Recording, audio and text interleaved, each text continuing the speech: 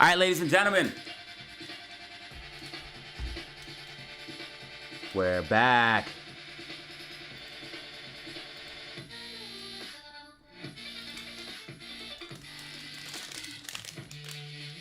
All right, so here's what's popping off. Let a few people come in, and then you know how we do. I'll give you guys the update.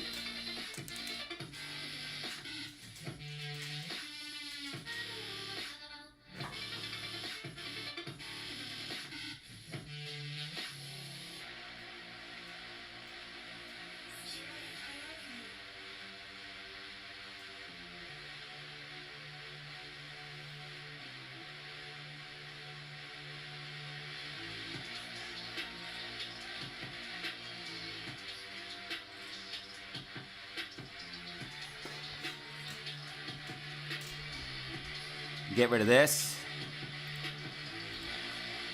So we were able to find our bottoms early. I talked about this yesterday in the video.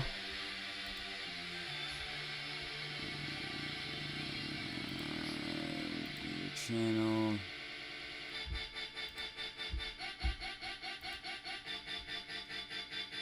Hopefully you guys watched a video yesterday. If you didn't, right here it is.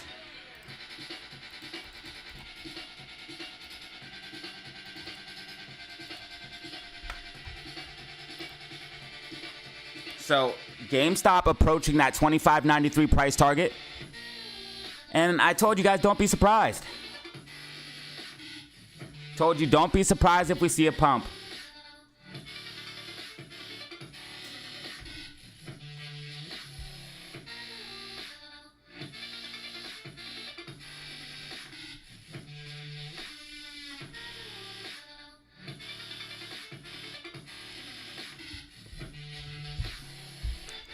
And we definitely are seeing a pump as predicted, y'all. So you already know what it is, man. I mean, very, very good day. This is exactly what we want to see. We broke out of that falling wedge. Talked about that yesterday. Reconfirmed it yesterday as support. GameStop consolidated and pushed to the upside. Now check this out. GME fractal, and I talked about this yesterday as well, man. I broke it down hard in the video yesterday, man. So I think we're right here. And if you look, that's the shape we're making. We push up, consolidate, and another push up. I think GameStop is about to pop.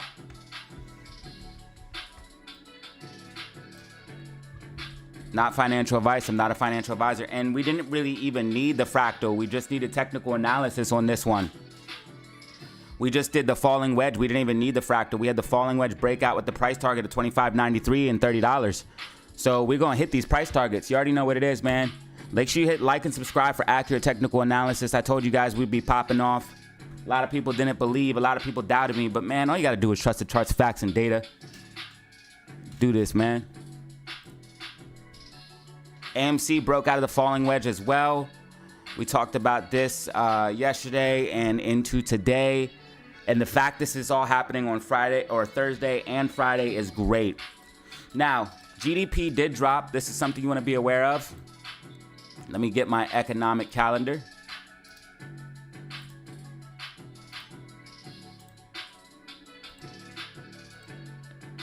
So GDP, the consensus was 1.4 and it came out 1.4. So I'll kind of explain this real quick. And durable goods came out a little bit lower than expected. Well, it came out around the forecast. So, hold on one second.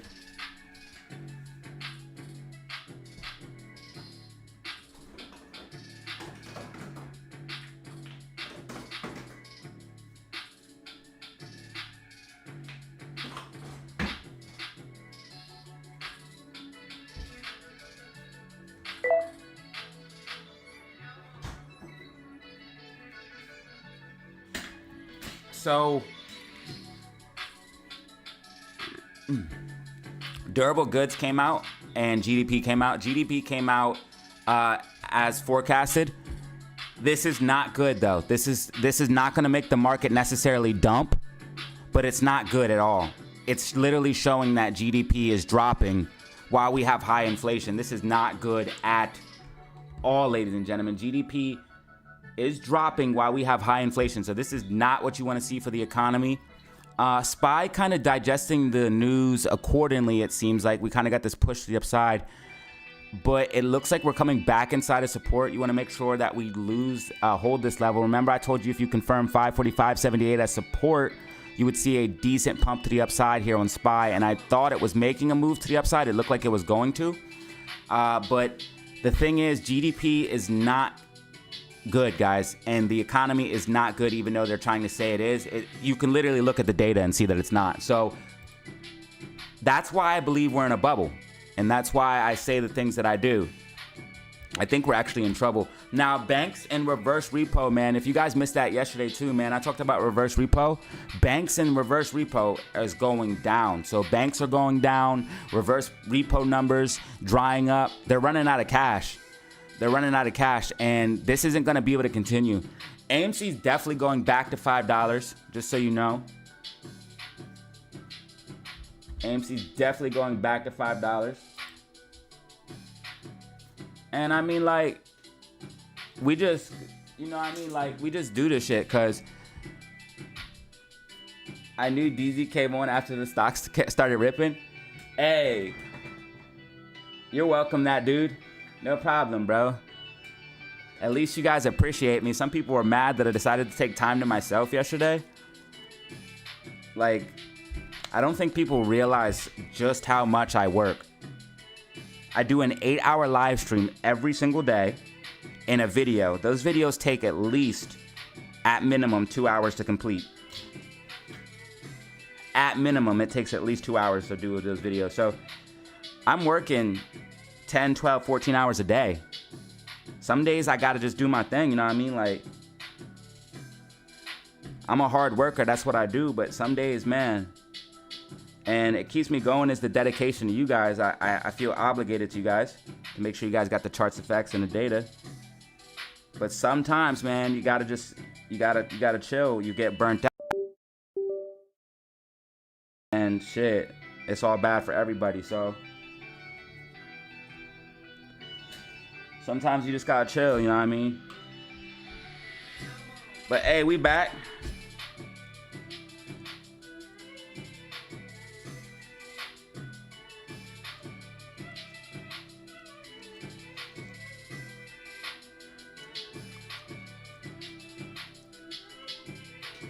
As soon as I got online, and GameStop and AMC started pumping, it was crazy.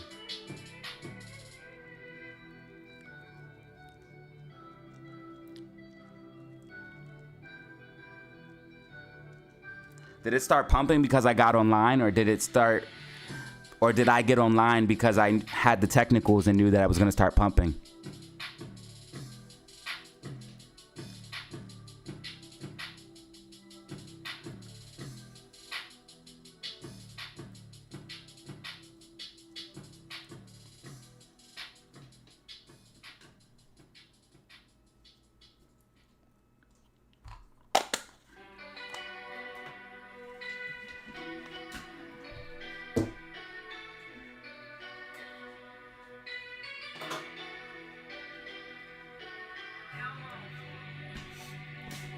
All right, we got 325 people in the building right now.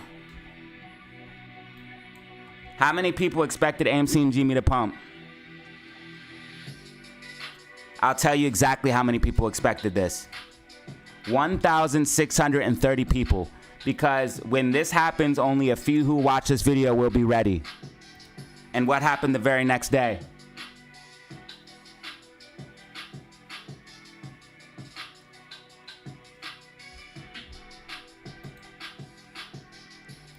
Bitcoin looking nice with recovery here.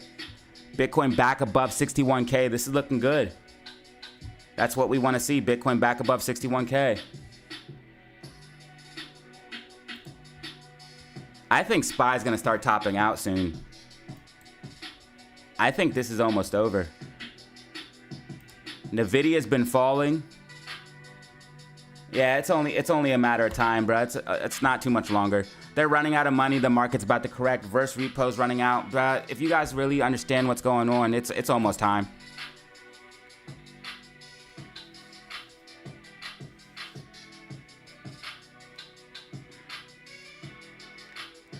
It's almost time, bruh.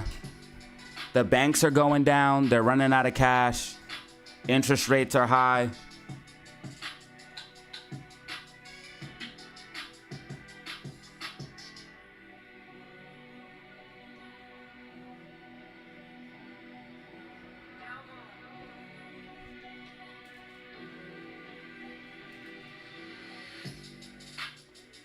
So we did hit the first price target for GameStop. That very first price target out for the falling wedge breakout was the 25.90, 95, that range there.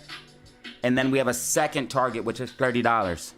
So we'll see if we get past this target, we can maybe hit the $30 target. And then AMC, we hit the first target of $4.70, and now we have a second target of $5.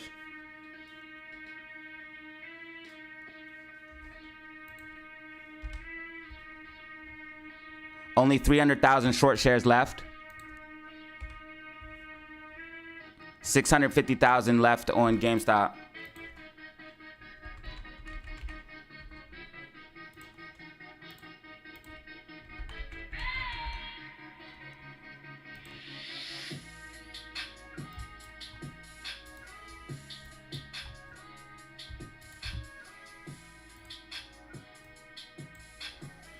$26.12 GameStop, looking good. GameStop up 7% on the day, AMC up 3%.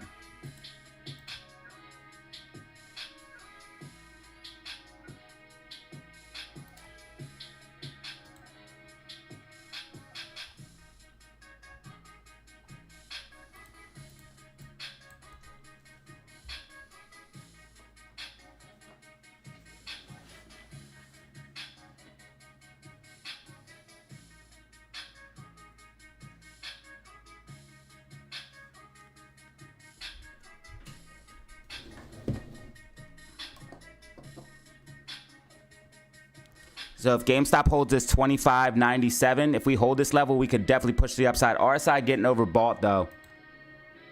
So if we see a little bit of a pullback, don't be worried.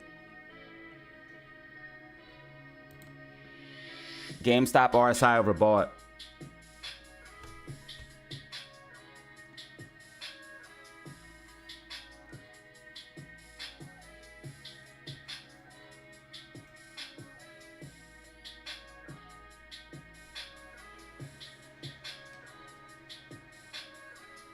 $40 is a good price point, but I wouldn't say price of no return. But if we do hit 40, things will get crazy for sure.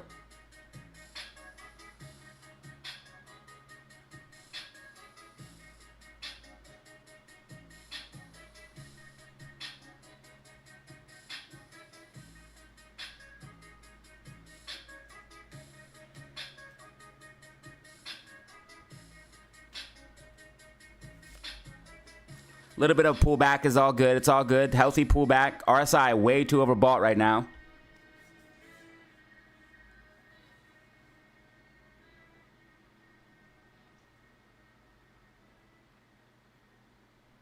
Dude, we got 400 people in the building. We're popping off.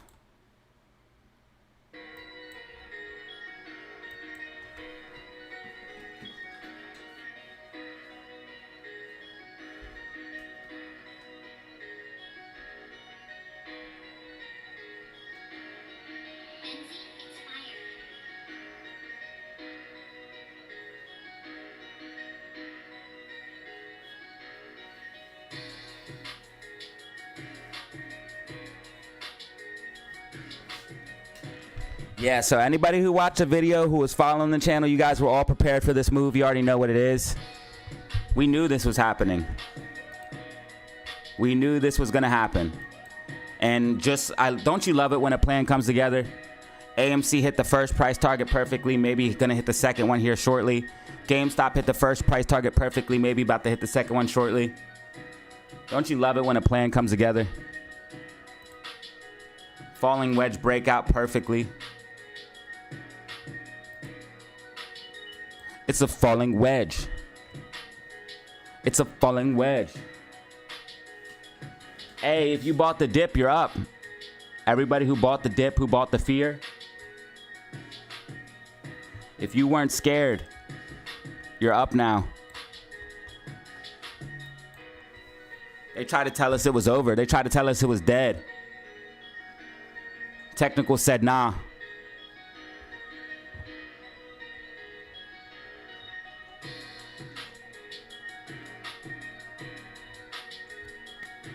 I think if the banks start to crash, bro, it would be like a domino effect, and we could definitely see like probably a correction in the market. Bank stocks are pretty much going down, but it seems like something's wrong with the banks. It seems like something's wrong with the banks, and it seems like they're running out of money. It seems like everyone is insolvent, and maybe even the hedge funds are insolvent. This is something that we haven't even really talked about or discussed on this channel, but it's something we should, like, I kind of talk about it in the macro aspect of things, but we really should be watching these things like banks, the economy, the interest rates, because these are all things that will affect the market makers and the short sellers. And the banks, these are the ones holding this AMC short positions. They're banks, they're market makers, and they're hedge funds. And the hedge funds, banks, and market makers, some of them might be insolvent.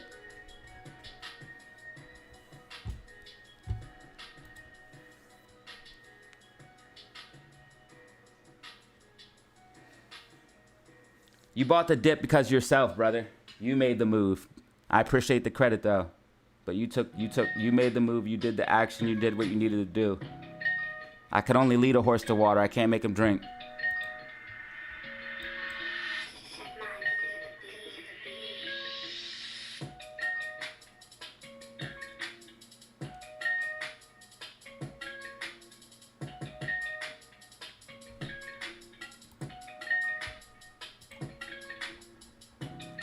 If SPY comes back inside the trading range, this is going to be invalidated because it's not going to pump if it comes back inside the trading range. It has to use this level as support.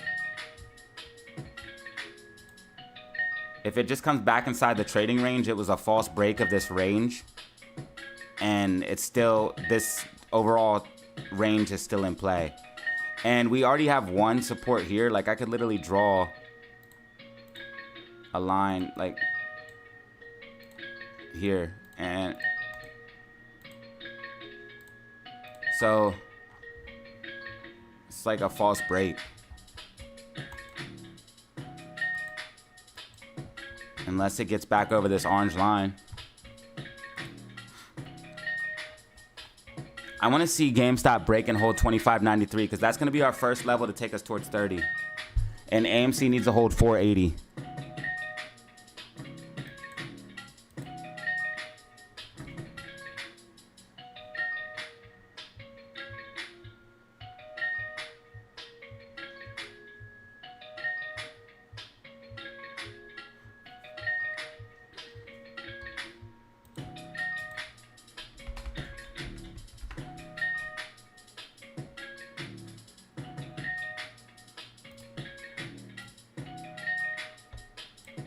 This could definitely take us towards the levels we need to be.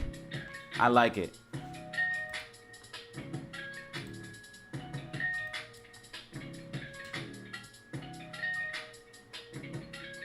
I'm trying to cash out too. Make sure you guys hit that like button and subscribe. Hit that like button and subscribe.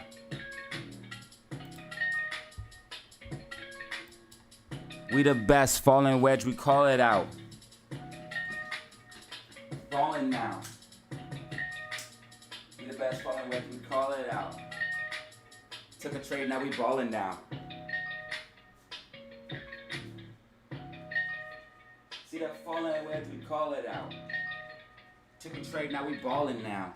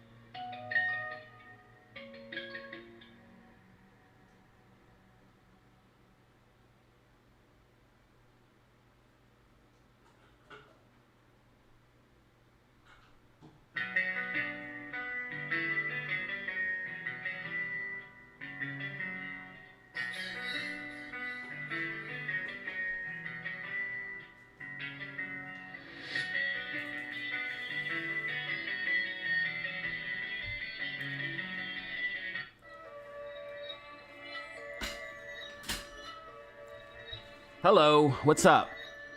What's up, dude? Where's HK? What's that? Hong Kong? Or am I just dumb?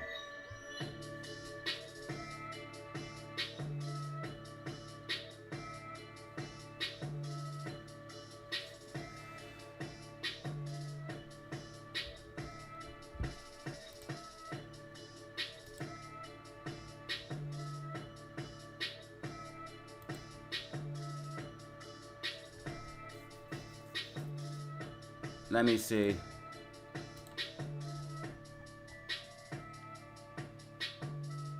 I don't see a head and shoulders.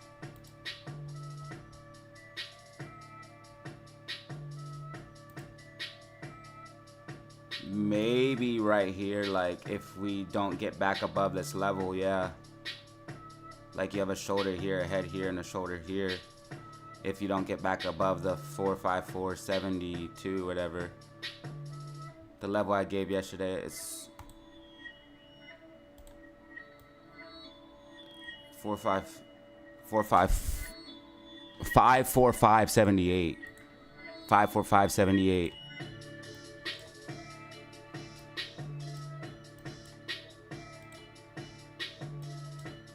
$550 is a major psychological level for SPY, so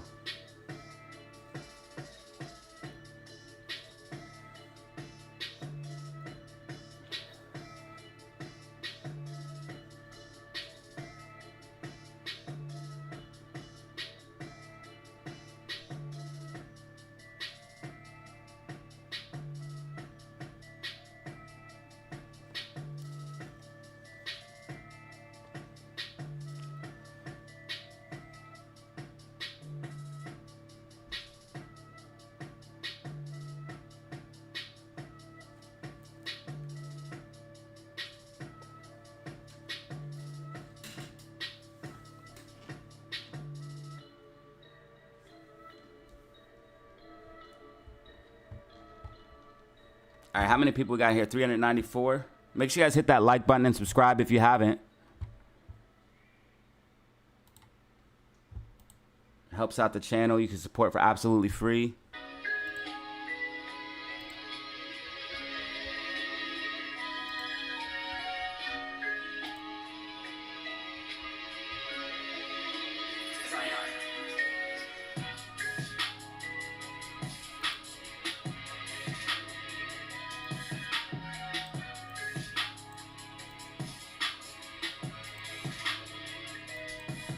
AMC probably going to come back for a retest of 472.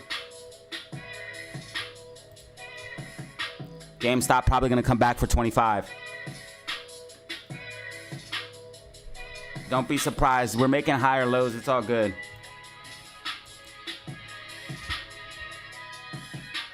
We knew it was going to pump. We knew it was going to pump. Nah, we didn't. No shorts were closed, in my personal opinion. No. No shorts were closed. 300,000 shares left to be able to short AMC. Yeah, still 14% short interest on AMC and GameStop. And GameStop's short interest probably only went down because they diluted. It's not because shorts covered. It's because they diluted, and it brought the short interest down over the total float. But it really didn't change on how much shorts. I think they might have covered some in that last rally, but I don't think a lot of shorts were in it. Can you look at DJT? And will it move after the debate? I don't know about the debate. I would figure if maybe, I don't even know about the debate. If Trump is in it, maybe if Trump won the debate, it would pump. But this is a crazy stock play. Like if Trump becomes president, this thing would moon. But I think if he doesn't, it will pull back. So very, very tricky play on this one. As far as technicals are concerned, it has this gap fill down here at this like $17 level that I'd be worried about. It might be making like a relative double bottom. It looks like it's making a strong bottom.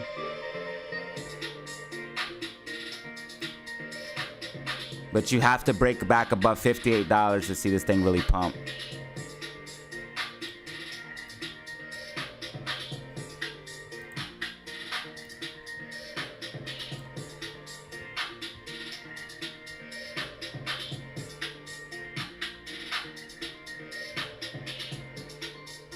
I think very, very small ones like Citron Research and stuff like that may have covered. SPY breaking back inside the trading range. It's just used this as resistance and confirmed it. You guys can see it broke above, confirm, confirm, confirm, and rejected. Clean confirmation. So this is coming back inside the trading range. Yeah, so small short positions covered during these rallies, but I don't think it was anything major. Like the main players are still there. But guys, we're breaking out of a falling wedge after this push up and breaking out of a falling wedge, we're going back up. It's just, we're going back up. We're gonna go back up. We have the price target of $25.93 and $30. $4.70 on AMC and then $5 price target.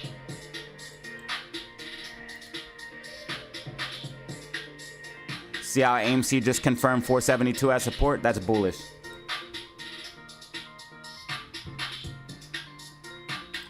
What's the ticker?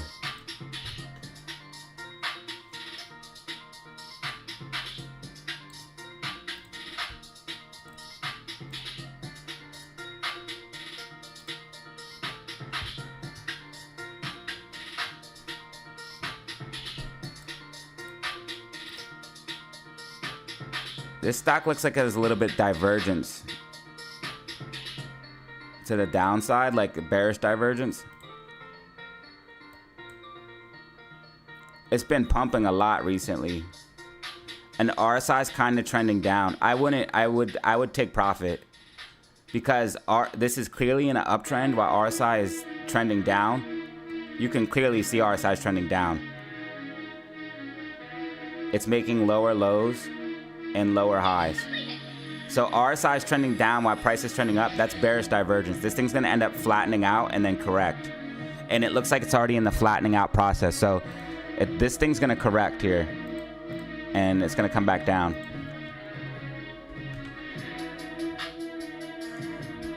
I can tell you that without a doubt. AMC had mad bullish divergence.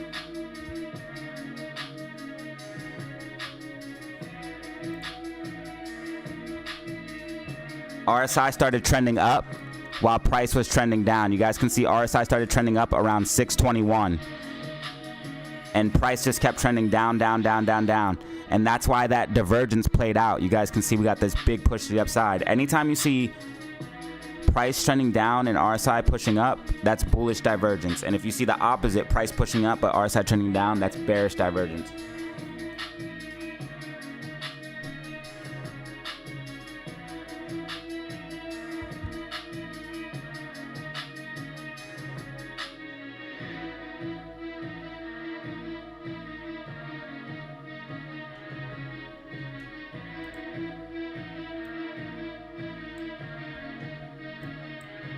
Looks like SQQQ's pushing up.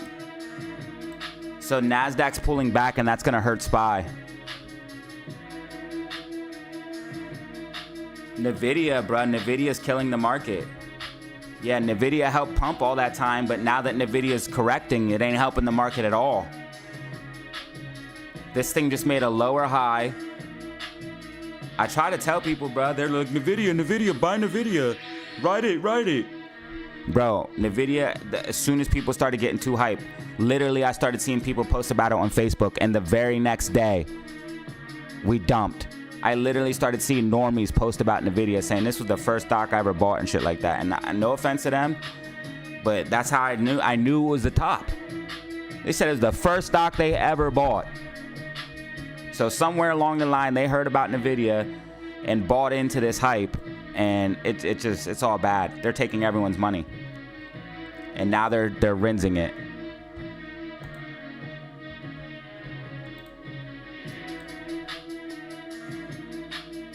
I start getting scared when the normies start talking about shit, man. Like when they started talking about Bitcoin. When Bitcoin popped up, everyone was talking about Bitcoin, and I was like, whoa, hold on. You guys weren't talking about Bitcoin this whole time. Are we at the top? We got 414 people in the building, 414 people in the building. Make sure you guys hit that like button and subscribe. Hit that like button and subscribe.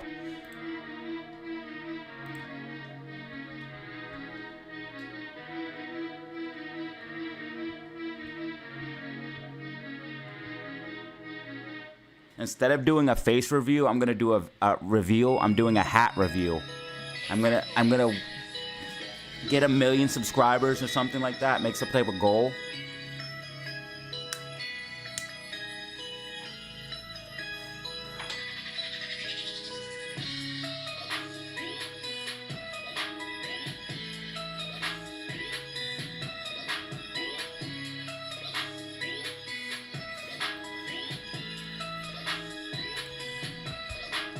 We doing numbers right now.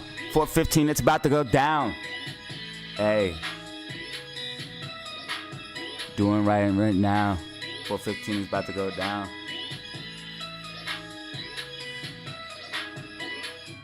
Best job in the world. Make my own schedule. Do my own thing.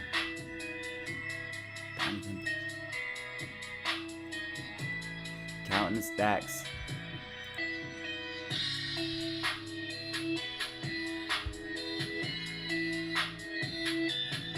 Dude, we're at 13,238 subscribers.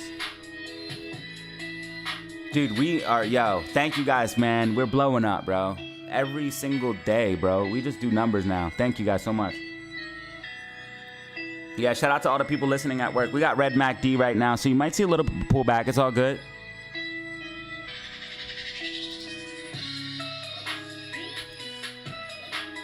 AMC up 1.6%. GameStop up 490%. 4.90.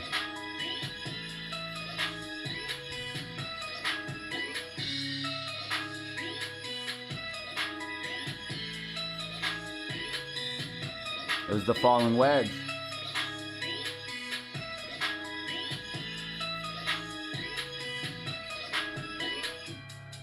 It was the falling wedge. Falling wedge gave us a boost.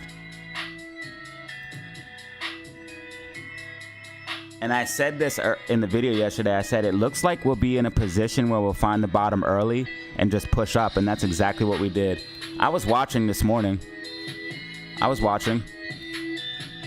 I just wasn't live. I was watching. I watched in the morning as the stocks found their footing right away and pushed up, and I knew today was going to be a good day. As soon as we didn't pull back at all to retest none of the lows and just push back up, I knew today was going to be good. GameStop pushing up 5% on the day.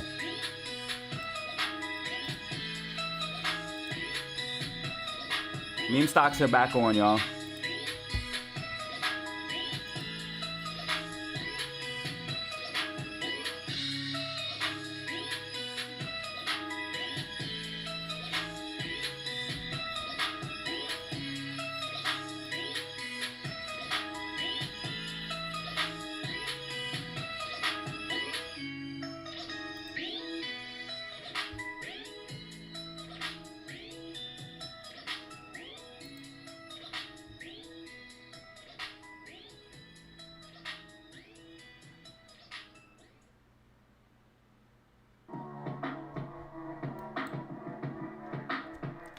GameStop's pushing up right now. Rockets in the chat.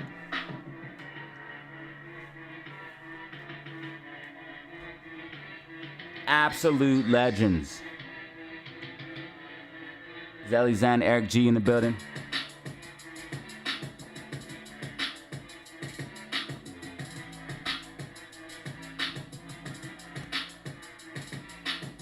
Is that the t-shirt? Are you wearing the tee, brother? I can't see. Oh, I thought somebody changed their picture of them wearing the DZ merch. I was hyped. Let me find out somebody repping.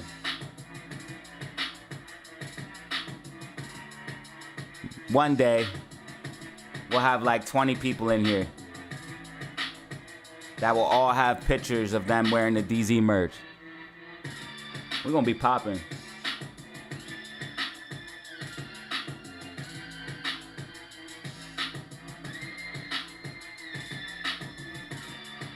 Maybe I should check it to see if my shit came today. It's been...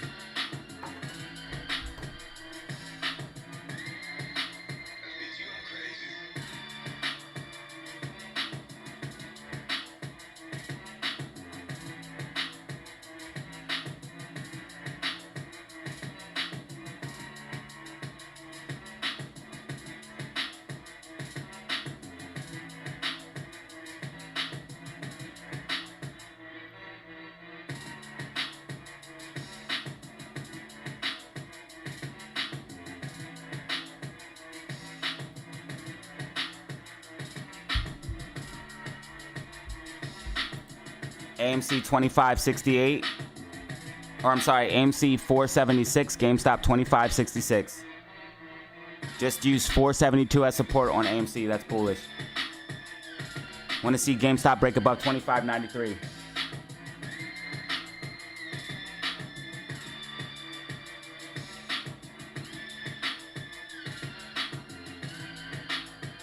I think mine came. I just gotta check. I didn't check the mail. I ordered them this weekend. It takes like 3 days, 4 days. It's not long.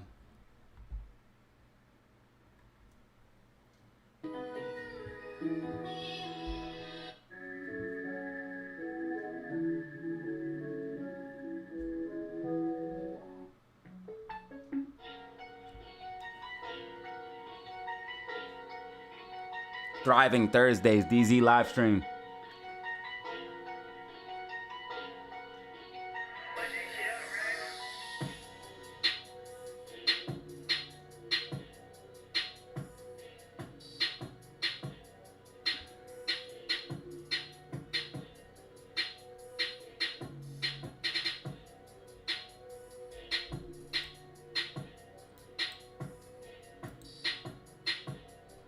Bitcoin 61,600.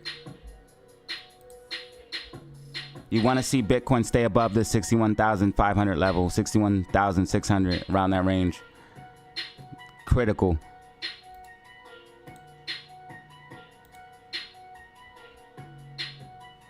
The MACD keeps going red, then it flips back green. It's weird. Weevil does that sometimes though. It looks like the memes are about to push even higher. I think we still got more to go.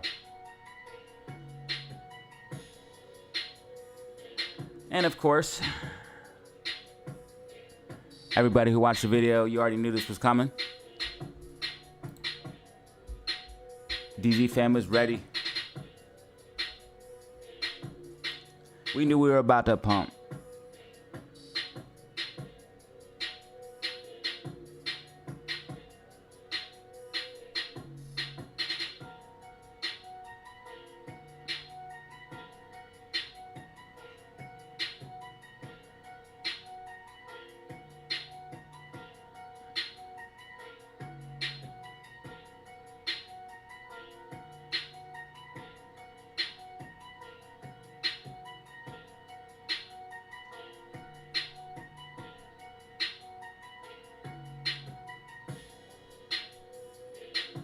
$420 people in the building right now. 420 people in the building. Want to see GameStop break above 25.93. Want to see MC above 480.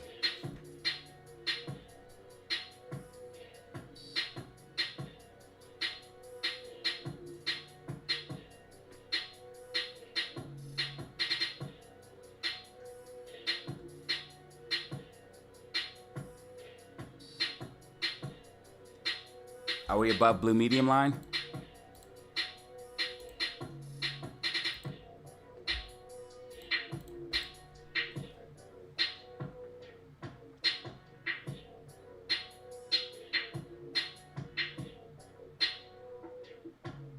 Hit the like button on the way in and the way out. Hit the button. It's free.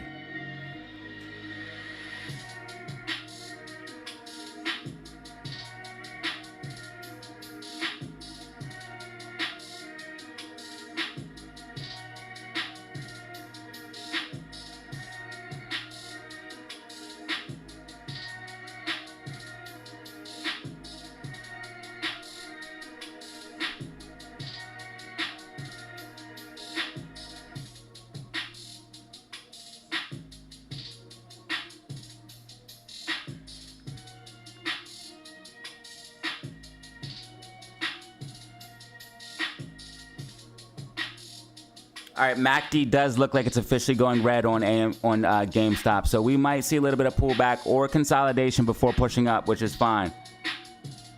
We want to build a bullish base. We don't want to move up too fast.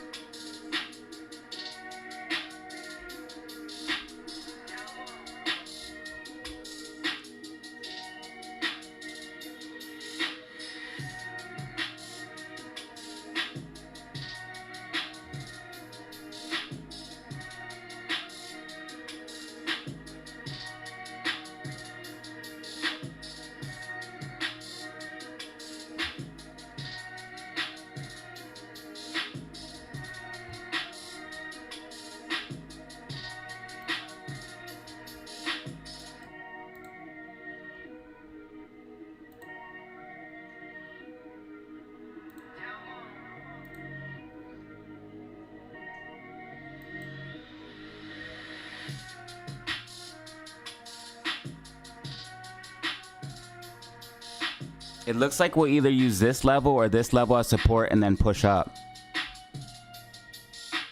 So like we'll come down like this or like this and come back up. One of the two.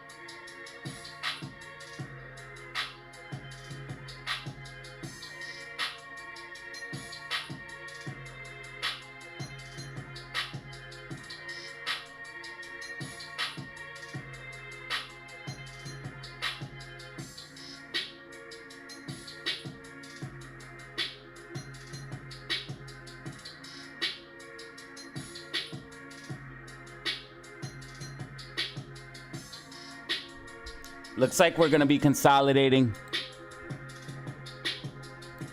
A little bit of bullish consolidation, that's all. SPY pulling back. We talked about SPY pulling back after it rejected from this level here. SPY has support at 54441.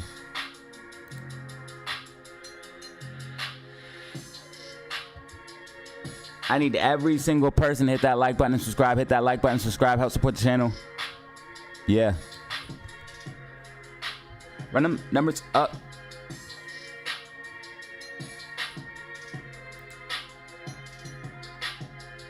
Glad to see everybody here.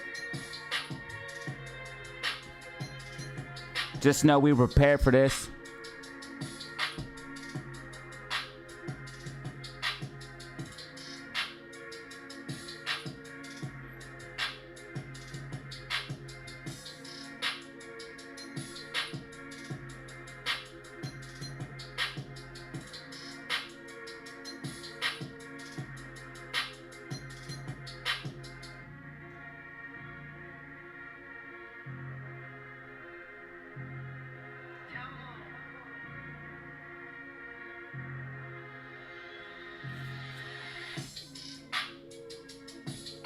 Yeah, we're going to see a little bit of pullback, unfortunately. It's all good, though. We got the red MACD coming in. Look at this, though. This was crazy. We had red MACD, 2 candles, and then pump. It was like somebody bought here, bro. Like a buyer stepped in.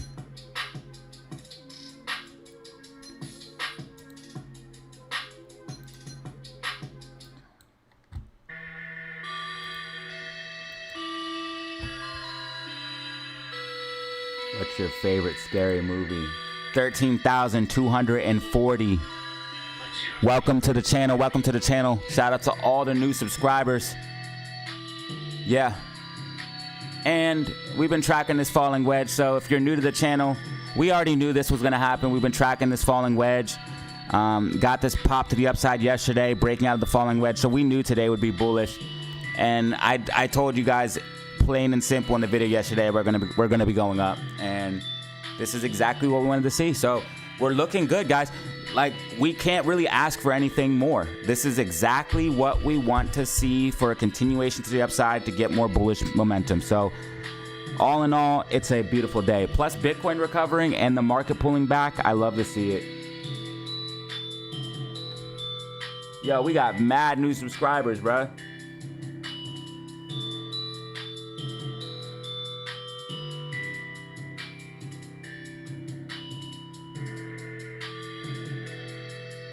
Nah, bruh, if the shorts covered, we'd have went up higher. Shorts covering looks different, bro. Shorts covering looks like this. And they do it in after hours because there's no halts. Because if you're shorter, the halts hurt you. The halts hurt traders in general. So the halts can help you, obviously, if you're short, but you can't get out of your short position if the stock keeps halting. So that's why they do it in after hours.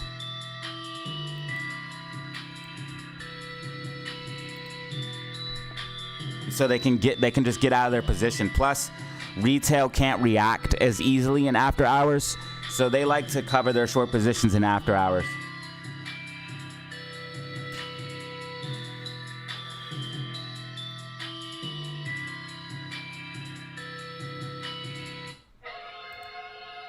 Yeah, it's a possibility it could be a smaller one.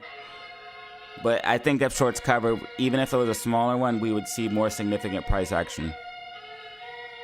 You would see volume up. The volume's probably decent for the day, but it's nothing crazy. It's only at 8. And yeah, it's nothing crazy. It's at 17,000 right now. We had 17,000 yesterday. On GameStop, so volume's up a little bit on GameStop. It's up a little bit on AMC. We had 17,000 yesterday, and we're already at 8 now.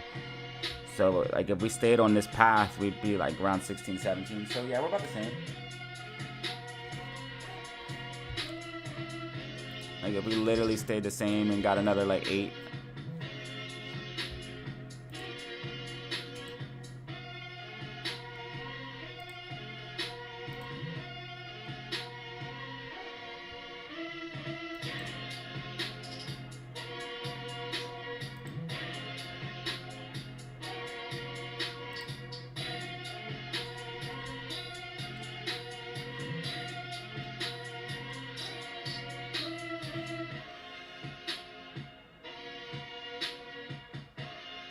Sounds like that NF.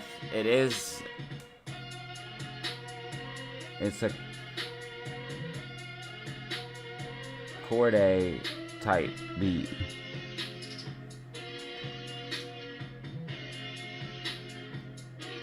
And Baby King, Corday X Baby King type beat.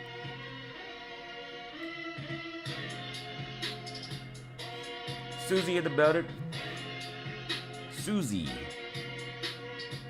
Is your last name Q?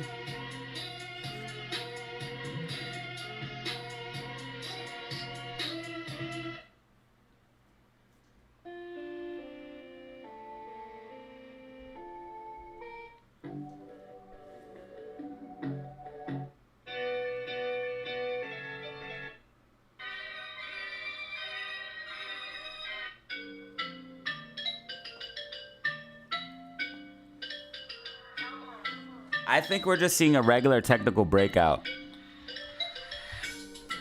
I think we're seeing a regular technical breakout of the falling wedge, and I think that people are buying options, but I don't necessarily know if it's roaring kitty.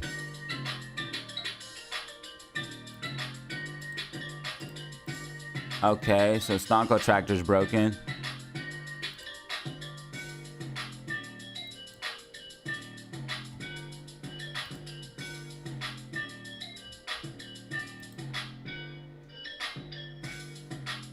We definitely just confirmed 470 as support.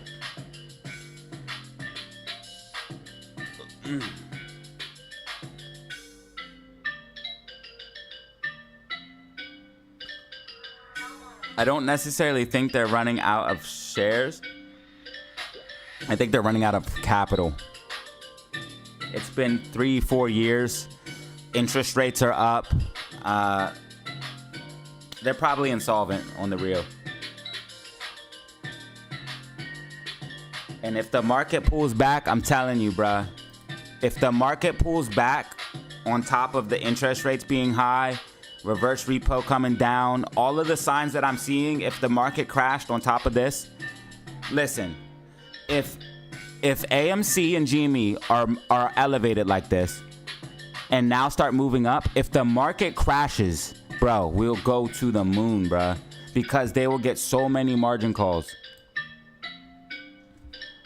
SPY just needs to fucking die, man. It's not, and I want SPY to pull back, y'all. I'm not saying I don't, but I'm not gonna say it's pulling back until we get actual confirmation, like, because they saved it from crashing here and they saved it from crashing here, and these were bad bleed outs, and we made another leg higher. That could happen again. So we need to really wait for confirmation before we start going crazy. But what we're looking at is NVIDIA. Just keep watching NVIDIA. If NVIDIA keeps falling, guess what? Market's gonna keep falling. And NVIDIA looks hella bearish. Look at the red MACD here on the daily time frame, and then look at the 4-hour time frame. Already about to go red again. If the 2 hours red, that's sad. Yep. Look, bro, this is a lower high. This is gonna be a top for NVIDIA right here, and it's a lower high, and this is confirming NVIDIA top. All I need to see to confirm NVIDIA top is NVIDIA to come back down to about like $110, and I know this is gonna be the top. Because you have this bearish engulfing, you just made a lower high, you are literally starting a downtrend. Literally starting a downtrend, and this could be a head and shoulders. And that would take you back down in a big way. You got this shoulder here, this big ass head here, and then another shoulder forming right here, and it looks like it's gonna be a top taking you back down to this gap fill. NVIDIA's topping out. Bruh, NVIDIA's topping out. Not financial advice. I'm not a financial advisor.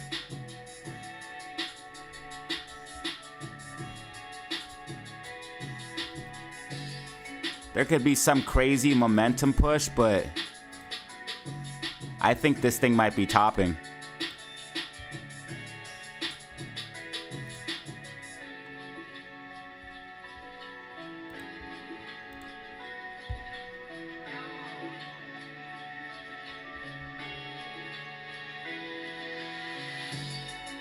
And this doesn't look healthy at all.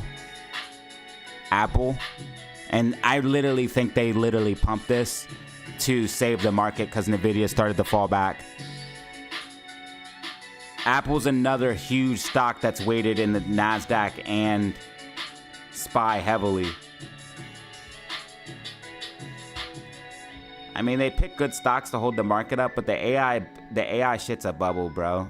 These companies don't even have any AI products. Like, the only company that really has AI products is like OpenAI. Like, Apple don't have no AI out. That's dope.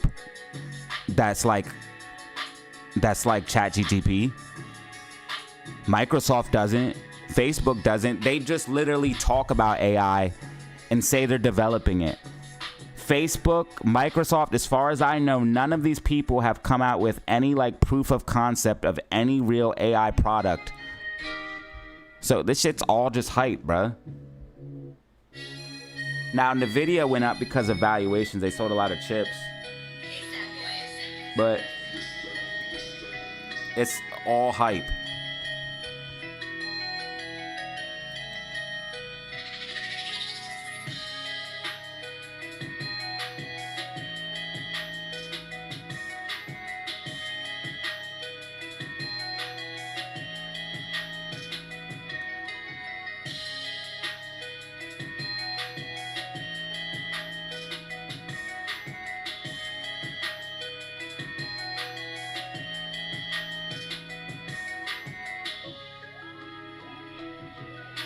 I mean, they all have like rough AI, but the only thing that I've used repeatedly is ChatGPT. Like a product that I've personally used to help me is ChatGTP, which is from OpenAI. So I'm not using any other company's AI product every single day. And if it's just if you're just talking about like an algorithm or like something inside of the app, that's not the same. Like I'm talking about like using their product every day, that's AI. And the only thing that I've used every day or like more than once or like that I could see myself using maybe on a daily basis is ChatGPT.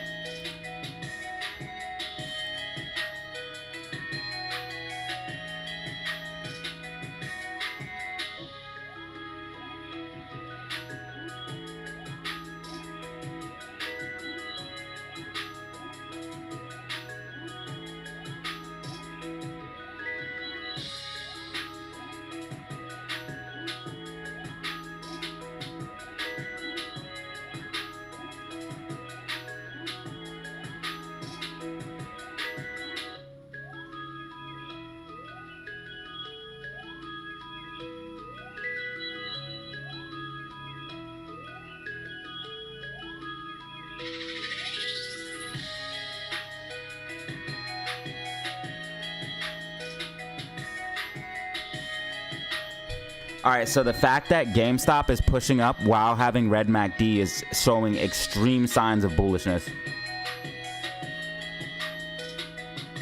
We have red MACD and GameStop's pushing up. What do you guys think is going to happen when we get green? It's going to rocket.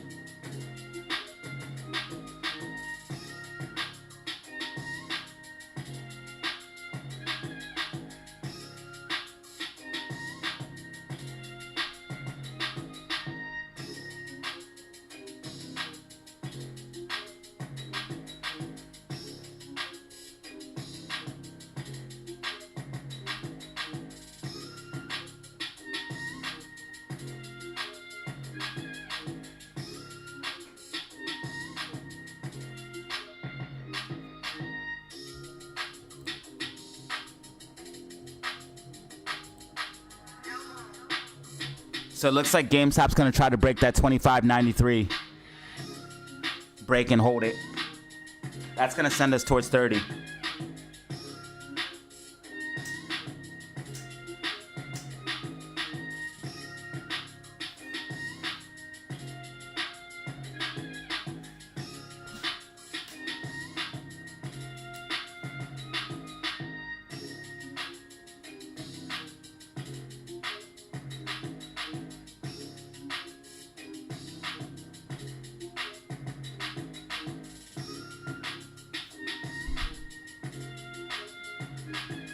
Yeah, GME looking real nice right now.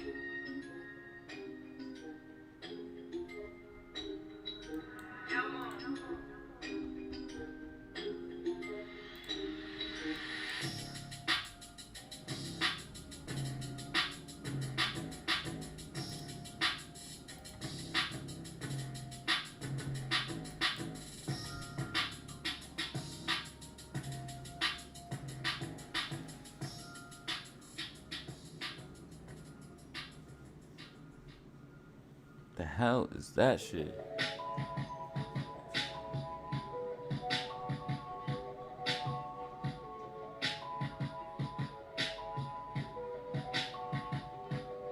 Keep your ears and your eyes open.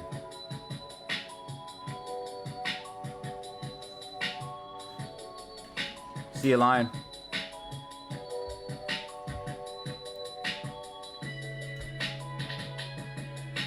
$154 likes. Hit that like button if you don't mind. Hit that like button if you don't mind. If you find the video informative and entertaining, hit that button. Watch for SPY to break back above 545.78. If SPY breaks back above that level, you're going to see a nice move to the upside.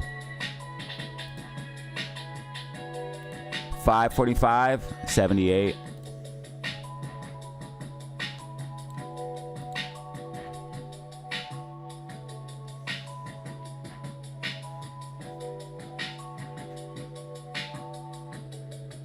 You're not getting the Porsche GT3 RS at sticker price.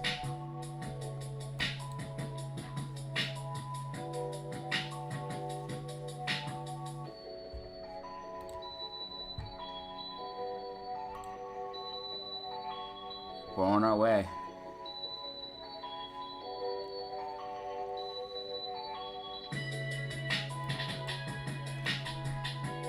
Dreams I had to achieve.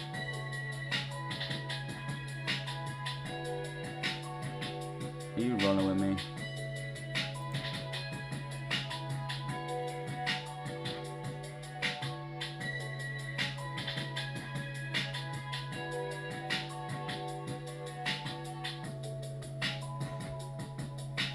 It's because we're used to too much pumping.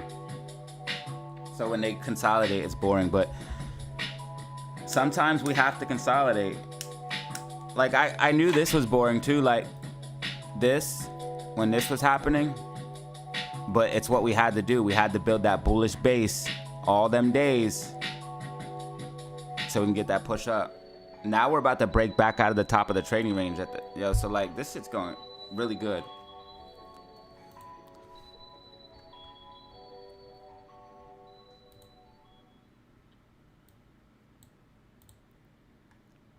They need to just let AMC and GME go up. Like, go to 150. Have fun, get money, have fun. GCA, thank you for the super chat. And a member too, you the man, dog. Member and super chat, and you're out of control. Third super on the... One more chat closer to the Porsche GT3 RS. And a couple other things.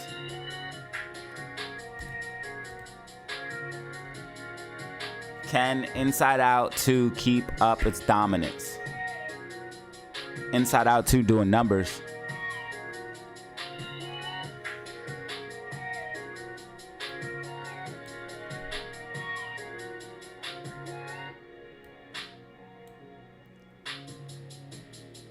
Yeah, bro. Inside Out 2 is doing numbers, bro. They need to chill. Travis Stokes. Thank you, brother. Much appreciated, my dude. Your 10th super chat. Hey.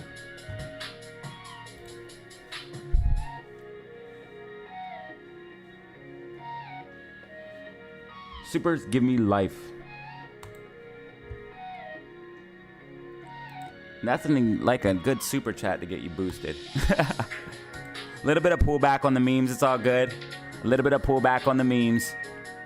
I'm going to watch AMC here for a second. Red MACD on Amy.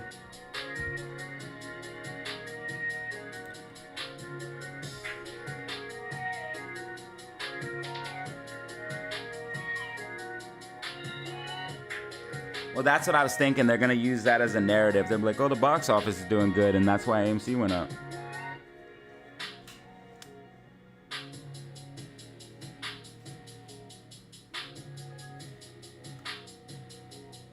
I think Deadpool and Wolverine are going to turn around the Marvel series again because Marvel used to be huge. If Marvel was as big as Endgame and Avengers, AMC would go to the moon.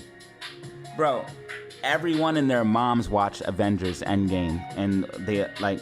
I used to go see every single Marvel movie. Yo, Les. Nah, thank you, my dude. I appreciate that, Les O.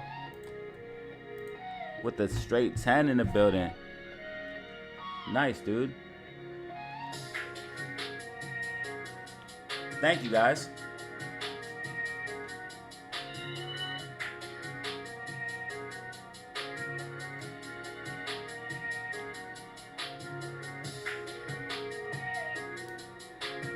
You guys think the world would be different if we didn't have people like me doing technicals and putting them on YouTube? Do you guys think trading would be different? I think that we're better traders because of stuff like this. Fishy friends with 5 gifted? Whoa.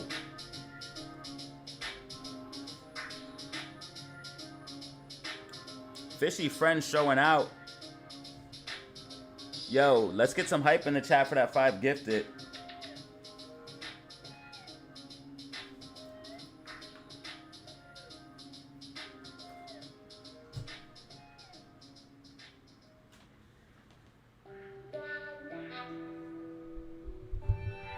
Fishy friends showing out real quick with the 5 gifted. Crazy. That's 5 brand new members now. Thanks, guys and girls, ladies and gents.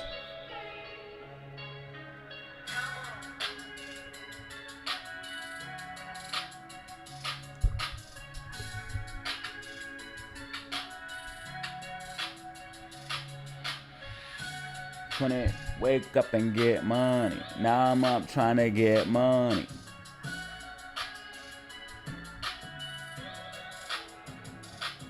Hey. Little bit of pullback for the memes.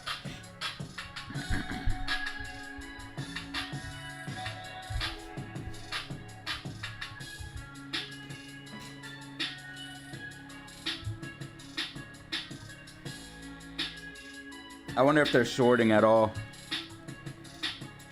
I would imagine, because I don't think AMC would come down that low naturally. And yep. See, this is how I know I'm getting too good. This is like not even trying to brag or boast or like be egotistical. Like, I'm getting really good at this. I didn't even have to look. I knew they were shorting because that fact of how AMC moved.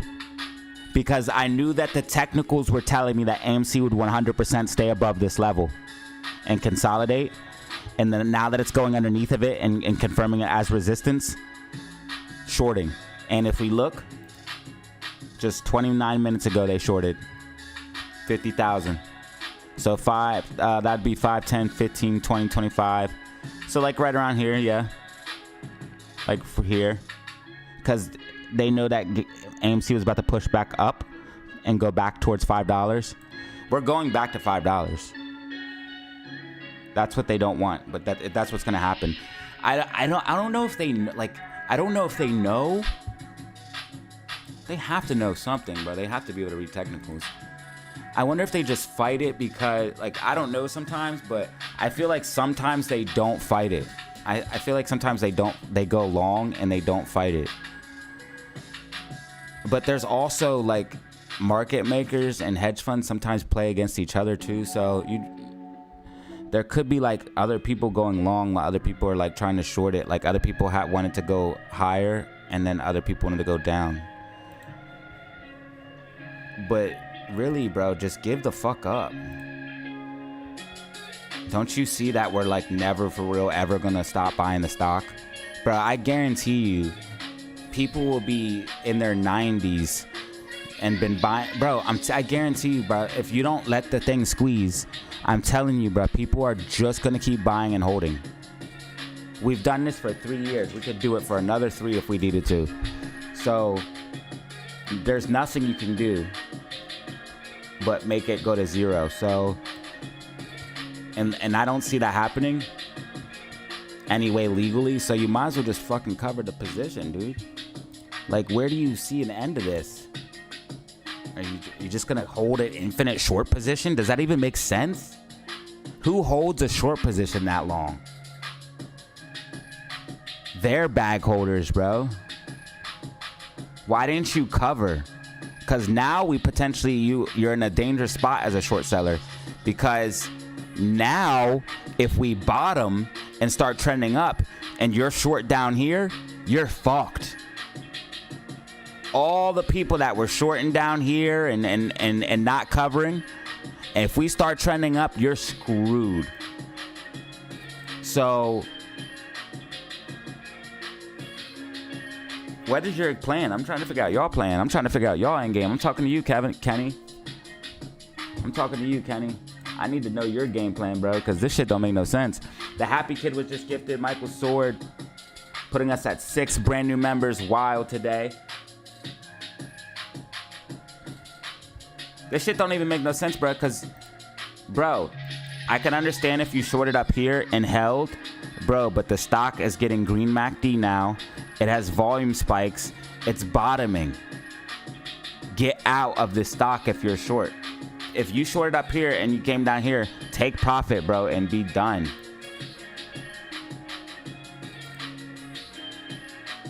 Who holds an infinite short position? Like, that don't even make no sense.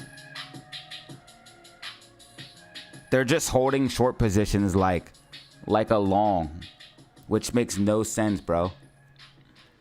I'm just going to short and hold the short for 3 years and never cover.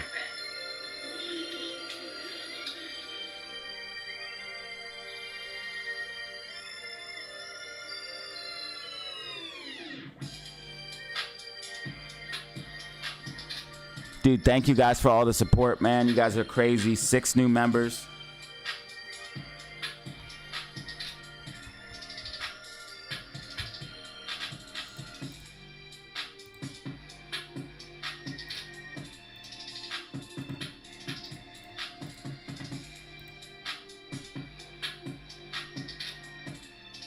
Maybe a falling wedge. I don't have touch points yet for the bottom, so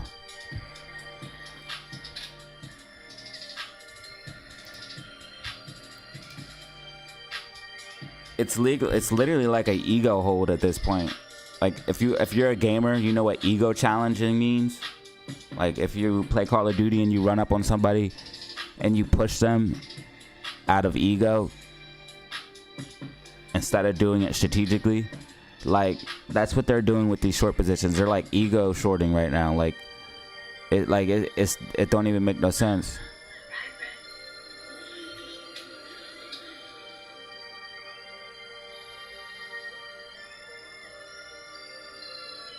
There's no way that if the plan's bankruptcy, there's no way that GameStop's going bankrupt, and there's no way that I could see AMC going bankrupt with all of the shares that they diluted. And for real, they would probably just dilute more shares if anything were to happen. So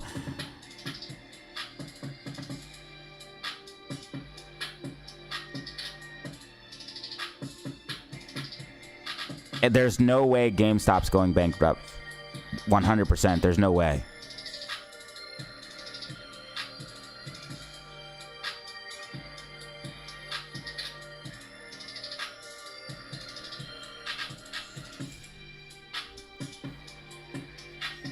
And that's why Citron Research covered their short positions after GameStop got all that cash, because there's no way. Anybody who, like, I respect Citron Research for publicly saying they were shorting and then publicly saying they were not shorting, because they said, hey, we lost, bro, and we're out of here, we're done. But these other guys ain't getting the picture, bro. But if one of these hedge funds are starting to roll over, bro, the rest of them can roll over. We can squeeze the rest of these dudes out. Even though they freaking diluted it shit to infinity, we can squeeze the rest of these dudes out.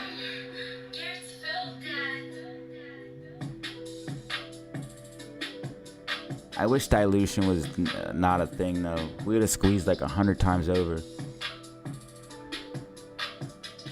I also wish I had way more followers way back when the yes vote was going around, because you had freaking AMC Bigums and Boss Blunts telling people that dilution is going to cause the squeeze, and that shit made me so mad, because I literally know they're shilling for that shit, bro. Because no person that understands the market could literally say dilution is going to help.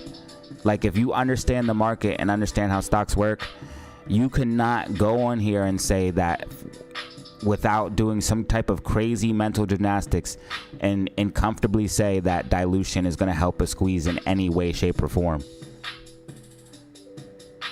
I honestly think they paid a couple of those people to tell you guys that. And I think we have evidence of that. Didn't AMC Bigums buy a house shortly after the yes vote propaganda went around?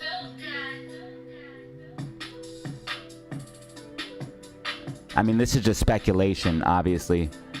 This is all alleged. This is alleged. Allegedly, you know.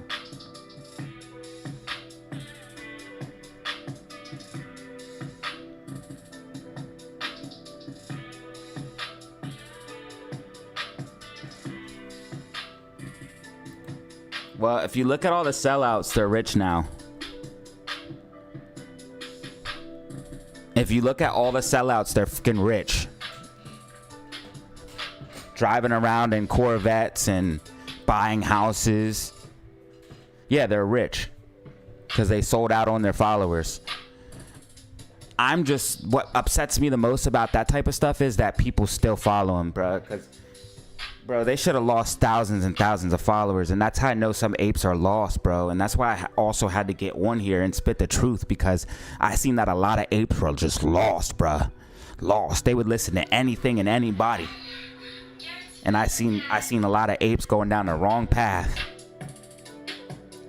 A lot of apes going down the wrong path. And that's why I had to get my channel up. And just speak the truth, because I seen a gap in the community. I seen that a lot of people was getting misinformation, man. Ain't no way in hell dilution will ever help a short squeeze. And then they try to tell you crazy shit like the QSIP number change and then some bullshit like that. I don't care if the QSIP number change, whatever mental gymnastics you can come up with that. I don't care if you can make something up to say it's going to squeeze. Guess what? The dilution will still screw you over. And then I don't know where anybody thought that adding dilution plus a reverse split was going to cause a short squeeze. The fact that some people actually believe that was insane to me. I had literally people arguing with me, getting mad because I told them that a reverse split and dilution was bad. Now, if you run back my videos, you will see before the reverse split and dilution, I told you guys what would happen. I said price is going to drop like a fucking rock, which it did. I said cost to borrow is going to get evaporated, which it did. I said it's going to come off of the threshold security list, which it did. I said short interest is going to come down, which it did. And why does all of these things happen? Because it expands the float. It's not rocket science. It's not that I'm a genius. It's that I understand stocks. And nobody can fucking lie to me trying to tell me some bullshit like the QSIP number change and dilution's going to help. I heard the word reverse split and I heard the word dilution and I said this is no good. I understand the market and you can't lie to me and tell me some bullshit like that. It's not going to fly.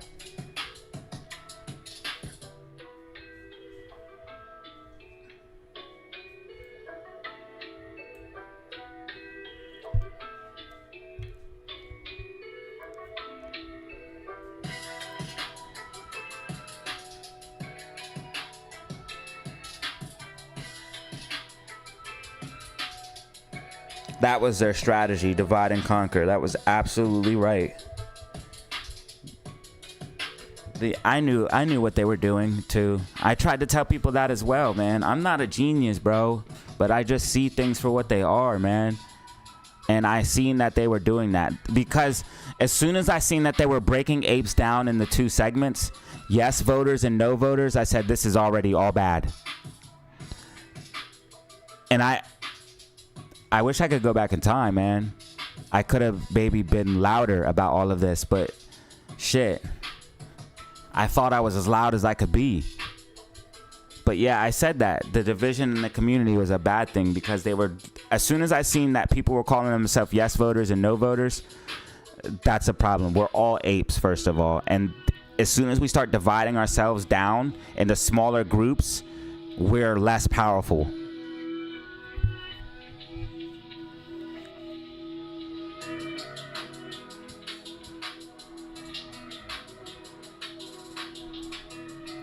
You gotta understand, man, a lot of this shit is psychological, so they want to do everything they can.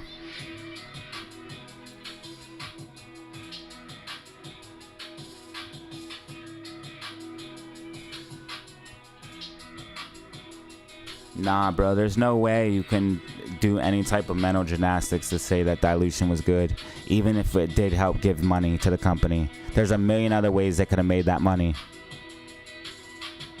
There's a million other things they could have did. And the timing when they did the dilution was deliberately to help the shorts. AMC was about to have a mega fucking squeeze, bro. Because if you guys remember what happened, right? If you were watching my channel, do you remember what happened before the reverse split? Remember we had the Moas roadmap? Remember we had that 100% run up in after hours? Right here, AMC was about to go to the fucking moon. We had the same exact pattern right here. This was the same exact pattern that we actually have right now and we had in 2021. Look, it's the same thing. It's all the same pattern. It was about to happen again right here. AMC squeezed up, remained elevated, came down, found a low, and started pushing back up. And this was going into phase like 5 and 6. It was going to go up in the phase 5 and then consolidate and then rip. Guess what they did to make sure that didn't happen? They did the reverse split and they did dilution. AMC had 1,000% cost to borrow. It was about to be an infinity squeeze.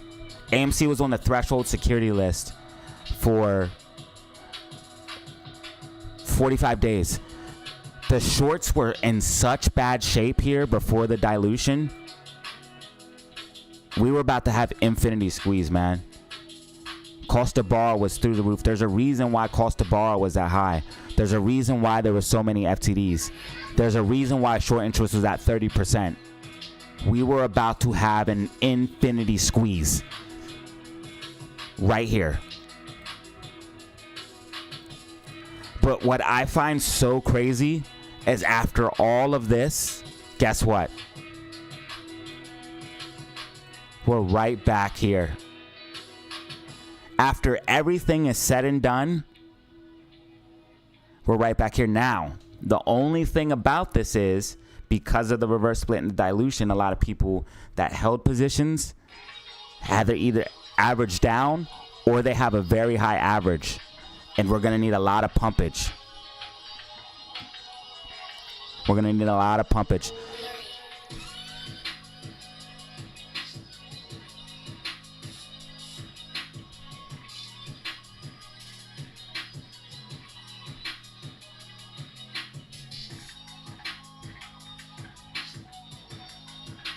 Dude, a lot of people got hurt from the reverse split.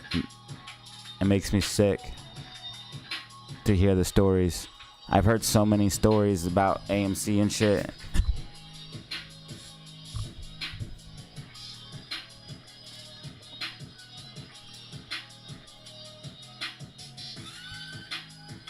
If GameStop breaks above 25.93, it looks like it's going to hold it this time. And that would be bullish, sending us towards 30.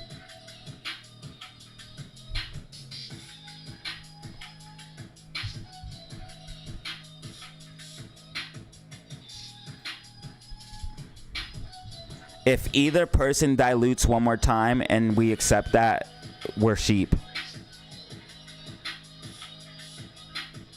We literally have to sue or legal action or...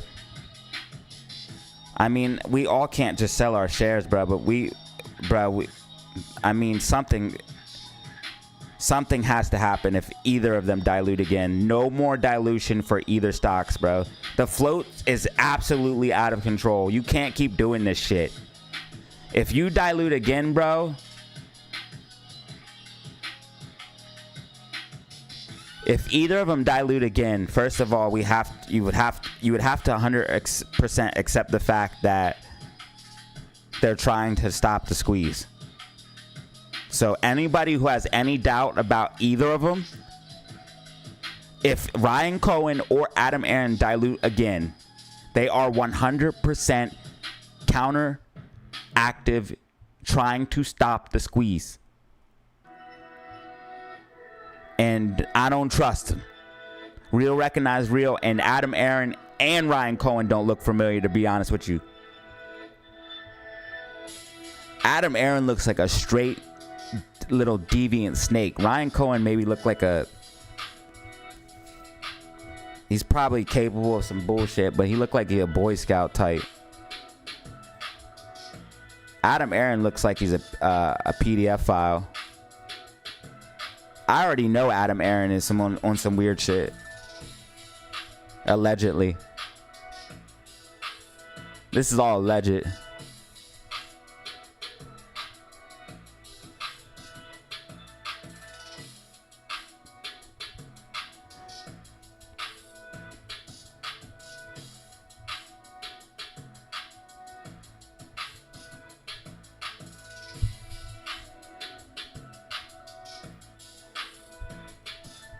AMC's coming back up. GameStop's pushing up.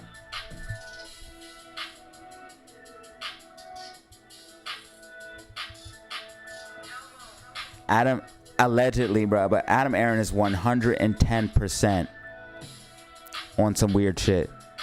You can tell just by looking at him, bro.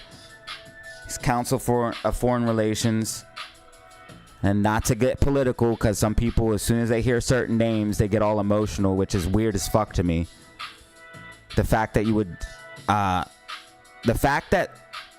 this is going to piss a lot of you guys off, but I'm going to say it. The fact that you would get emotional and defend a politician is sickening, because that politician don't give a shit about you.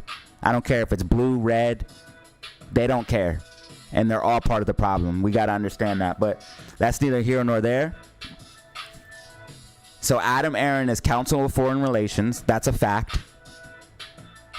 Adam Aaron is friends with the Clintons. That's a fact. Clinton was on the Epstein flight list. That's a fact. So I'm just saying, man, let's just, connect the dots. Let's just connect the dots. That's all I'm saying. Allegedly. None of this is verified. But, I do have some facts there. You know what I mean? Counsel Foreign Relations. Fact.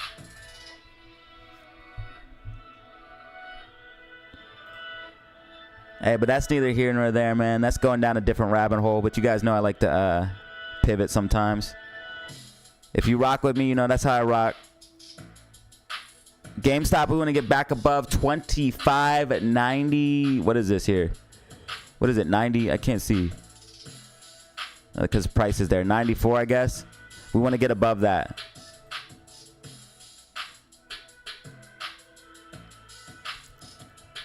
I think that GameStop's going to hold it this time, because what happened here is GameStop had red MACD but went above the support and resistance. So that means once green MACD comes, we should be able to push off of this and go up. I think GameStop's going back to $30. Not financial advice.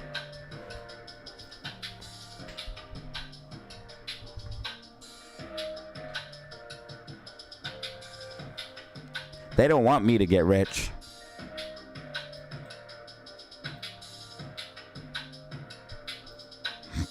They don't want me to get rich because I'm exposing mofos. First of all, I know way too much, and I'm not scared to say what I think. So people like me probably a risk.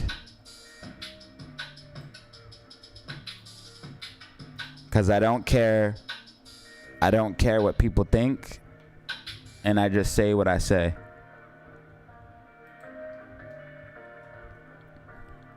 $13,244 subscribers. Shout out to all the new subscribers, man.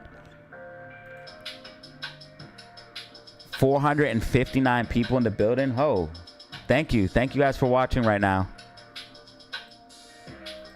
A lot of people in here.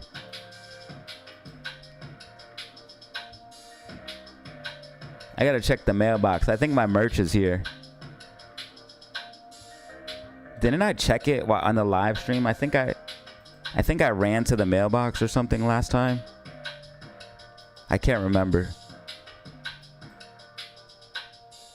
Oh no, I think I went to go get it after the live stream, and then the next live stream I opened it.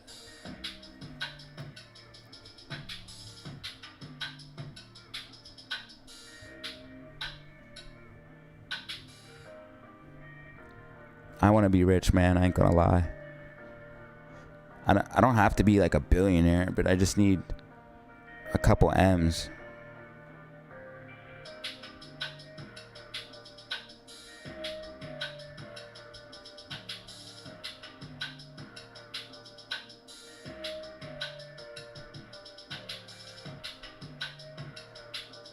I mean, I don't really think anyone would need $1 billion. That seems a little excessive.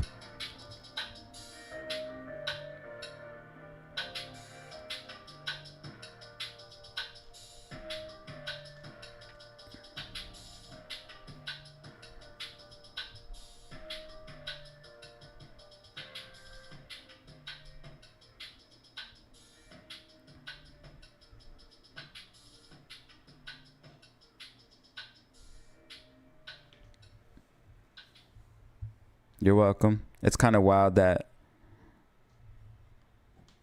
like so many people lie and sit on the fence, that it's refreshing and different when people just say what they think and don't sit on the fence.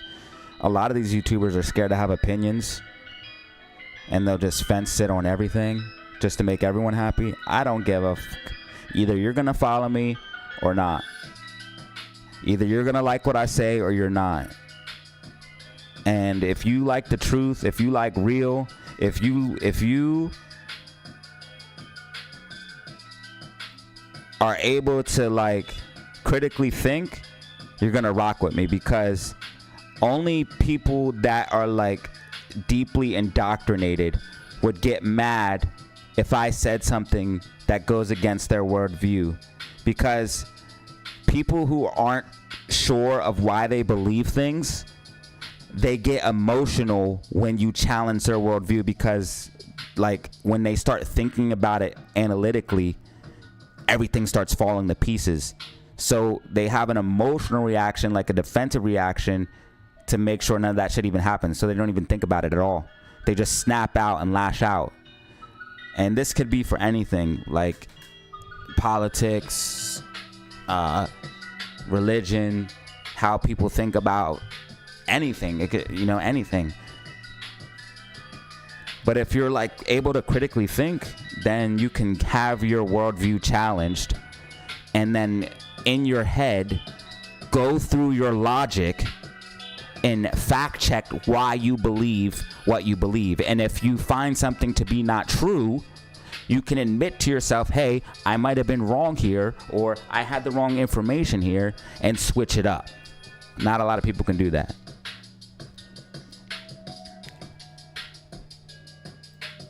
All right, guys, so AMC, we want to see, I think we might have a falling wedge. I think we might have one. I don't have enough touch points, so this bottom line, I'm going to leave it there so you guys can visually see it, but don't count on that bottom line, because it might not hold as support. I don't have enough touch points here on this line here. So yeah, just like as you see right now, it's not holding. I don't have enough touch points. All we have is this sloping resistance here, which if we break above the sloping resistance, you will see this overall downtrend from 490. It's a micro downtrend. This will end once we break above this sloping resistance. So we've been on the overall downtrend from 490, which is cool. We're pulling back, letting our side cool down. It was pretty hot on the bigger time frames. You see how it got overbought here in the hourly.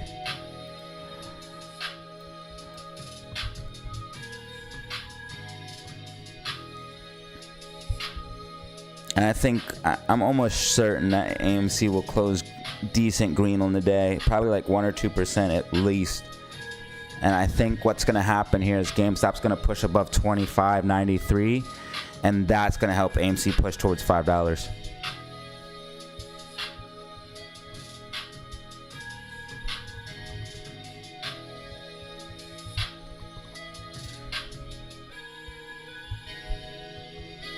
Well, if we listen, you can become a billionaire, millionaire in the depression and the recession. More millionaires are made in bear markets, bro. Because you can accumulate at the bottom and then ride it up in the whole entire bull market. You can make bank in the bear market, but you have to know that it's coming. You can make bank off the depression, all of this stuff. You just have to know what's happening. There's always some way to make money. You just have to know what's happening. But like the whole macro outlook of this, bro, I always figured that AMC and GME squeeze would correlate with the recession or depression.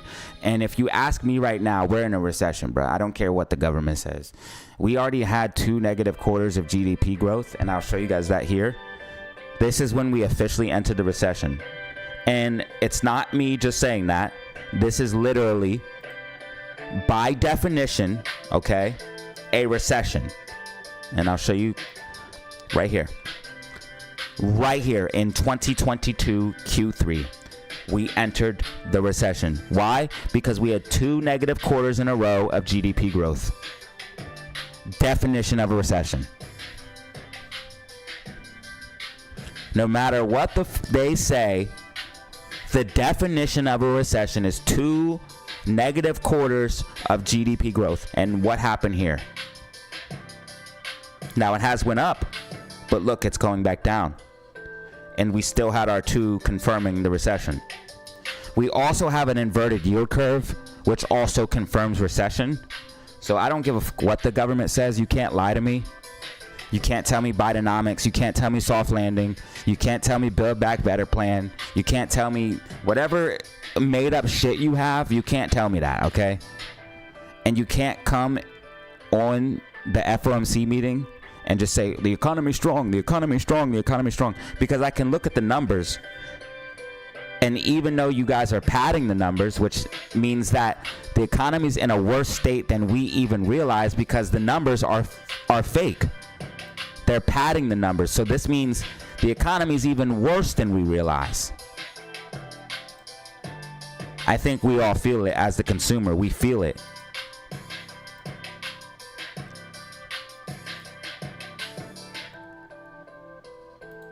GDP coming out low. Inflation high. You can't lie to me and tell me that's okay. That's called stagflation. When you have high inflation and low GDP growth, that's called stagflation. It's extremely devastating to the middle class.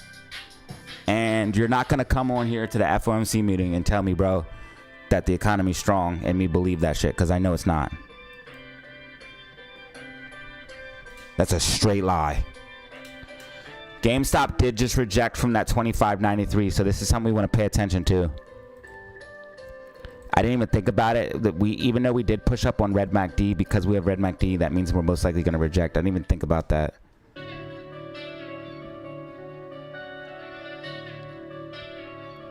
Like, we needed to get above that level and then have green MACD like at that time here. Like when it curled up here, it needed to go green, because the fact it just went deeper red and that pulled us down. They probably shorted. 29 minutes ago, they just gained 1.6 million. They know it's going back to 30. They know it's going back to 30. They know. Just stop shorting though, bro. What is the point? Why are you even spending this money? Because we're not gonna sell. You're not gonna be able to trick us, bro. At least not the family. You're not gonna be able to trick us, like the 13,000 people that follow me. You are definitely, anybody who listens to this channel, you're not going to be able to trick them. So I'm talking to you, Kenny. What is your end game here, bro? You should just cover. It's probably would be I don't know your financials, bro, but it would probably be more cost effective just to cover the short position. I know you can't do that because I think that you naked shorted and you're stuck, and that's why you can't cover. I'm talking to all the market makers. I think you guys are stuck and you can't cover because you naked shorted.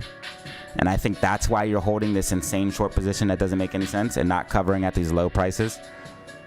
Not covering at $2 and letting the stock go to $4, and not covering at $9 and letting the stock go to $20, literally doubling in price. I think I know why, because you're stuck, because you naked shorted. You don't even have the shares to cover. They don't exist. It's going to give us an infinity squeeze.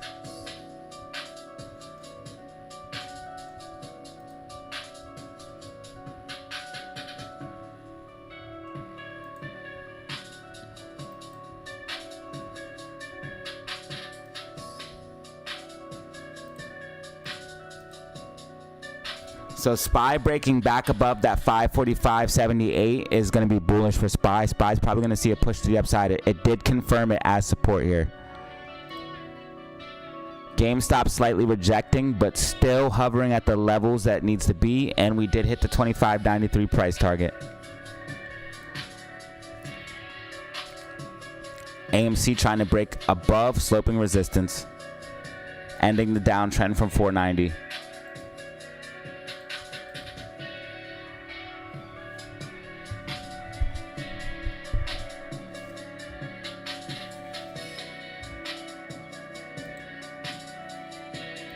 Bitcoin getting a decent little push here. You want to see Bitcoin stay above this 61.6K level. This looks good here on the hourly and the 2 hour.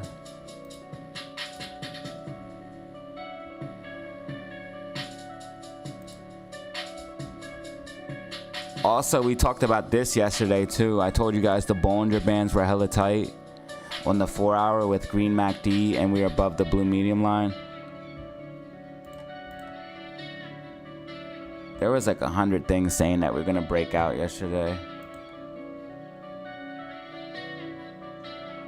But I think that we go to uptrend. This is day one of the breakout. We're gonna go higher.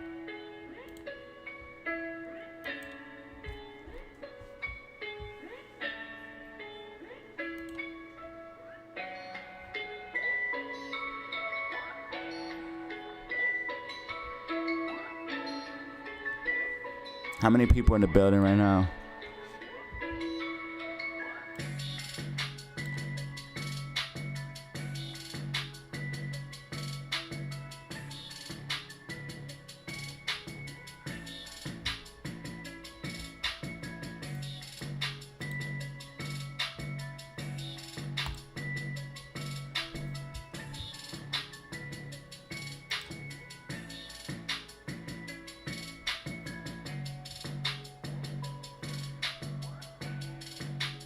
Oh shit. If you have to pay your mortgage on a credit card, that, are you serious? Do you actually know somebody who did that? Cause that is some serious shit. I would oh my god. I would be so scared if I was in a position where I had to pay mortgage on a credit card. You're basically almost done at that point. You're not gonna be able to get back. And how are you gonna make enough, bro? Unless you have some type of job like you're a YouTuber or something, how are you gonna be able to get back from that? If you're putting something like rent or mortgage on the credit card, you're in bad shape. I'm not saying that to be mean or anything like that, but that's not a good. You're basically like fucked.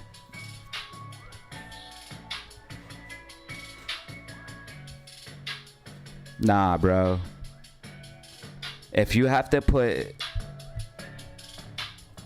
Now, if you put a bill on the credit card just to pay it later, that's different.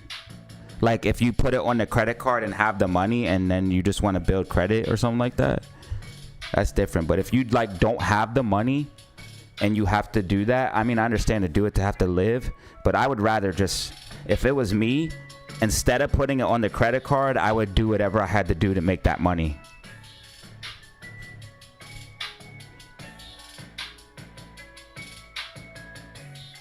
If that was me, instead of putting a bill on a credit card, I would literally do whatever I had to do to get that bill money first. But I would never put a bill on a credit card. Unless I have the money and I'm doing it to build, like I'm paying it and then I'm paying it right off and not letting it sit with no interest. I see the housing market. And guess what? If the housing market crashes, the stock market's going to crash. Yeah, I see housing market showing signs. This whole thing was a huge hyper bubble. That's what people don't understand. They printed all of this money in 2019. And all of that money's still in circulation, bruh. People are just now, some people are just now running out of that money.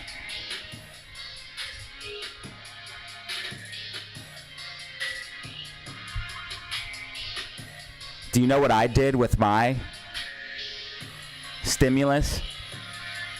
I bought AMC and GME and Bitcoin. I still have my stimmy. That's why they don't want you to, that's why they want digital currency though, digital dollar and shit like that, because next time they give out a stimmy, they can say, well, now it's programmable. Now you can't spend it on this. Because when they gave you that money, they didn't want you to invest it. They wanted you to spend it at those large companies. That's why during the sea flu, I'm not going to say the name. You guys know what I'm talking about? That is why during that, they shut down all the small businesses and only left open the mega corporations. And then gave everybody a bunch of money. Because guess what that's going to do? That's going to funnel all of the money they gave us back to the top. And it was actually pretty genius on their part, because it makes us feel like, hey, they're taking care of us. So this horrible thing happened. We had to shut down the economy, which was stupid as hell anyways. But neither here nor there. What's one way the government can make sure all of that money funnels back up to the top? They shut down everything but the large corporations. And that way they give us that money. And guess what? We feel like, hey, the government looked out. Even though I knew what they were doing was fucked. And I knew that was going to cause massive inflation. But anyways, that's neither here nor there. And then you can only spend it at Target, Walmart, and these main stores. That's exactly what they wanted. That way, all of the money they gave us funnels right back up to the top. All right, guys. AMC Bollinger Bands constricting, guys. We're setting up for another move for the memes. Bollinger Bands tightening up. We're also breaking back above that sloping resistance. You guys can see we have this sloping resistance right here. We are now confirming it as support, so this is bullish. I think AMC is about to make a reversal back to the upside. And guess what? We'll probably go back up towards 490. Based off what I'm seeing here.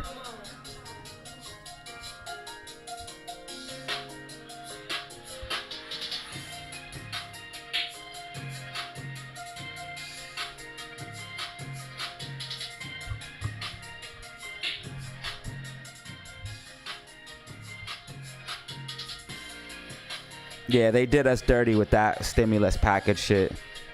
Not only did they create a bunch of inflation, which makes the richer rich and the poorer poor, but they made sure all of that money got funneled right back up to the top.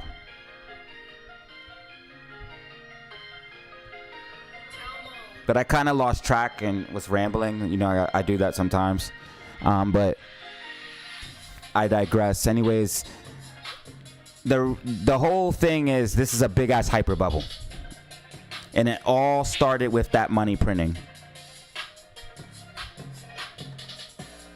So all of that money printing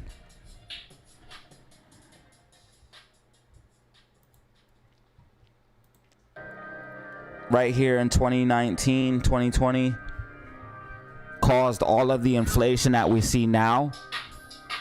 And this is the reason why we have a hyper bubble and why the stock market went straight up, because they printed all of this cash. This is why the stock market went straight up. This is why we have a bubble with AI. This is why we have a housing market bubble that's starting to pop. It's a big ass bubble, huge. We have never, ever, ever, ever, ever seen anything like this. And you guys also have to understand the rates have a lot to do with that as well. The Fed's fund rates. Because now we were living on 0%, which means basically free money, infinite money glitch. The economy was basically on steroids. It was like on, how can I use an analogy? It was like on, like basically like drugs. It was like basically on drugs. And now it has to come down.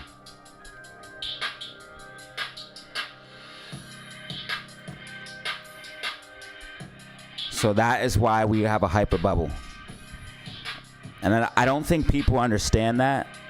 All this extra money swashing around, all this extra liquidity has to get flushed back out of the system sometime, so we can get the deflation that we need that will take away this inflation. We have to flush that excess liquidity out of the system. And then we also have another problem here in America, which is credit. A lot of people are living off of credit cards, and we have a big ass credit bubble. If you like even basically like have basic understanding of the economy, you can understand how screwed we are. And I hate being like that. I'm not doom and gloom, bro. Like, because it's never doom and gloom for me, because I'm gonna make money regardless, bro. If the whole shit blew up, I'm still gonna make bread.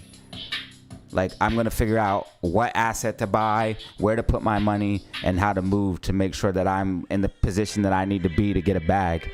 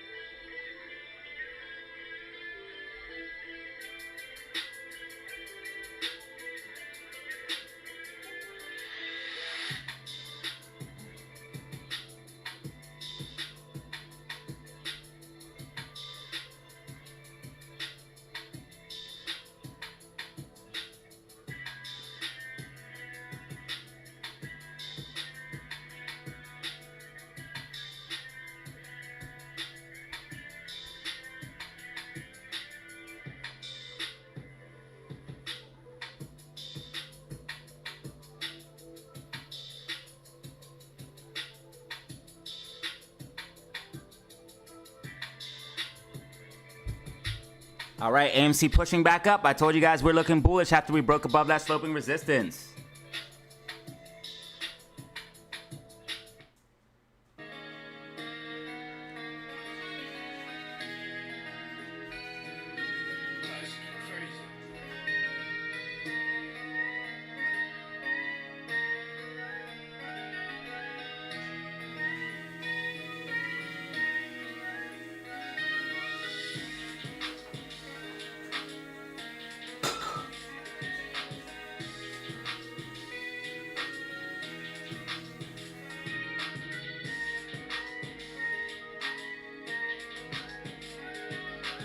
Yeah.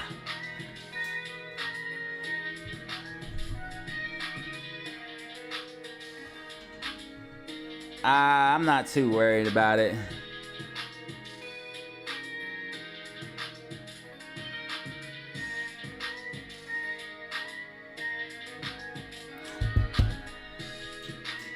I appreciate Roaring Kitty, but I'm not into the hype as much as everybody else. Cause really, for real, I feel like he's like more one of us, but at the same time, man, like if you got all that bread, bro, like you can do something. You got all that bread and influence, dude. Just do some bullshit, bro, and the SEC would probably fry him up if he did that, bro. But just go on the live stream and say, I'm sending this shit to the moon and execute the calls. You don't have to say I'm sending it to the moon. Everybody will know that's what's going to happen. But just get on and exercise a fucking shit ton of calls. Even if it won't do nothing, which it will. I wish I was in his position, y'all. Even though it would be extremely risky, and I understand that, I would still go on the live stream. If I was Roaring Kitty, I would live stream every day. I would live stream every day, and I would go on the live stream. I would come on here just like I come on here with y'all, and I would say, listen, guys, it's not market manipulation. I would just say it just like this. Listen, this is my money, and I'm about to buy a lot of GameStop. Or AMC, I would say whatever. And I would buy it on the live stream and exercise the fucking calls. Or buy a bunch of shares. Because I think if Roaring Kitty just came on a live stream and bought a bunch of shares or bought a bunch of calls, I think that would make the stock pump in itself. I think.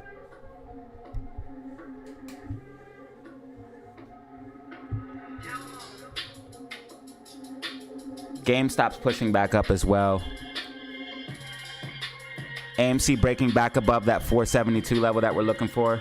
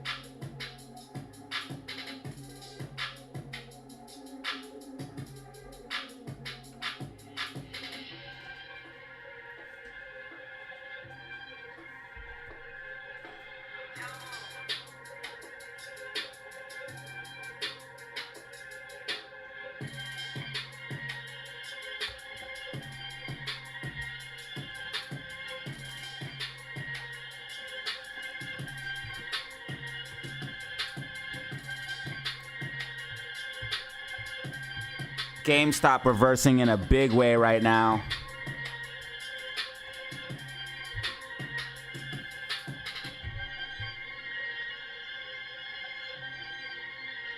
So for real, GameStop went up enough that you could have made like a shit ton of money. Like off of all this, if you played this correctly, you could make a shit ton of money. And if GameStop continues to move like this and trade like this, it could be one of the most profitable stocks of all time. Because if you trade this, bro, like I understand people buy and hold and that's fine. but you should maybe have a second account where you can make some trade positions, because you should definitely take advantage of these moves. I mean, that's a 607% move, 700% move right there. And then we pulled all the way back down and made another 260% move. That's massive. And if we do another move that's even half of that, 100% move, bro, you can make some serious cash. And a lot of you guys did really well. Some of you guys played the $10 or the $11 calls. You played the $17 calls. The $30 calls, you did really well.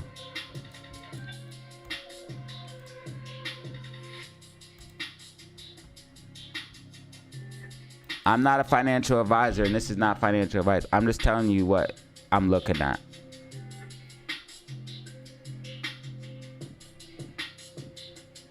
A lot of opportunity in the meme stocks to make some serious cash.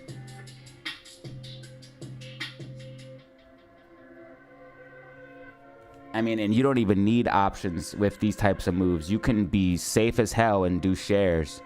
I mean, it's super safe. If you believe in GameStop squeeze or long-term position, then why not buy some shares down here, sell them up here, buy some shares down here, sell them up here, buy some shares down here, sell them up here. Because if you hold, you can hold the shares. If something goes wrong, you can just hold the shares. Rockets in the chat, rockets in the chat, rockets in the chat. Nah, he ain't with us, bro. He's not with us, bro. He's not with us, bro. He's posting fucking bullshit, bro. This shit don't even mean nothing. People think this shit means something. I'm not trying to be rude or anything, like, or pessimistic. I'm just being straight up.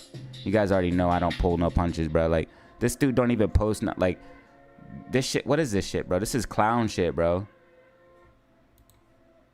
I respect what he's done for the movement, bro, but, like, give us some actual substance, bro. Like, say some words or something that, like, we could actually, like, have some, like, this shit could literally mean anything in the fucking world. It doesn't even have a caption. I don't know if he's scared of the SEC or he's just playing around, bro. I think he's a little bit scared. But the SEC can't do nothing to you if you went on a live stream and bought shares, bro. And he has all that bread, bro. If I had multiple millions of dollars, bro, and 9 million shares of GameStop, bro. If I had those call options alone, bro, I would have. If it was me and it was in my hands, I would have sent this to the moon.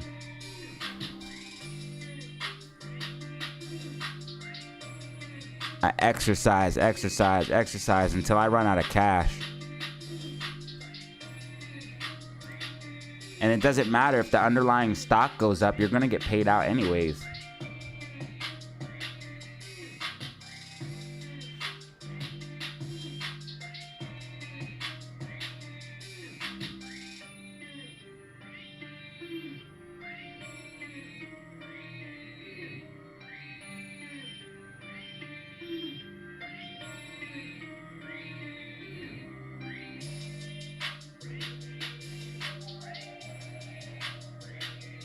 Well, that if what you're saying is true, and they said he was going to take down the website because he edited HTML on the editor, then first of all, whoever said that's stupid, because, like, that's defamation, dude. That's defamatory. He literally edited it with the HTML editor. And they said he's going to take down the website. That's like literally, I would sue them for that.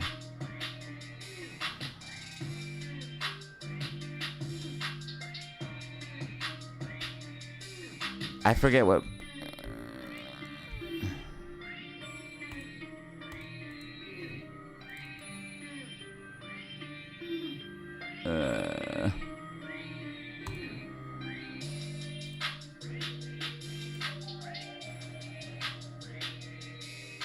Yeah, I know anyone can do that. That's the point.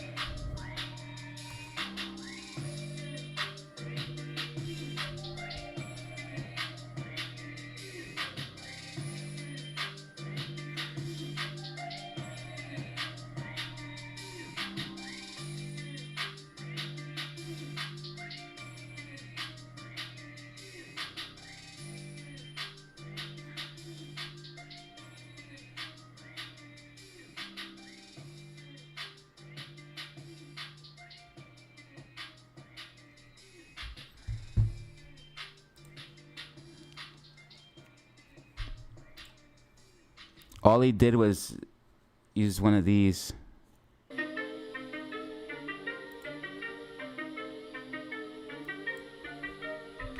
You can do all types of shit. It doesn't permanently change it though. It just changes it on your screen. It doesn't do anything. If you can read code, you can see this HTML here at the bottom of your screen. I don't know if you guys can see that. Let me see if you guys can see it. Yeah, you guys can see it. So yeah, if you can read HTML, you can read all this.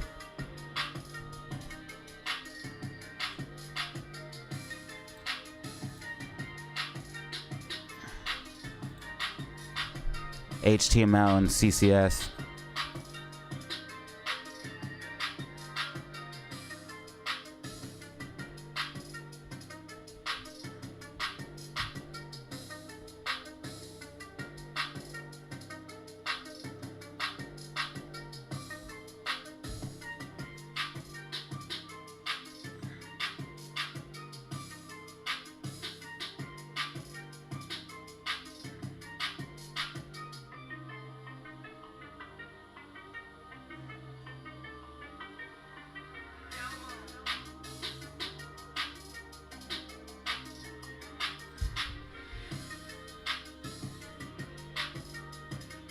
It doesn't even change it on the website though. It only changes it on your screen. It's not actually, you're not actually going into the server and changing the code.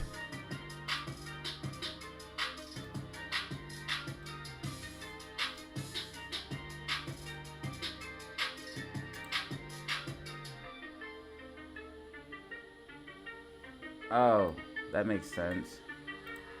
So what's what? He's now switching plays. Chewy's been going up a lot, I know. Yeah, I know. It's, I don't know, man. Probably a distraction. I don't know. I'm good on it.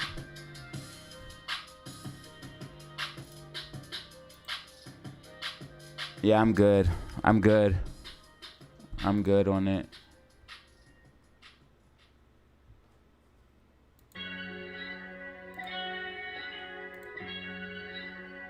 He's not with us, bro.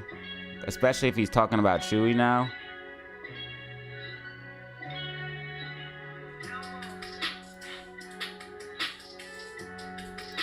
Some people get mad at me saying that, but I don't care. I don't trust them.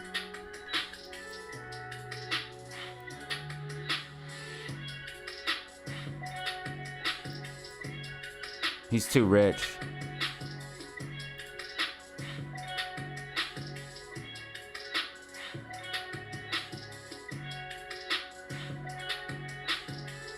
It just seems like people get to a, I hope I don't ever get there, but it seems like people get to a certain level and not everybody's like this, but like it's like they get a bunch of followers and then they don't respond to anybody and it's just like they're untouchable and then they get a, well, he has a bunch of money too.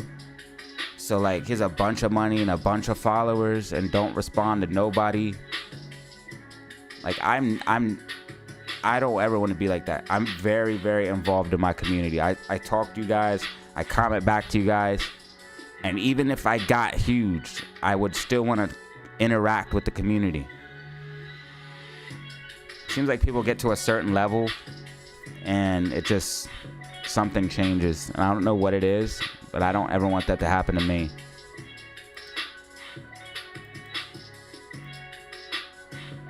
Bitcoin's pushing up here nicely.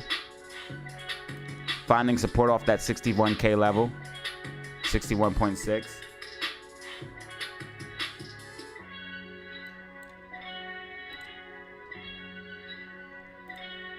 Spy still fooling around with this, man. Spy has to confirm this.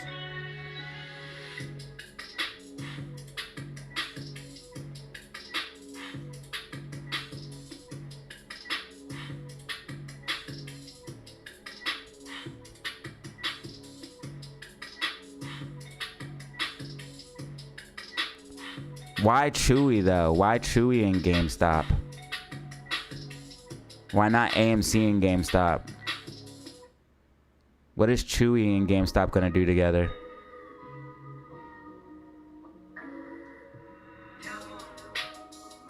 I know Ryan Cohen's CEO for both, but what would Chewy and GameStop do together? Are they gonna sell video games to dogs?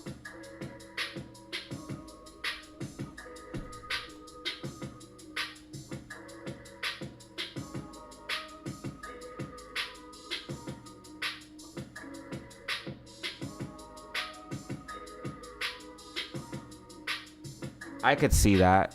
I could see getting to a point where I've already been like that, so I could definitely see that, but that don't last that long. Like, there's some times where I don't want to be, and I'm not even famous or anything like that, but it's like sometimes you don't want to be in the limelight, but that doesn't last long, at least for me personally. Like, it's like something will happen or something, and like I'm just like, man, this is bull crap. Like, if I wasn't a YouTuber, this wouldn't even matter. But it's very specific cases. Some people are just like that, man. Some people are just like that. They get to a point and they're like, they don't respond to nobody, and it's just like, and it's just like they're just there. It's like they're there and we're here, and like it's just that.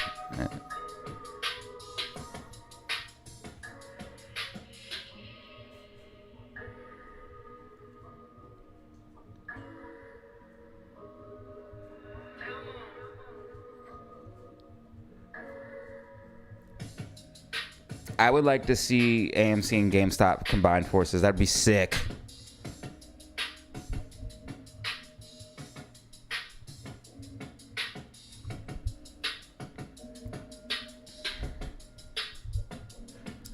AMC and GME, bruh, could do something though.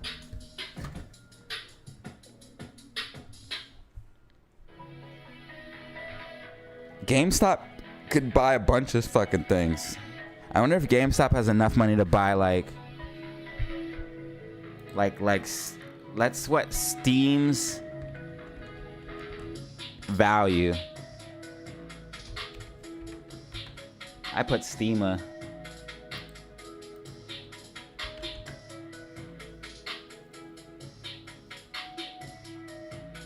Or should I have like market cap? Hold on. So like Steam or like, what's the other one? Isn't it BattleNet? So BattleNet market cap is what I want to know.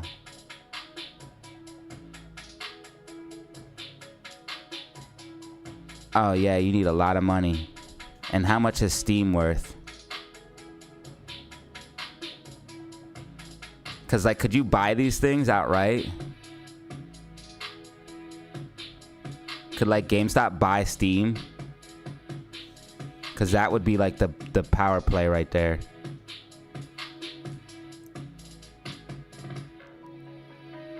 It is called Steam, right? Am I saying the right thing?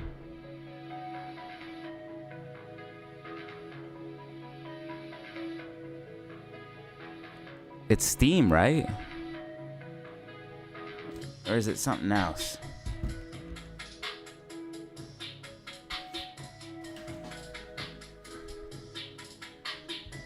Yeah.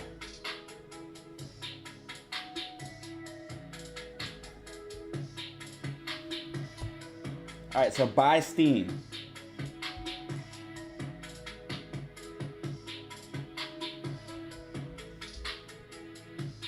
Value of Steam.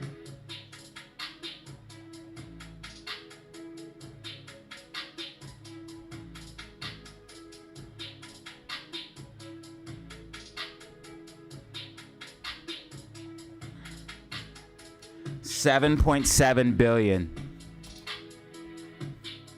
How much does GameStop has 8?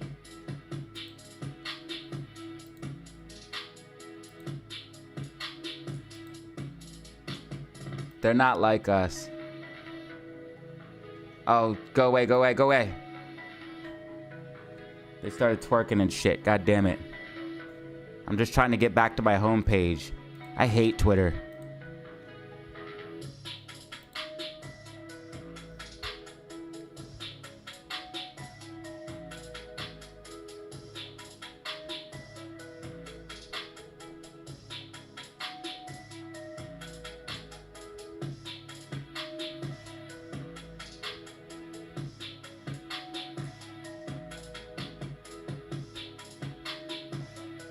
I remember people were trying to hype up the meeting and saying they were DDoS attacked by hedge funds, because it sounds like a better story for a YouTuber to post, that hedge funds were DDoSing the GME shareholder meeting. That's a better thing to say than it was just too many people trying to get in. So I remember YouTubers were saying, oh,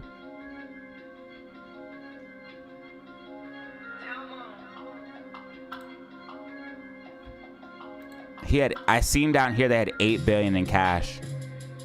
I put it on here. Damn it. I can't see it on here, but it's down here. They have 8 billion in cash. They could buy Steam.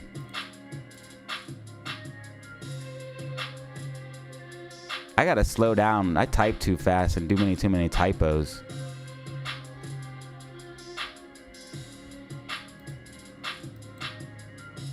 I type entirely too fucking fast.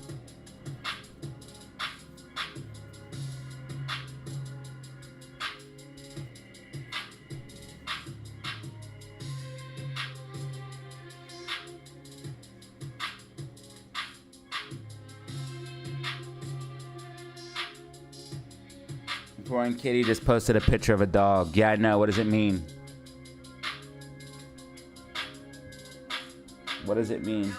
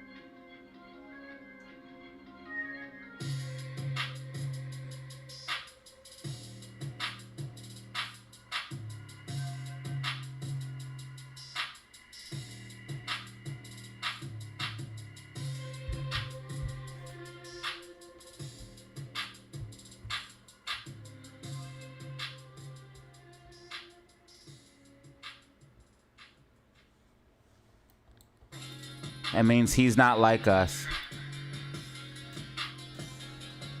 Spy finally possibly confirming this level here, 545.78, where you can see it push up.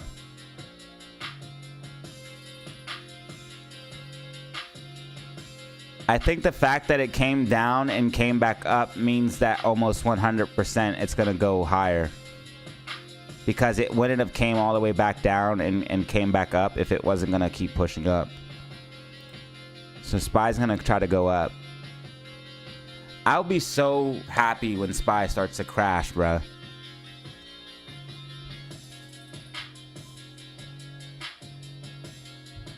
I'm fucking tired of Spy, honestly. I don't even hate Spy like that. I'm annoyed at the price action because it's not fucking realistic, bro. No indice should move like this, bro. You know, if this is your major, like this is your indice in your stock market, you know your stock market is up when your indice just goes straight up like this, bro. There's a problem. If this was healthy, I would be all good, bro. But this is not healthy. This is some overvalued and a bad economy type shit, and it's scary. Because not only are we overvalued, but we're in like a shitty economy. And they keep lying to us, trying to tell us that it's a good economy. It's not. Do you guys feel like this is a good economy? Let me know in the comments below, bro. Do you guys feel like this economy is good?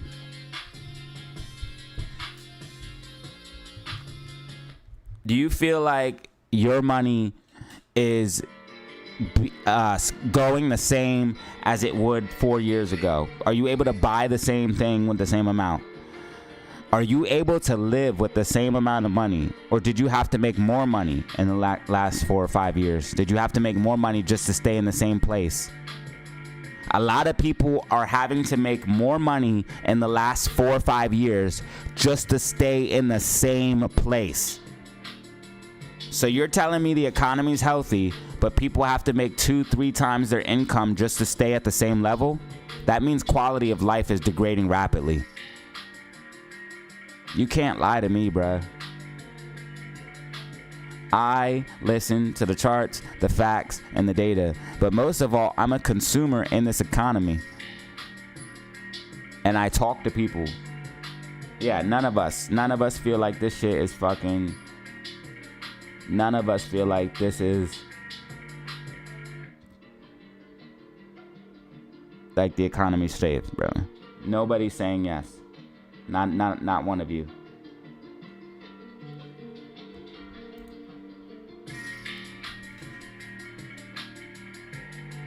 Yeah, man, this shit. So, that's why I don't understand why people get so mad when I say this is like pumping too much. Like, people used to get mad at me when I said that. Like, I think they're pumping this for a reason. I think they're insolvent. This is speculation, obviously. But I think the fucking market makers are insolvent, and I think that's why they're pumping it. I think AMC and GME would have been squeezed if SPY didn't pump like this, because they would have went insolvent a long time ago. But they went all in on NVIDIA and then used that as short collateral for short positions. But they also used it collateral on their books, because when NVIDIA and everything goes up, that gives them value. They're getting more and more and more money as these stocks pump higher and higher and higher and higher. Their portfolios are getting larger and larger and larger and larger. I think they pump the market because they're insolvent. Now, this is purely speculation. I can't prove that. But I think that's why they pumped the market in the first place. I think they're fucking insolvent, and that's why they pumped it.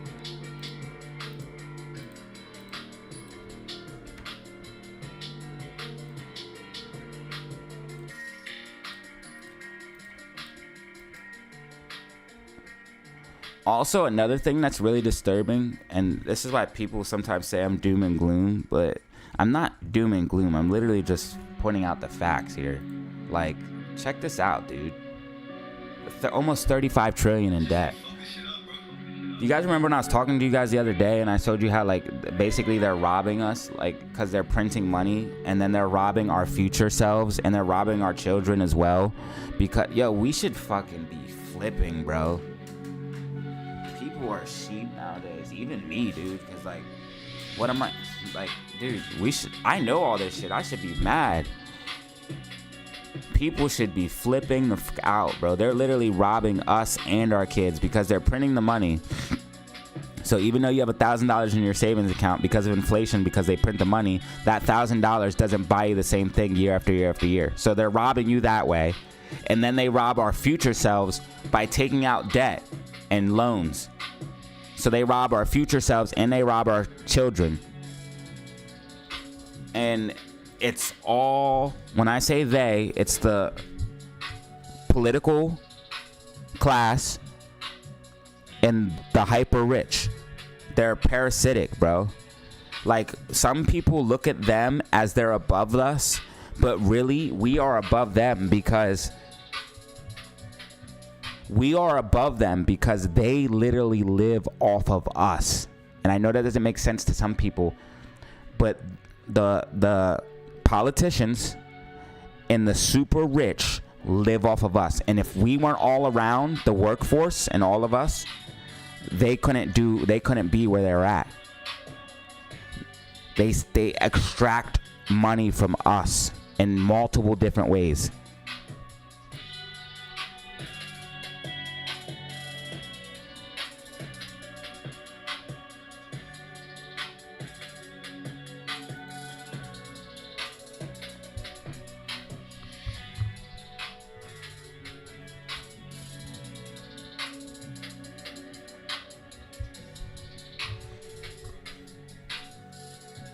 Why is it sus? It looks fine to me.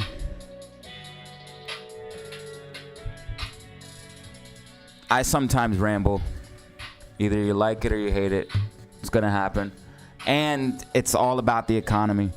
So, not really off track.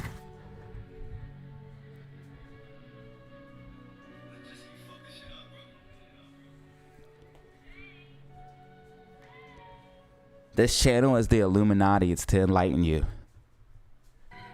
on all aspects of the economy. This channel is to wake every single person up, illuminate, show you exactly what's going on and why.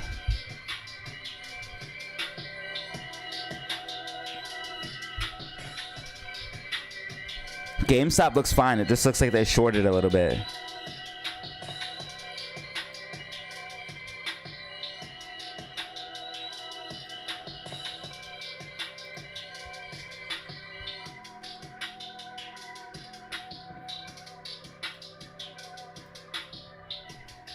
Bro, they literally need us.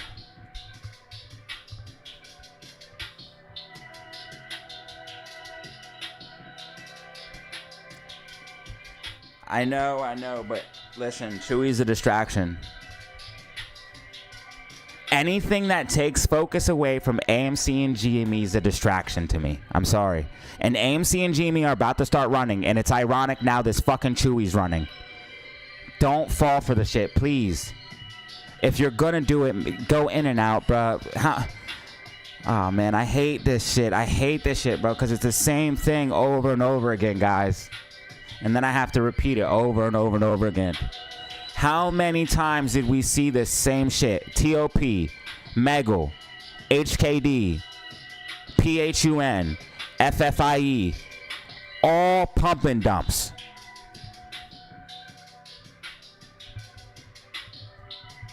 They do these pump and dumps before and around the time AMC and GME are going to run because they want the money that's about to go into AMC and GME to go somewhere else. So anything that takes away from AMC and GME is a distraction. So yeah, I know Chewy's running. Me personally, I don't care. If you're going to play it, go in and out. Don't hold the shit, because you're going to get burned if you hold it and buy and hold like AMC and GameStop. You will get fucking burned. Do quick in and out. And if you want, roll that profit into AMC and GME. But I'm focused on AMC and GME.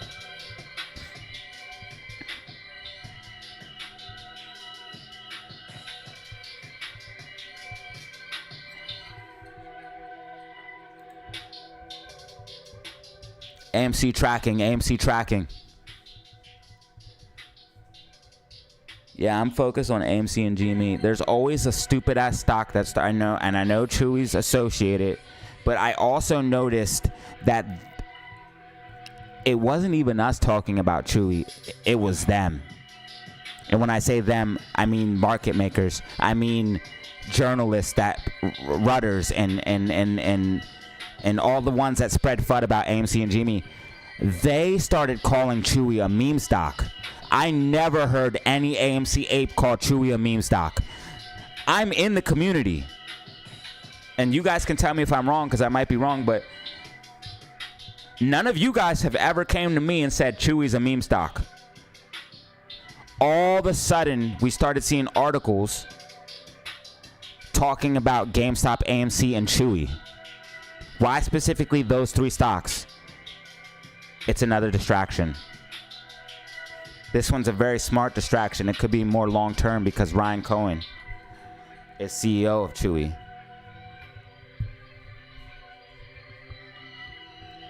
Yeah, but there's no way, bro. There's no way.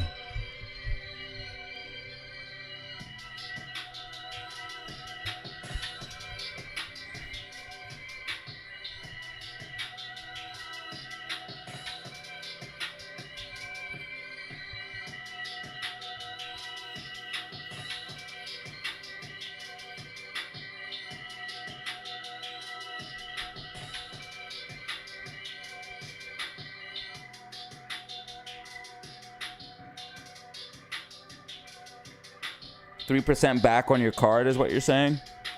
Like if you pay a bill with your credit card? Yeah, Chewy's not a fucking meme, bro. So that's what really, like, you guys already know, man. I'm on top of shit. Like, I look at little shit like that. And when I started seeing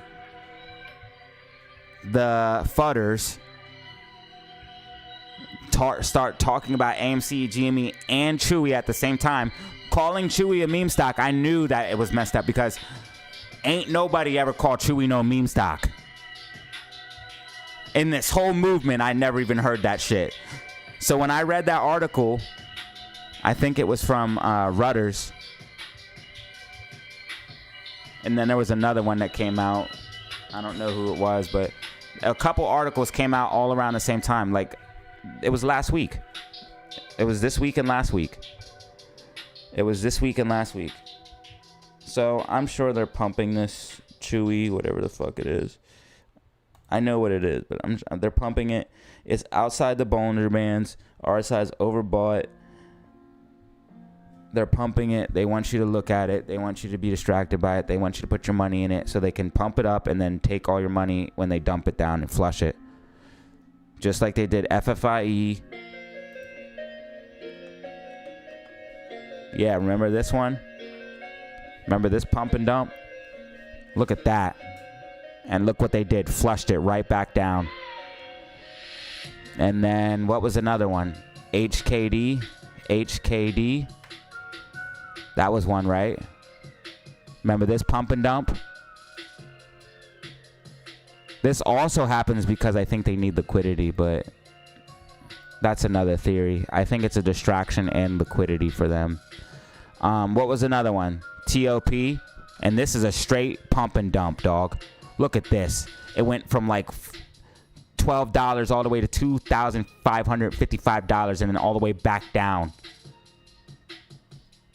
Insane pump and dump. Here's another pump and dump. Oh, yeah, right here it was. Straight up, straight back down. Pump and dump. Yeah, I'm good on that. I'm good on any of the distractions. I like to see pump and then hold levels and then another pump.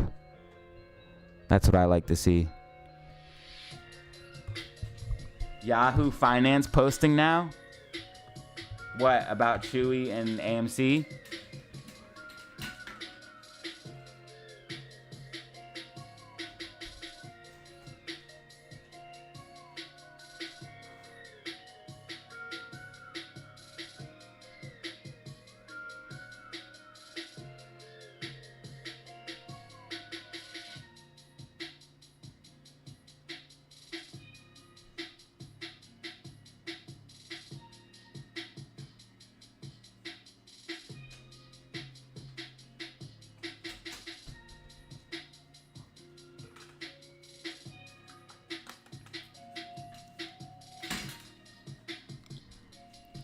Yeah, they want you distracted. Mega was another one. Pump and dump. PHUN, I think, was another one. Pump and dump.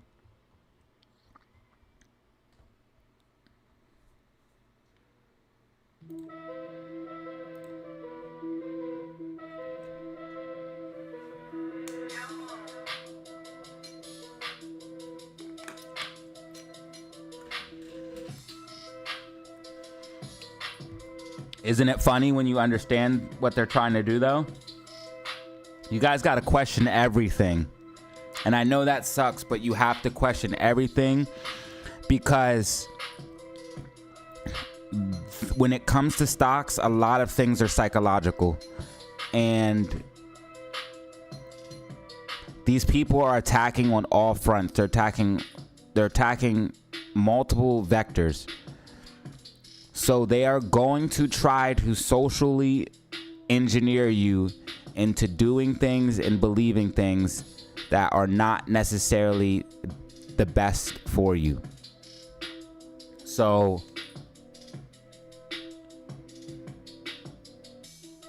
just question everything, y'all. Question everything. Question everyone. Question all your sources.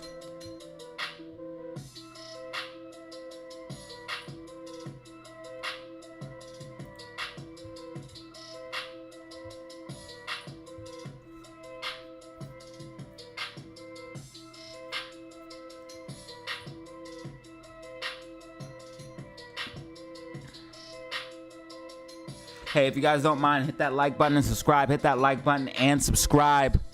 Help support the channel for absolutely free. AMC tracking, AMC tracking. Hit that like button and subscribe for AMC to continue tracking. Tracking following this white dotted line prediction.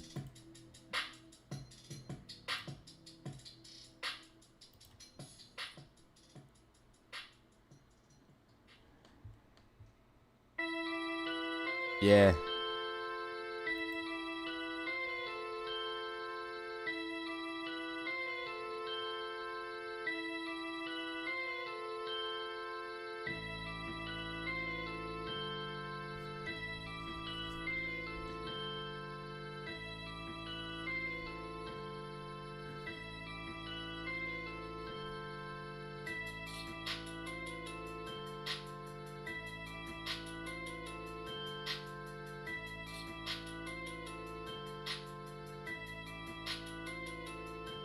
On some IPOs, you can do pretty nicely, but you have to get out fast. Like the Reddit IPO, I think it was Reddit. Didn't Reddit like explode or something like that? And I thought this one was gonna do good. Yeah. So like you buy when it first comes out if it has a lot of hype, and then just sell when it rips. I think Robinhood did that too. So you can do well on certain IPOs if they have hype. You can ride the hype wave in the beginning and just sell out. If you ever see an IPO though, and as soon as it releases, go straight up, sell. So if you get an IPO like this and you see it start going straight up, sell, because it's gonna come back down really hard.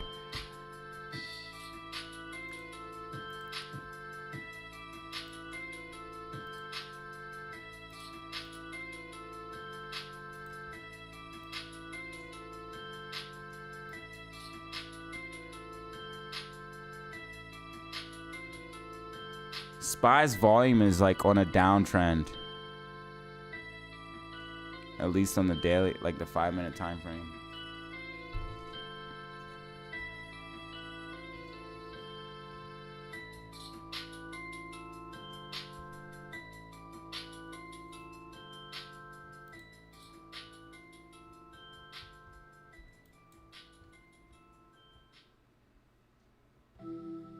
I've been in crypto since 2019, 2018. I've made the most money off of Bitcoin and Ethereum.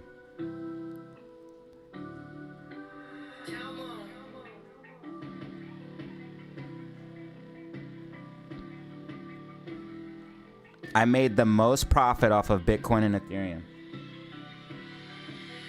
Out of all of this time, and I bought altcoins and all types of shit. And out of all of this time, I learned that the thing, because when I first got into crypto, I wanted to make a lot of money fast. So I was buying like risky coins, and I learned this whole time, bruh, after everything, guess what? Bitcoin and Ethereum.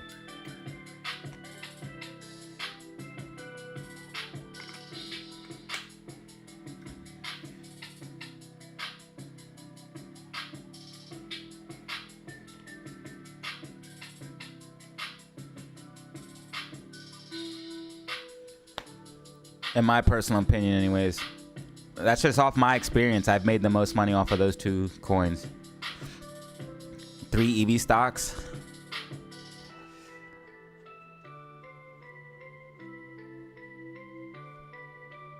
If successful, the partnership would address the weakness at both companies. It would provide Volkswagen with the same software expertise that auto analysts say it sorely lacks.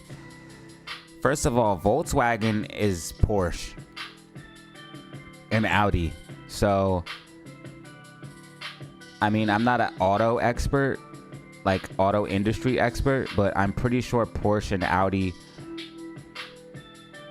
can handle or design whatever, whether it be electric or performance.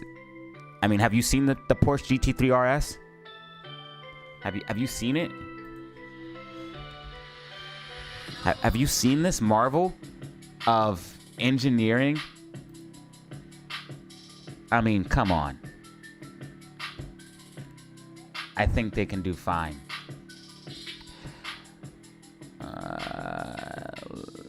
Like future FFIE is prone to random surges that never last. It captured the attention of Wall Street last month when Roaring Kitty sent memes, stocks flooring. Ah, look, this is right here. This is an article about FFIE and how it was a distraction from AMC and GME. Interesting.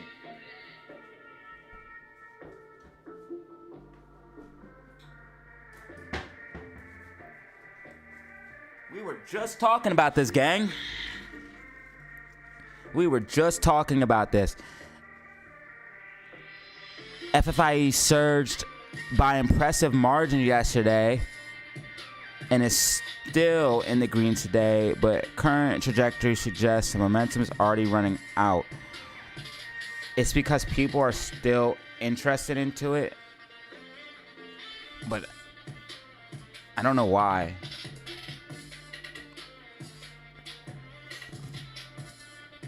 Where did this stock even come from? Because nobody ever talked about this shit. We gotta ask ourselves these things, bro. Now, as far as technicals are concerned for FFIE,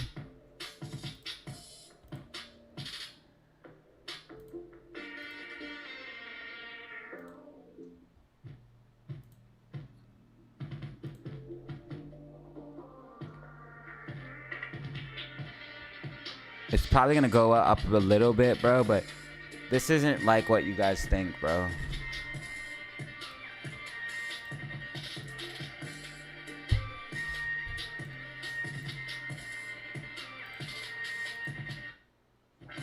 That's the only thing that was worth it. This move right here, quick in and out. All the people.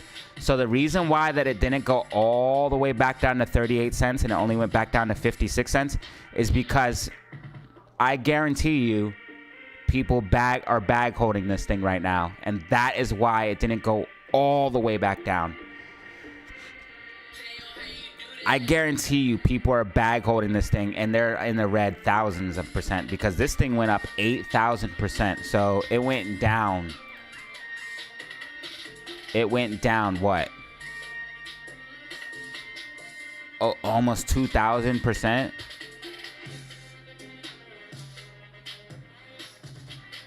I guarantee you people are bag holding this thing. I guarantee you. They bought up here and they're just holding and hoping it's going to go back up. It's never going to go this high again. Not to be bearer of bad news. It's never going to go this high again. It can go back up to like here. I'll show you. It's never going to go back that high again. So if you're bag holding this, man, just, you got to do what you do. I'm not a financial advisor, but it might go back to $1 at some point. It's never going back to $3.89 in my personal opinion. You never want to say never in the stock market, but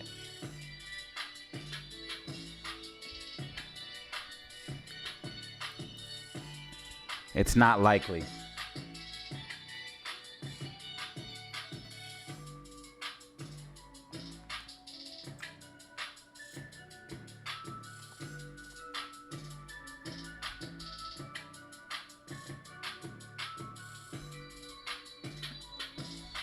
You guys should be able to hear me.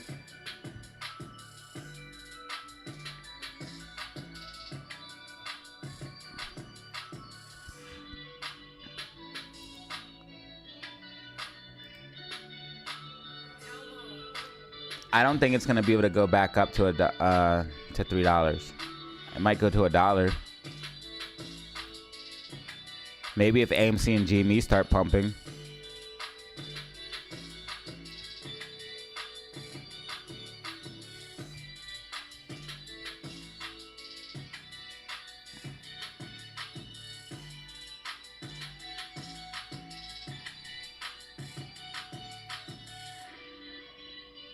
No, that is a good trade. It doesn't matter how high it went. If you made money, that's a good trade. Because you could have, you never know what could have happened. You could have held all the way up there and then end up holding the bag. So the fact that you made money, that's a trade.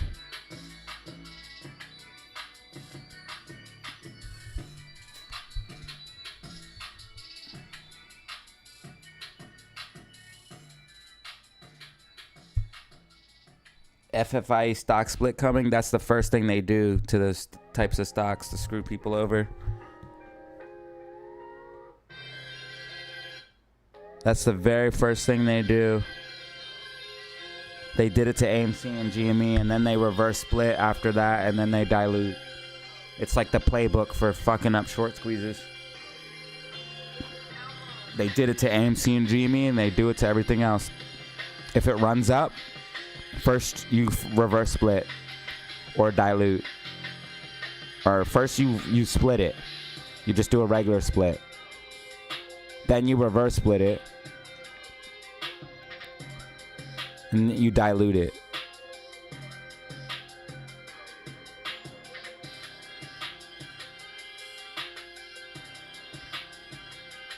All of that shit is bullshit. Stock splits in any shape or form are not good. Reverse or regular stock split.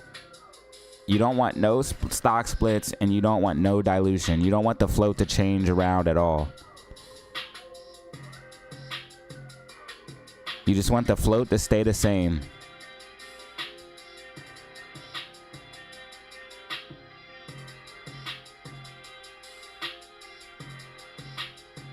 Remember the time Adam Aaron went on Trey Trade's channel and said he would never stock split or reverse split the stock? The fact that he reverse split the stock and people still trust him after he basically looked you in the eye and said, I'll never, he looked at in the camera and said, I plan on never splitting the stock or reverse splitting the stock. He did both.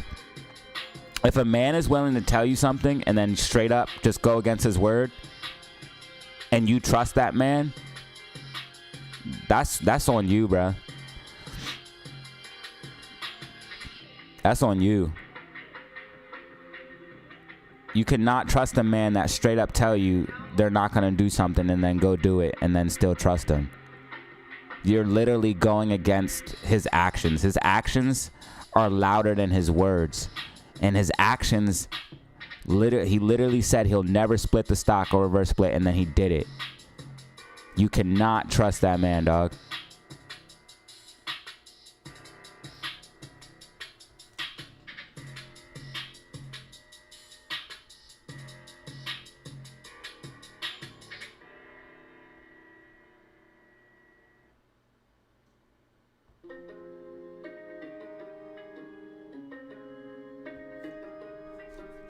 He said there's no, yeah, I remember that.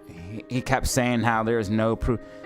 Yeah, I forgot about that. I remember that now, though. He kept saying how there's no proof or evidence that there's any synthetic shares. There actually is proof. When we were on the threshold security list for 45 days. That's proof of naked shorting, you dumbass. They're naked shorting your stock. You know it, and you don't care. I would respect you more, Adam Aaron, if you just said that. If you said, you know what, apes? They're diluting the stock, or they're naked shorting. I know about it, and I don't care.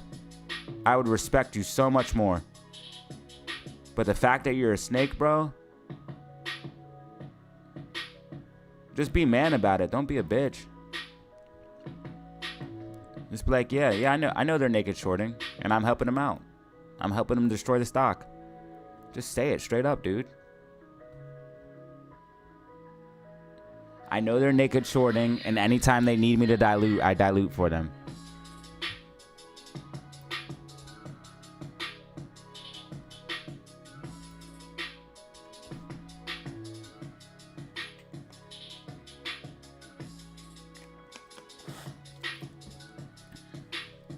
I wonder if any of these guys will ever hear me.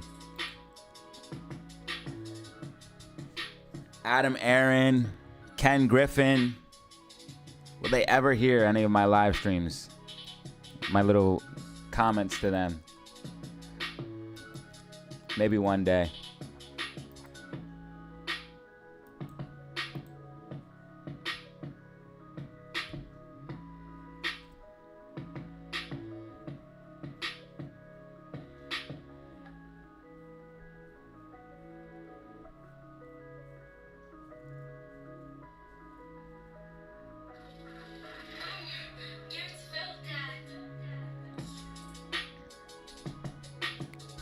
We're still tracking on AMC, y'all.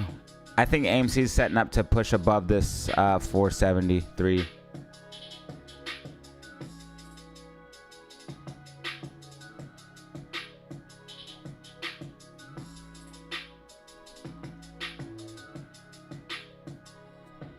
Huge red flag, Eric. Huge. Absolutely huge. Yeah.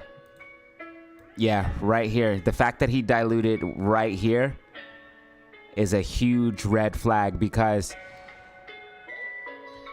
and people can try to justify and change and say whatever they want, but if it's really about making money, so if Ryan Cohen says he diluted to make money for the company, and if Adam Aaron says they're diluting to make money for the company, if it was really about helping make money for the company, they wouldn't dilute at these prices. They would dilute at way higher prices because this thing was about to fucking take off.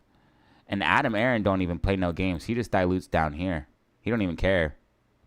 Adam Aaron just dilutes down here at $2, which you can tell for a fact isn't about money. Why would you dilute on the way down, bruh? And then add selling pressure. I respect GME the way that they diluted a little bit more. Now, it was a major red flag that they did it right then and there because we were about to mega squeeze right here. But they sold over a couple of days. Like AMC just literally dump, and diluted. GameStop kind of diluted and then let it come back up. And then dilute it and let it come back up. And then dilute it and let it come back up. Well, I think it ended right here. So I think they diluted here and it ended here, I think. And they like diluted and it came up a little bit. And they diluted and it came up a little bit. And they diluted. And I think this is when it got announced. And I think when we had this pop to the upside. Or maybe it was this one. It was one of those two. But yeah, the fact that he diluted right here when we were about to mega squeeze told me everything I need to know about that man. And I trusted Ryan Cohen way more than Adam Aaron, and some people did not like that I called him out on that. But you guys know I say it how it is, man. And if you want to dilute right mid squeeze, you already know whose team you're on.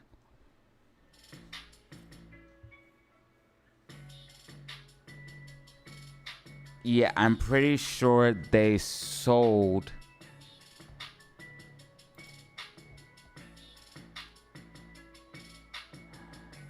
down here, and I don't even think it was way up here. It was the announcement of the dilution that brought it down, and then they started diluting. But the thing is,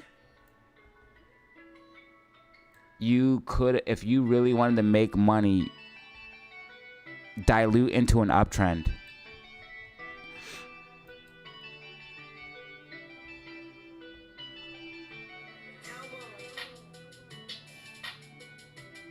Unless he felt like really, I mean, $60 a share is kind of a lot. But maybe he felt like the company wasn't worth $60 a share, so he tried to cash in. But they didn't even cash in at those prices. They cashed in down at these lower ends. Like, so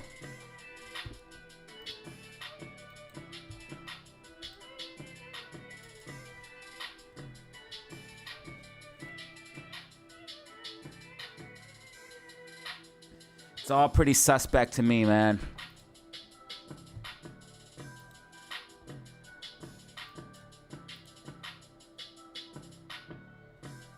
All right, they have to be shorting. It says they're not, bro, but where's all this selling pressure coming from?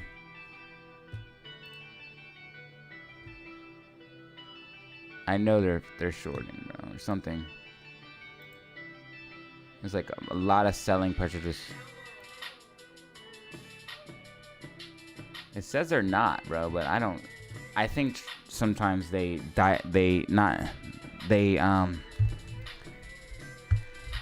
think that Fintel kind of like pushes it back, so they'll be shorting, but Fintel will report it like an hour later,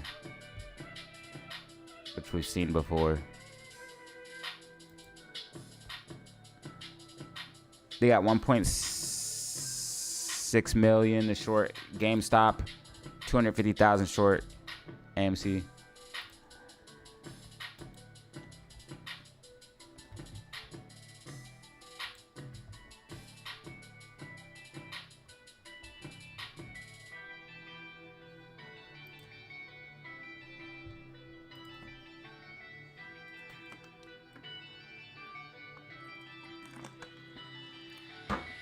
Prime to pump.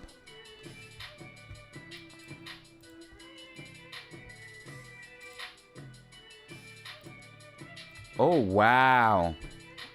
Wow. Very interesting development here on SPY. So this is very, very, very interesting.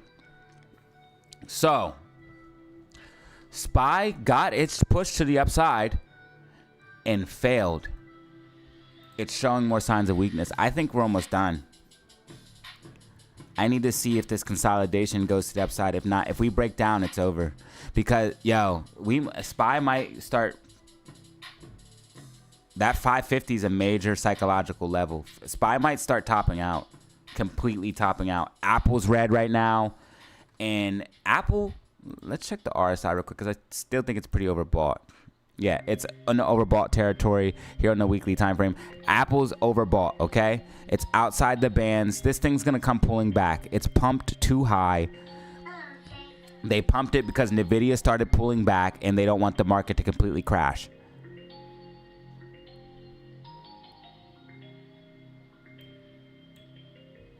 NVIDIA and Apple are going to start pulling back at the same exact time, and it's going to screw everything up. The fact that NVIDIA and Apple are red while the rest is green is very telling. Because these ones got pumped pumped hardest.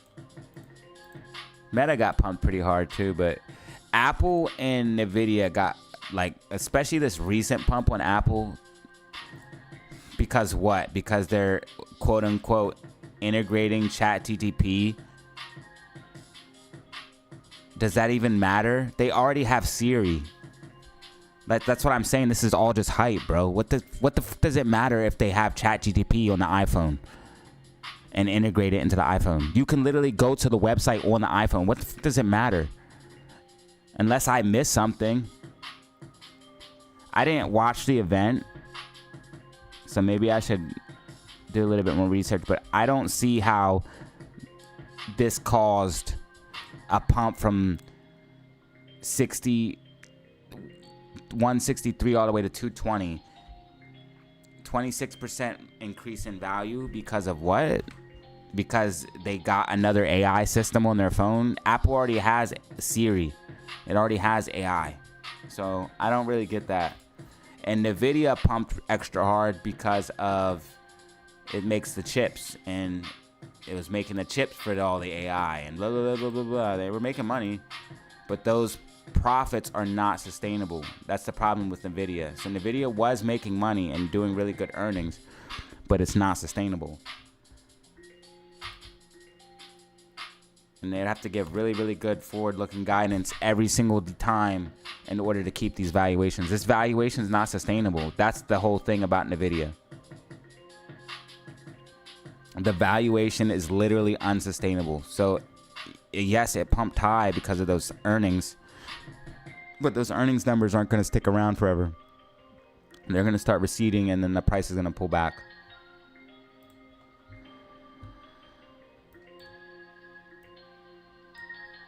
So, quite literally, NVIDIA's value is not sustainable, and this price is not sustainable, and it has to pull back.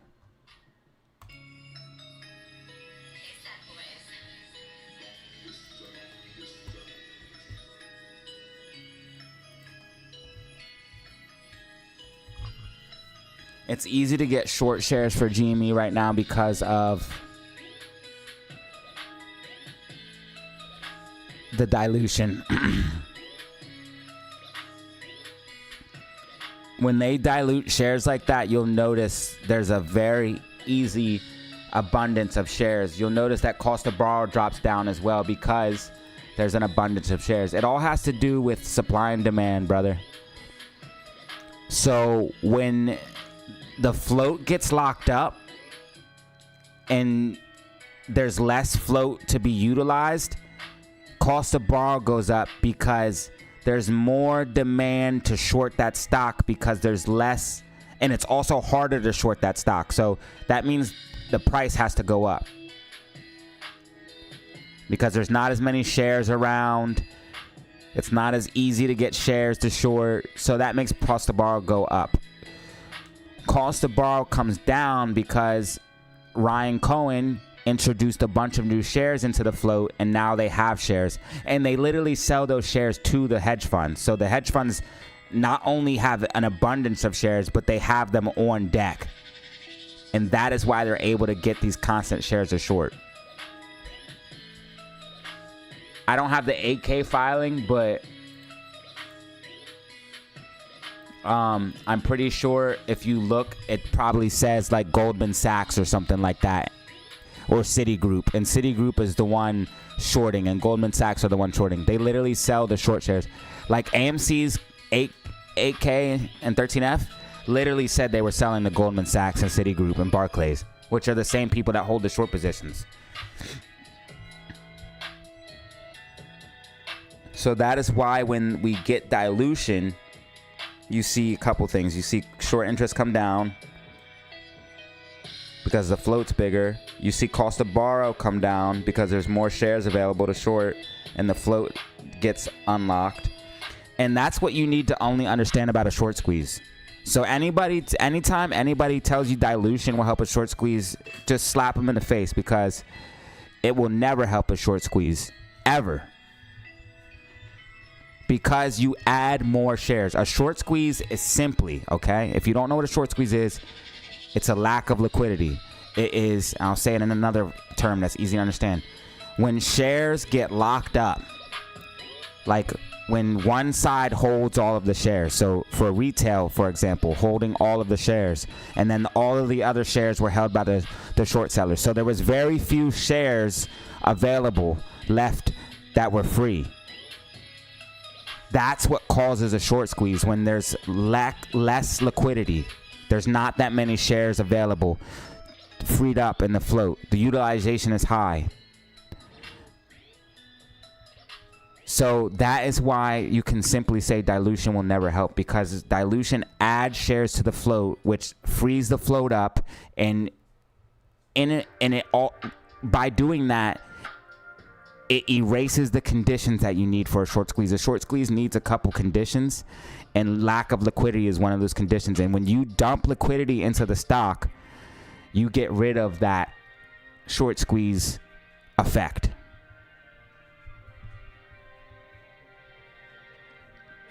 So this is why we don't want dilution ever. Never, ever, ever, ever, ever. Okay? We don't ever want no dilution, son.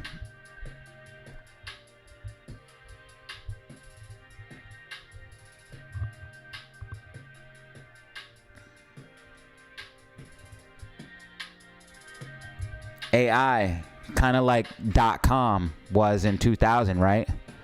Where everybody said anything with the word .com blew up, right?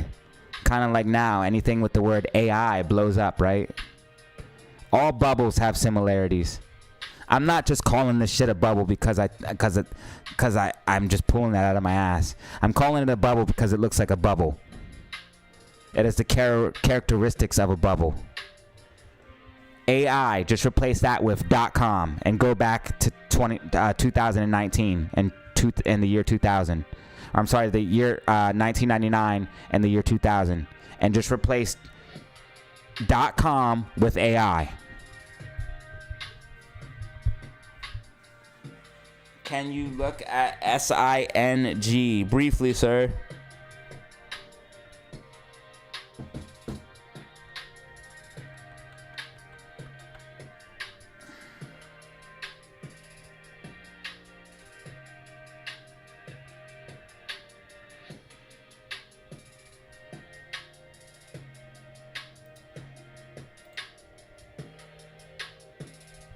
You had a lot of volume coming in recently. It could be bottoming.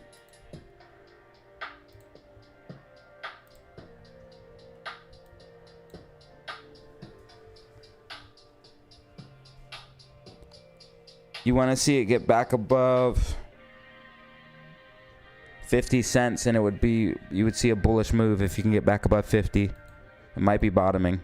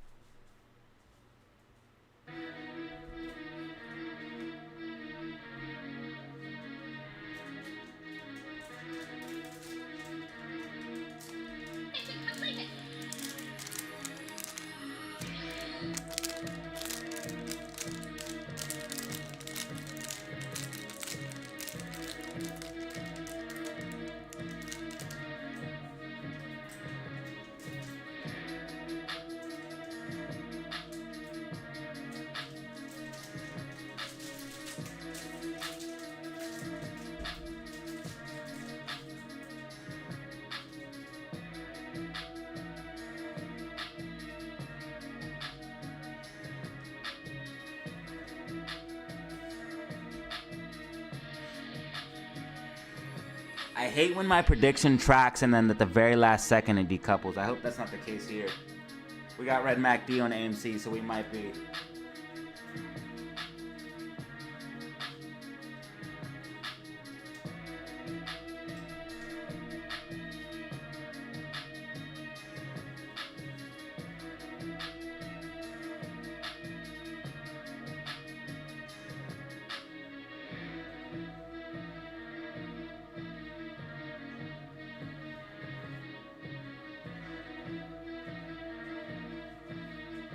Tracking.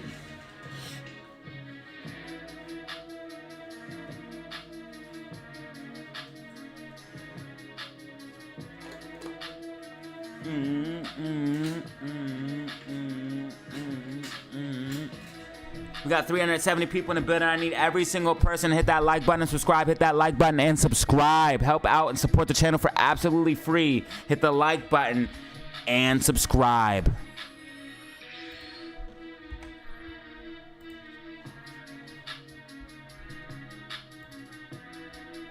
Yo, check it.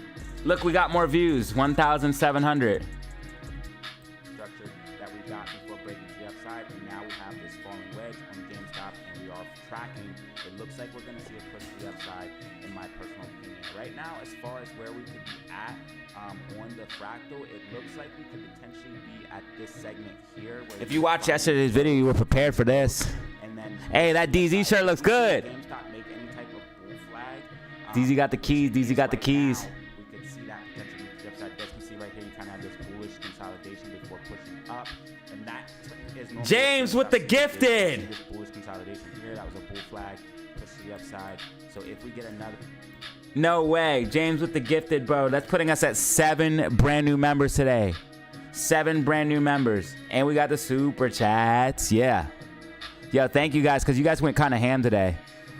You guys kind of go ham every day now. I don't know what the freak. Memes pulling back slightly. It's all good in the neighborhood. Volume's kind of dropping, so it's all good. It's all good. It's all good. Let it pull back. Let it get the bounce. Hey. You know what time it is? RAVE.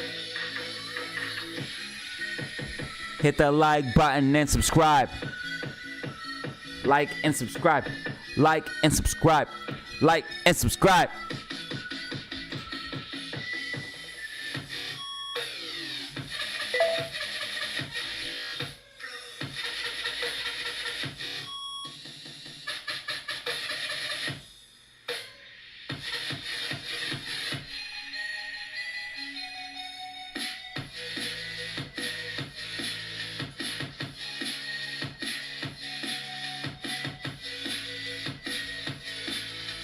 I would really like to know why.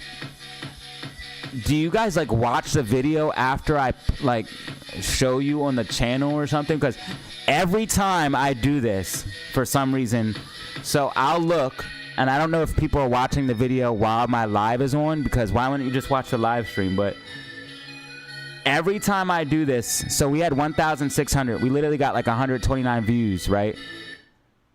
It's like every time I share it on the live stream, it's like more people watch it. I don't know if you guys are watching it from the live stream or what, but it always helps out to share the video once on the live stream to let everyone know that I did a video last night.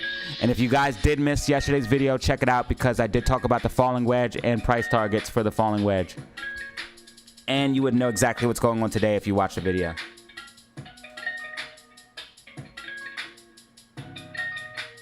My videos are time sensitive, man. You gotta watch them ASAP.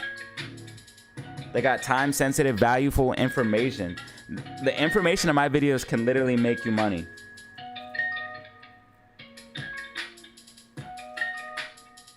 If you do your own research and due diligence with them, add it to your research, and then say, come to the conclusion this is right, literally make you bread.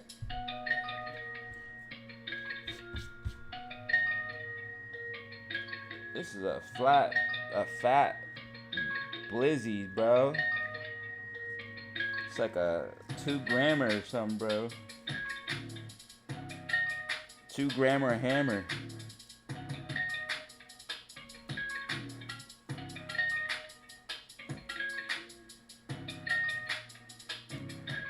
Super Weenie was just gifted, bro. But I swear I seen Super Weenie gifted earlier. I swear the same people get the gifteds, bro. Thanks for that gifted, James.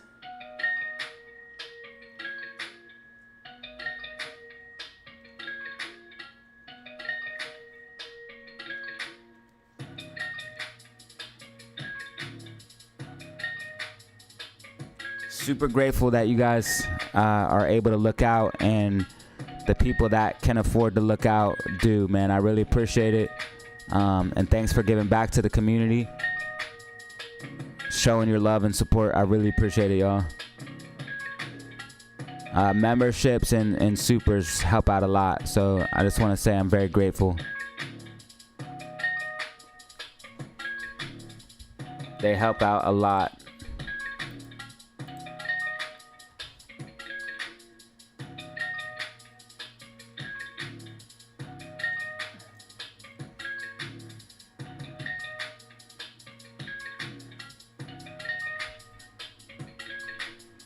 Amy looks like she's gonna track. Let's go. I need to check out the 10-minute MACD. That will tell me. Ah, it's red, but that's okay. It's curling up. It's a chance. We have a chance. Track, baby. Track. Tracking. Track.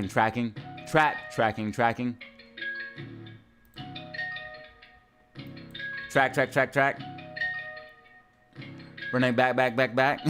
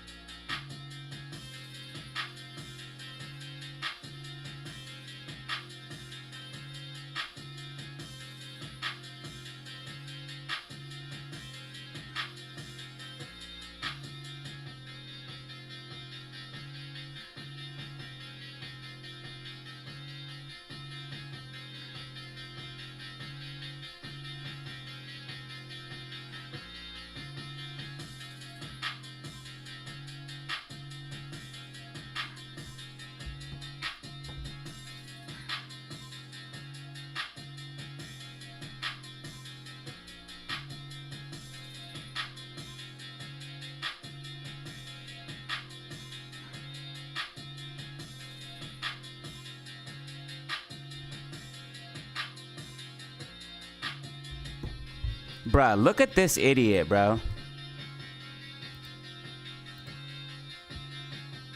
And I don't even understand what this means. How is this embarrassing? Because look at this shit right here. And this is not people getting under my skin. It's absolute stupidity. So this is what I'm talking about, the stupidity, y'all. What the f does this even mean? Bro, that's embarrassed you ever write once. This is how you know they clearly do not watch the channel, because if you watch the channel, you would see that I was fucking right the whole time.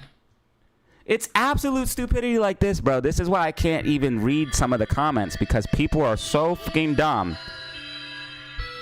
It says, bro, that's embarrassed you ever write once. It literally tracks with the prediction, okay?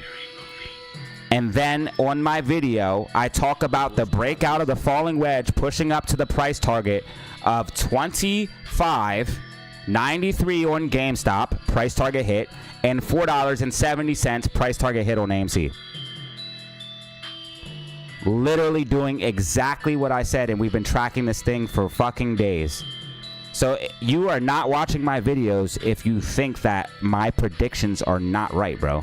You're not watching the videos. So this is like, shit like this is so dumb to me, dude.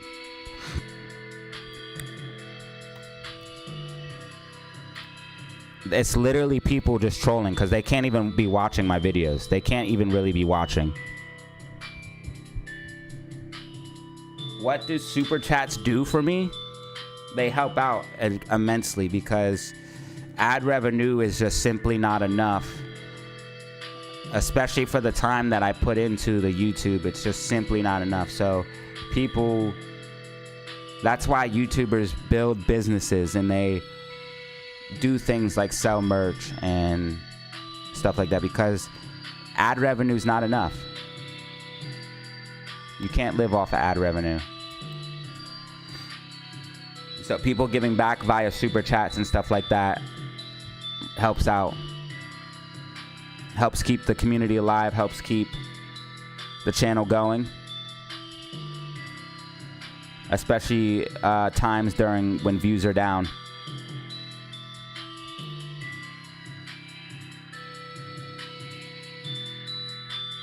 If you heard the same price prediction from someone else, they took it from me, because people take my technical analysis all the time. Ain't nobody was talking about these falling wedges. I don't watch other YouTubers, so I don't know, but I didn't see anybody talking about these falling wedges.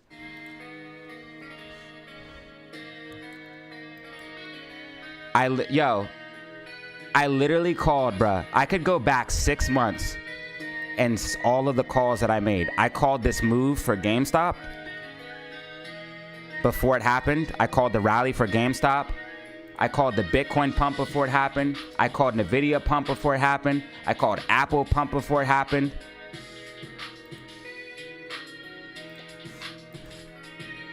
There's a reason why I get so many subscribers, bro. These predictions are accurate, but I can't stand stupidity like that shit, bro. I literally track the stock on the micro time frame every single day. Example right here, and we tracked all pre-market. I wish I could just see this person in their face and slap the shit out of them because of how stupid they are.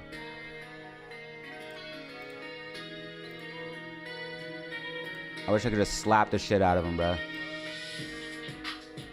Or I wish they would come on the live stream so I could at least expose them for being stupid.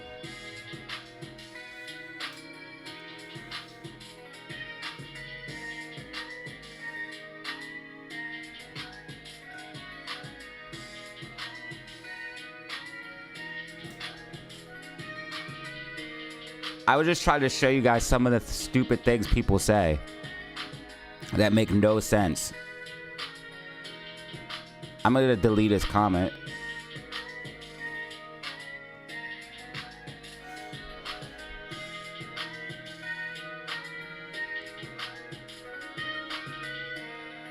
Yeah, I just delete if it's a negative comment, I either don't look at it or just delete it.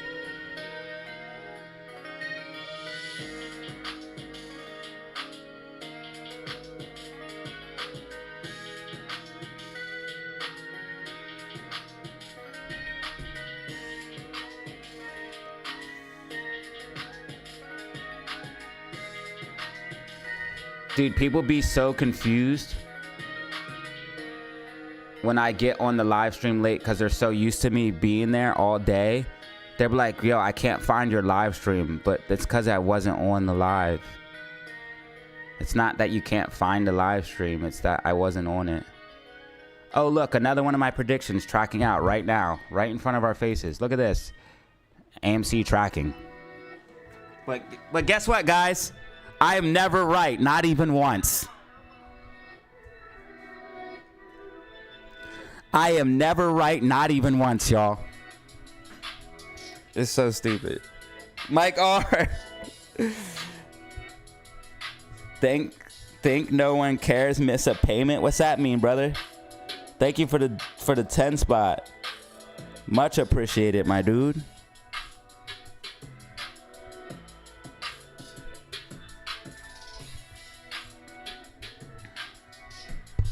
Bro, if you want to troll me, come on the live stream, bro. If you guys really, I'm talking to all my trolls out there, all my haters, bro. If you really want to troll, come on the live stream. That way I can talk back to you in real time. Grind your ass up. And show how in front of 350 people with 2,000, 3,000, 4,000 views, show you how dumb you look.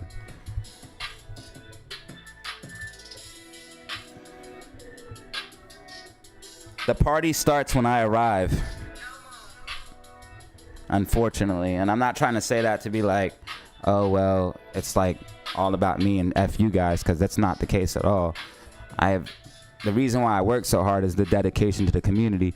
But unfortunately, the party starts when I arrive.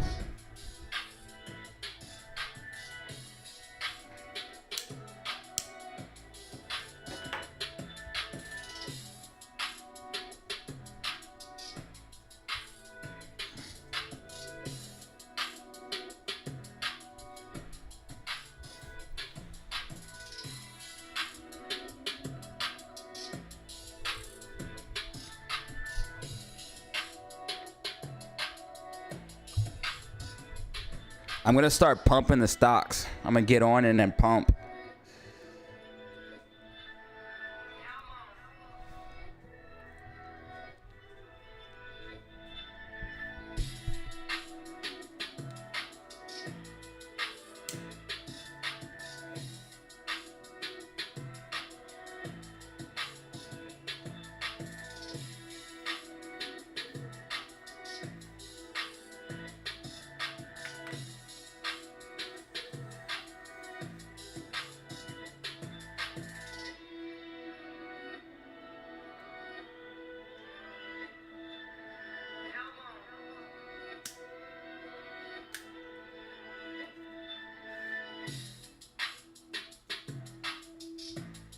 I didn't set anything. Is that a typo? Bruh, SPY is showing mad signs of weakness. This is crazy.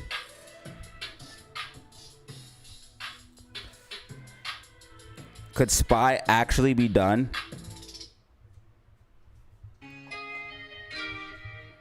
Oh, somebody got sniped. Thanks, Zelly. I don't know what he was trying to say.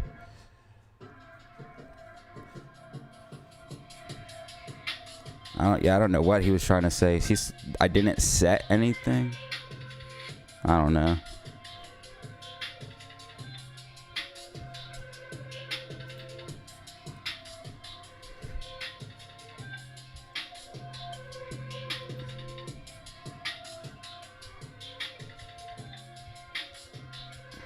Well, the thing is, Danny V, I'm not f***y rich yet. See, that's the problem. I need to be f***y rich.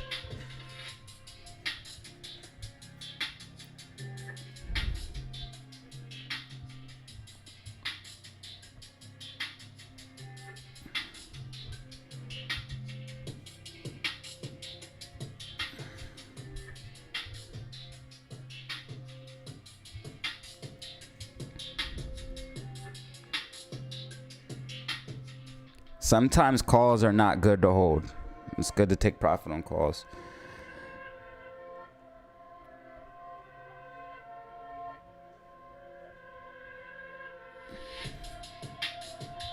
People have done that. Marco. Yo, Marco. Somebody actually did that, but it was a Marine. Dude was man enough to come onto the channel, give me a super chat, and say straight up, he said, this is how you know a real man or not, dog. But this man said on a super chat, he said, I went against your analysis and lost all my bread. And he said that on a super chat.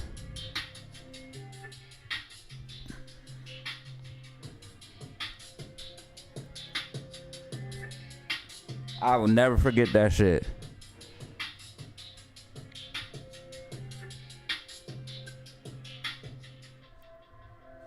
Instead of going on the comments and crying.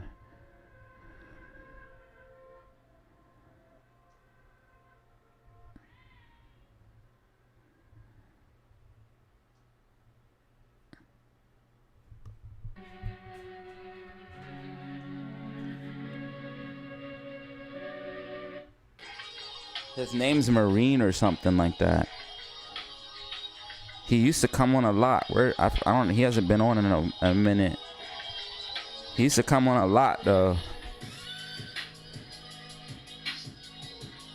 At least he still could afford a super chat. I think what happened was he went against the analysis and lost all his bread, and then he did his own research and then utilized some of my due diligence with his due diligence and then came up.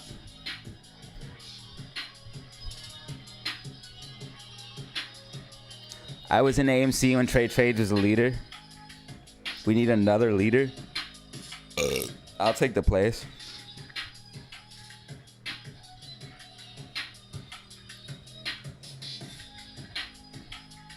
Didn't they have like 50,000 subscribers though? Because I don't have anywhere near that.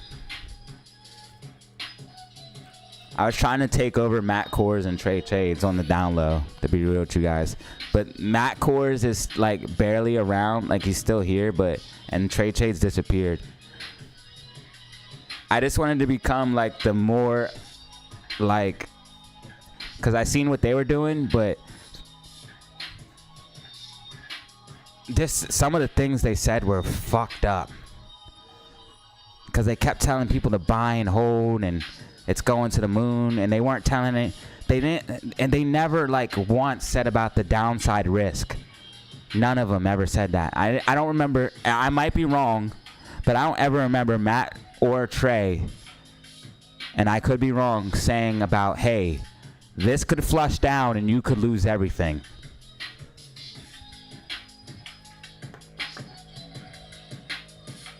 Thank you, Fishy Friends. I remember he said he would go inverse before.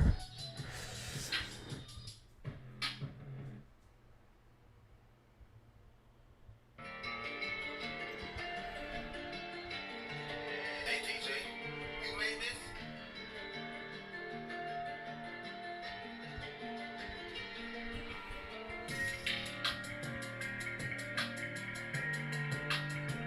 this? Nah, bro, I'm not giving them that pass. They didn't know. I'm not giving them that pass. They knew. Anybody who traded knew it. I don't think it was done out of maliciousness. That's not what I'm saying. But it still could have been done out of a place of ignorance, and ignorance is not an excuse. Even if it was done out of ignorance, but I don't think it was. I don't think it was done out of complete maliciousness. But it was kind of predatory.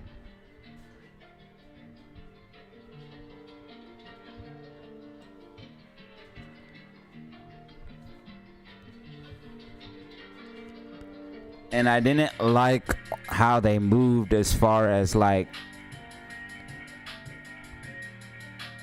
and this is all alleged and not for sure, but I just felt like they were kind of like wishy-washy, like sellout. And I was like, nah. I was like, we deserve better than this.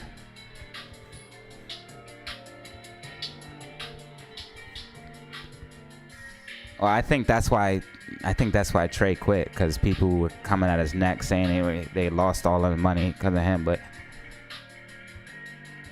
I think the psychological pressure got to him, and like, I'm not 100% sure, but you could see his like health deteriorate.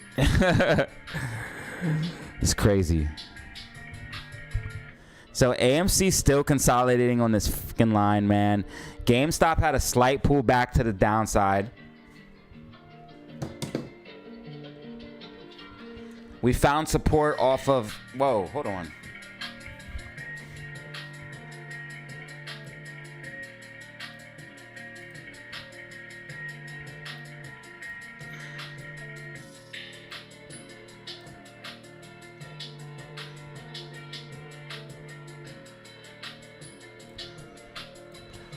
We found support on that 2465 support.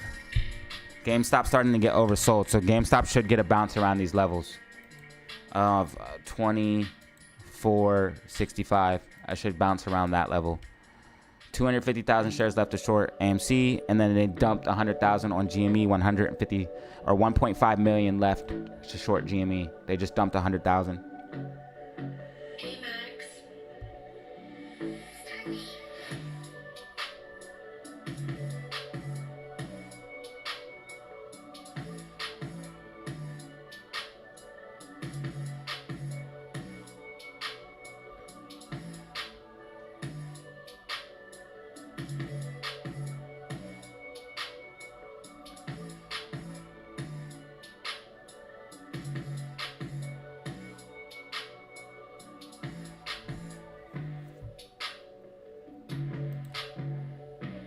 Too much hype, huh?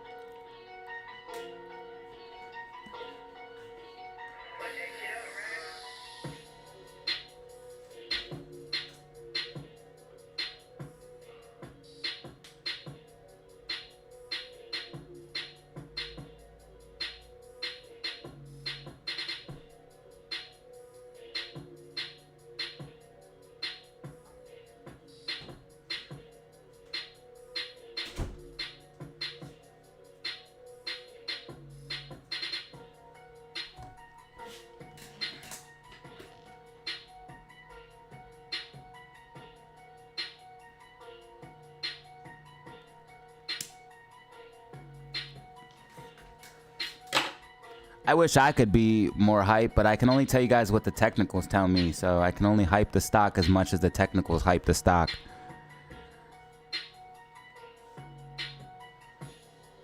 If there's nothing hype going on, I can't really hype it up.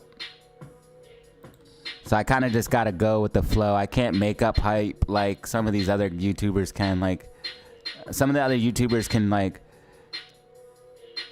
use news stories and stuff like that and create hype, and they really just talk about bullshit. But if the technicals aren't bullish, then I can't create any hype.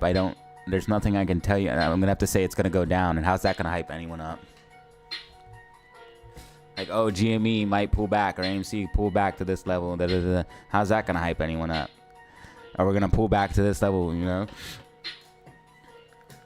But what we do have right now is a falling wedge breakout that we've been tracking for the past 1, 2, 3, 4, 5, 6, 7, 8, 9, 10, 11 days. And we are finally breaking out. So that is hype. We hit the $25.93 price target, and then we have a price target at $30. Yeah, and do be wary. If you do hear these technicals anywhere else, guys, they came from me. I promise you that.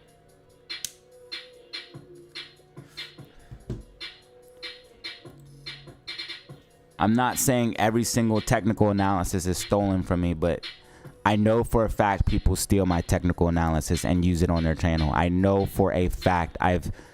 I don't watch other YouTubers a lot, but I've seen it, and other people have showed me clips where they say what I say word for word or verbatim.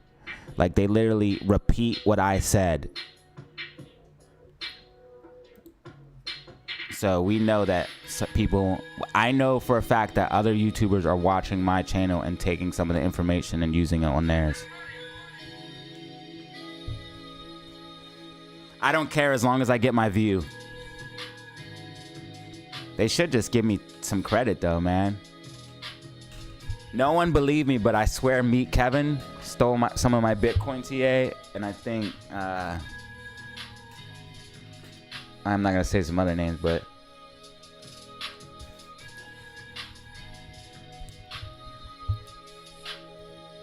I said I might have been tripping in the video. I did a little short video on it. Dude said verbatim what I said though, man, about Bitcoin. Literally said word for word. Like, I was like, no way, this is like, sounds like me talking. Shit's fucking crazy.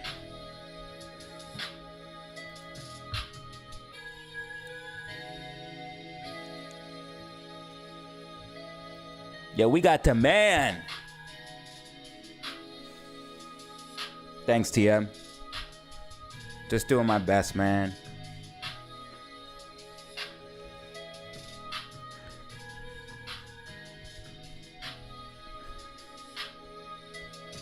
It's always good when I'm not caught off surprise, and I haven't been caught off surprise in a while. Like, when I'm caught off surprise and I don't know what the hell's going on, that's when it's a problem, and that's normally not ever happening anymore. There was some times before when I was like, I would say something and it would do like the opposite, and I'd be like, what the fuck's going on? But that doesn't happen like almost ever now. It's crazy. It just does what I say, and if it is a little different, it's like not by much. Like, I'm near, like, even when I'm wrong, it's close.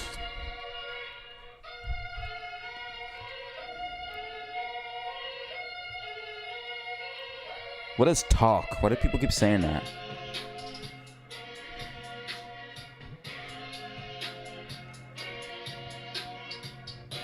Nah, bro, they definitely take my shit verbatim, dude. And because I make it easy for them because I do daily predictions and I do them every day. So if you're a YouTuber, you need every day. You need something. So because I don't miss a day, they have something every day.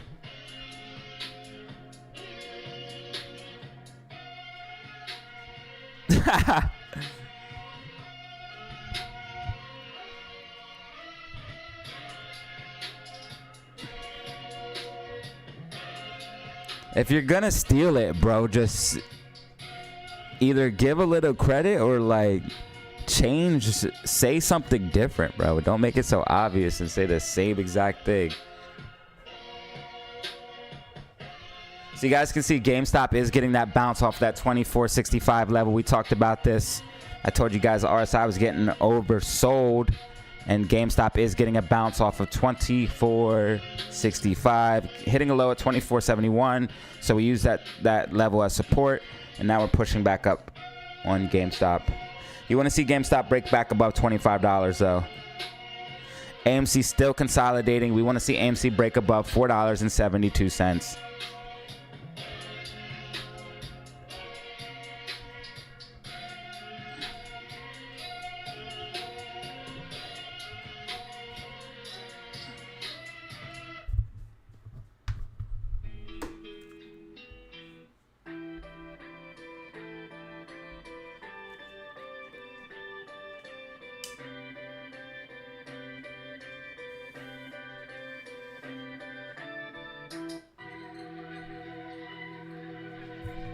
Rule number 1, don't be a normie and FOMO in at the top. Ladies and gentlemen, it's Thriving Thursdays DZ live stream. We back.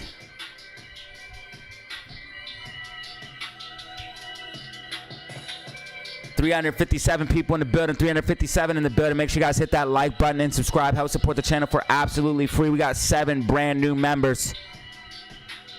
237 likes.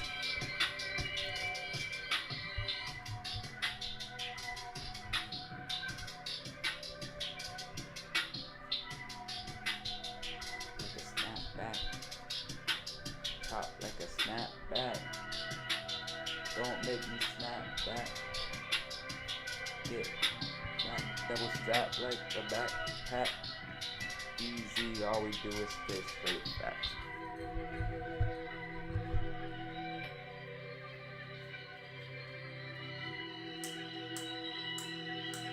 Double strap like a backpack. Easy, all we do is fish straight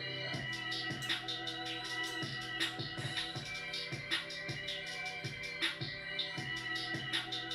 Bro, is this line fire or not, bro?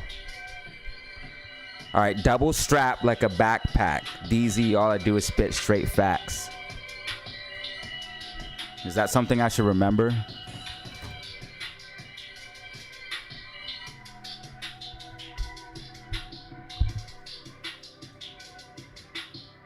Oh no, don't rain.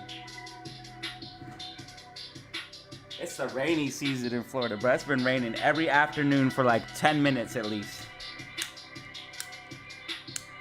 It does this in the summer.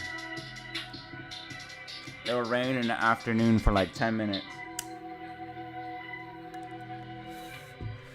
Especially when I was in West Palm Beach, man.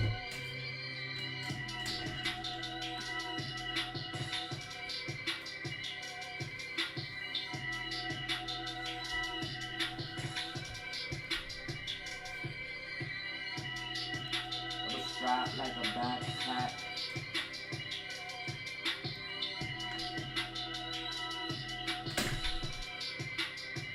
Yo, Amy's a beast, bruh. Look at this. Look at this. We're fighting. And GameStop's back above 25. Like a glove.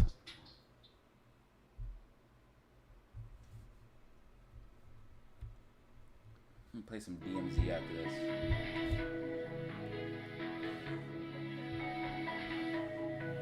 $10 till right? 10 minutes till power hour. 10 minutes till power hour.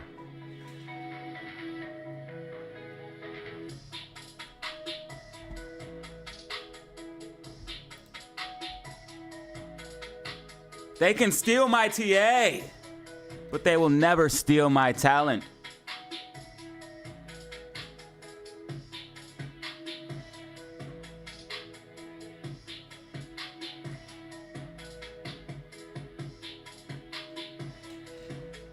Most legendary rap line 269. Damn, she's fine. Most legendary rap line ever. Who knows what song is that from? Damn, she's fine. If you know, you know, dog. Bro, come to Ybor. I'll meet you guys down there. I swear to God. I swear to God, I'll meet some. If you guys want, I swear to God, I'll meet and some people say Ybor, some people say Ybor. Depends if you're up north or from down south. But it's spelled WBOR, and I'll meet you. There's mad clubs down there. We'll have a huge party after Moas, bro. Huge. Let's just get a bag and have a huge party. I think I need more followers, though, man. How many people are going to be able to come down to Florida? Not that many. 8Father said he tried to do a meet and greet and nobody showed up. I can't have that happen. I'll never do it. If I do a meet and greet and no one shows up, I'll never do it again. Well, I don't know if that's true, but I would be less inclined.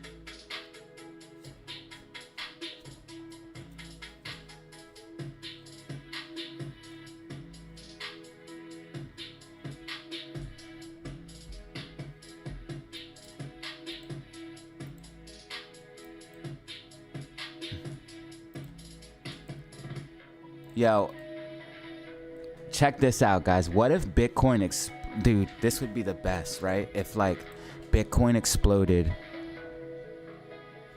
somehow the market crashed with that explosion on Bitcoin, and AMC and GME ripped.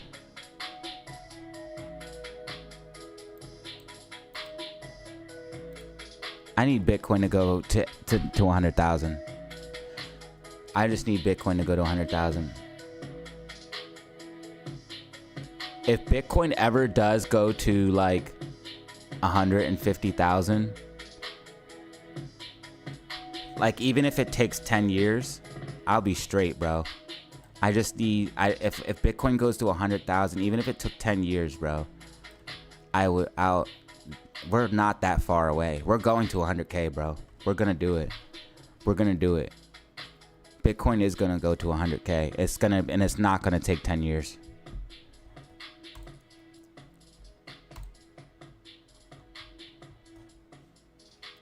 This is looking pretty good on AMC. I would like to see some green MACD though, man. Dude, can we get some green MACD? Like the MACD's been red for all day.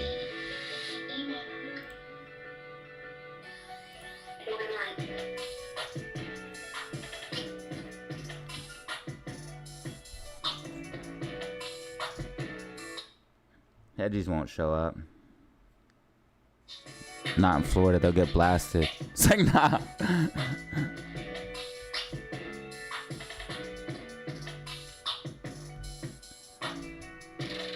Yo, make sure you guys follow me on Instagram if you can, and follow me on Twitter. I'm trying to get more Instagram and Twitter followers, and I'd really appreciate it. I post little updates and stuff there too, so you guys can get more information. But here is my Twitter, and here is my YouTube, I got a Rumble channel too, if you don't know. Here's all of my stuff. My Twitter. Here's the link. I'm gonna post it in the comments.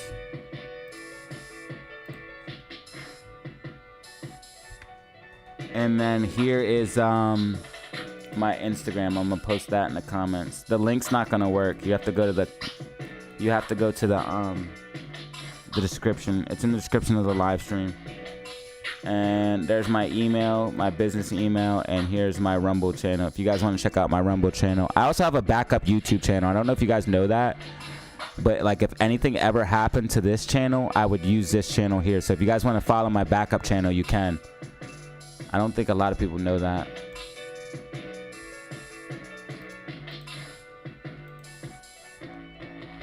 I have like 50 followers on the backup though. That's pretty cool.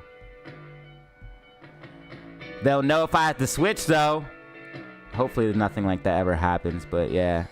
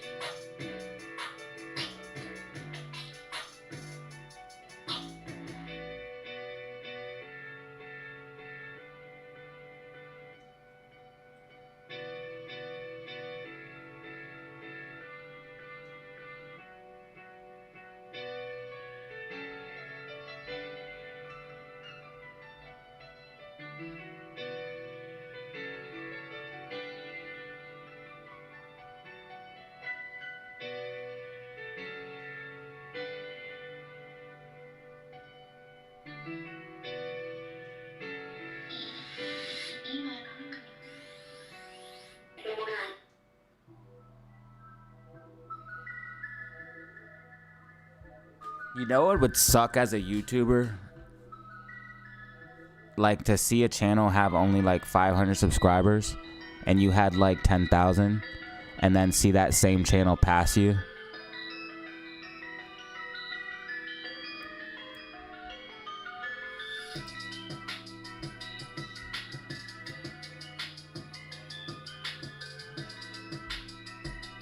That happened to somebody.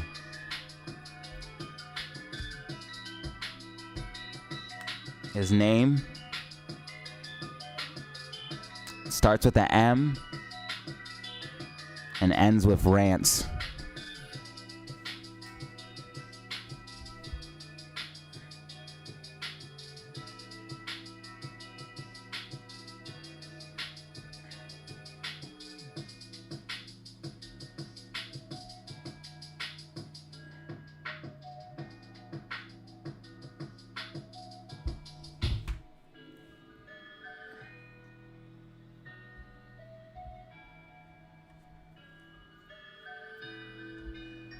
Any news about AMC lender talks? I haven't seen anything about that. Nothing official as of yet. I heard about possible restructuring of debt though.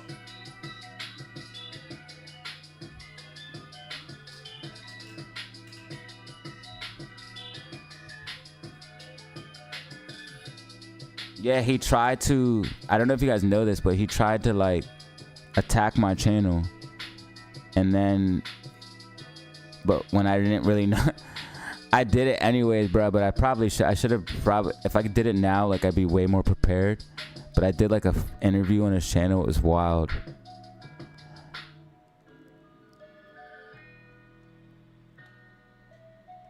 But yeah. So that piece of content's out there.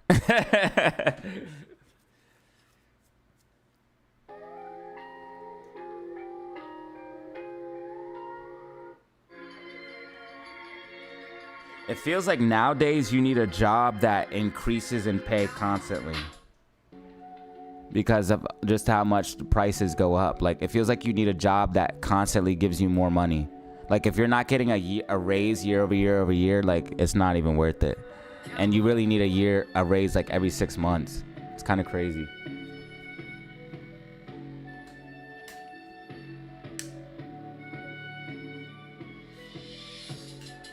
Yeah, but that shit backfired. That shit backfired on him because I did that interview and then my channel blew up, and then I took it from there.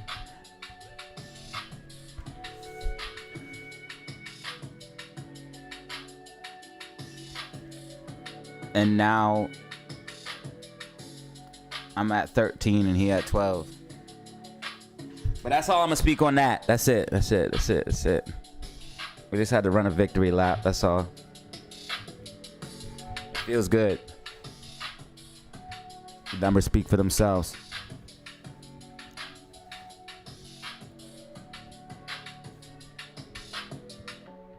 My channel actually kind of blew up for real. Thanks to all of y'all helping, liking, and subscribing and commenting, because my community goes the f in. Leaves mad comments, leaves mad likes.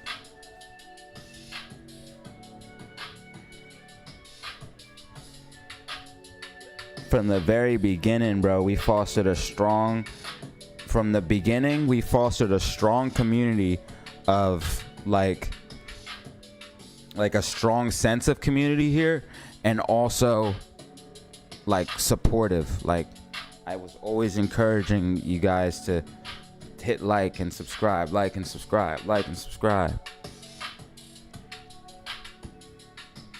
Help, and I told you guys why. Leave comments, and I told you guys why, because like how it helps spread the videos and shit like that. So without all of you guys, we wouldn't be here. GameStop pushing to the upside right now, 25-24. So GameStop getting a bounce, which we thought it would, and it looks like it's actually going to try to push back up towards the $26 level, believe it or not. We see the MACD curling up. If GameStop can get above this 25, 29, there's a good chance that it'll go back to 26.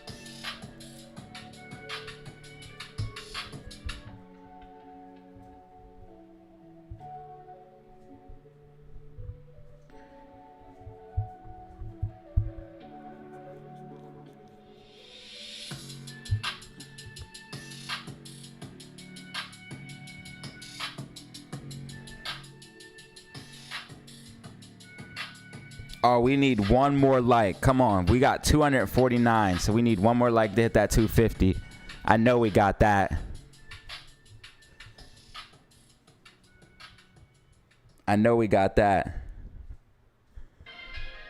Nah, Jackie Lee's cool. Yeah, Jackie Lee's cool. I fuck with him. And I don't mess with many YouTubers.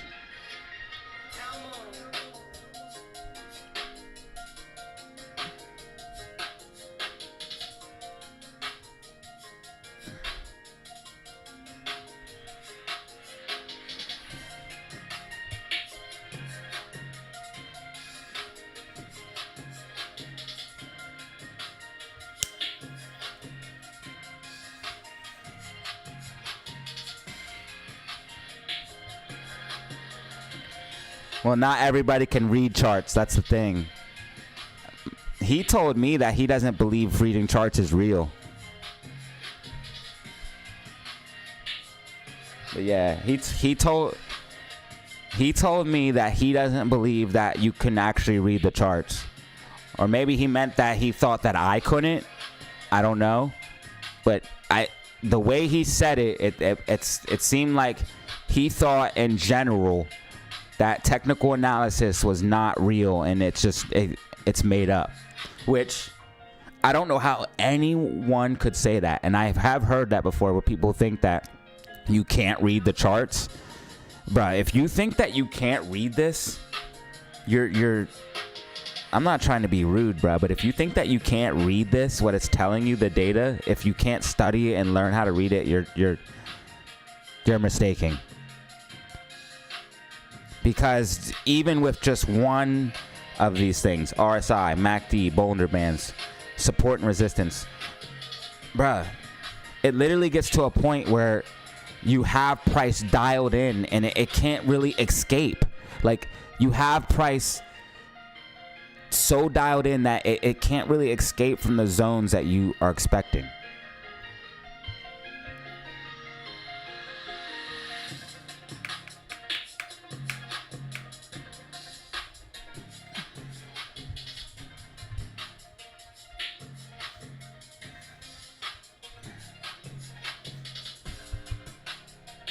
Unfortunately, that's not cool, but that's one thing I don't do. You'll never see me like idolizing pretty much. I guess I'm just weird like that. I guess it's not weird, it's being a free thinker. Yeah, I don't idolize anybody. No famous people, no politicians, no nothing. I don't idolize, and I don't put anyone above me, and I don't like idol worship is a huge thing nowadays, and I'm not with that at all. The fact that people defend people that don't give a fuck about them is crazy to me.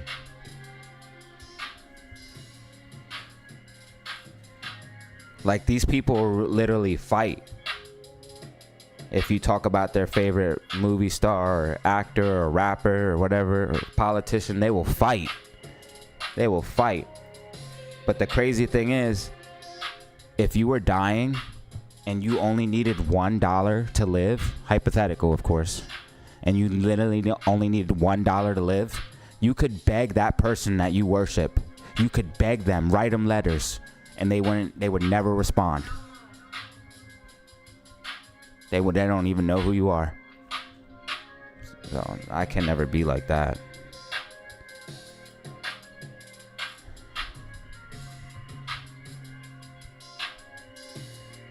Yeah, you can defend somebody's based off a character for sure and not idolize them. Yes. 100%. 100%. Like, if you've seen somebody display good characteristics through their actions, yeah, 100%. All right, so we want to see GameStop break above this 25.26 level. If we break above 25.26, we could definitely get a push towards this 25.93 level. Amy's still consolidating, right? And it's not a bad thing. A lot of people get bored by consolidation, blah, blah, blah, blah, blah, blah, blah. Listen, consolidation is what you need. It's not a bad thing. Stocks just don't go up and they don't just go down. They sometimes have to consolidate, build a bullish base before pushing up. And that's what we're doing right here. We're building a base where I believe we're going to push to the upside here.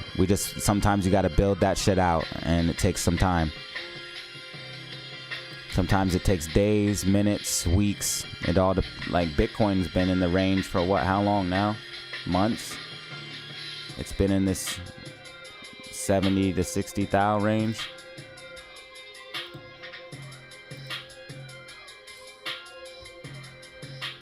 So sometimes it takes time.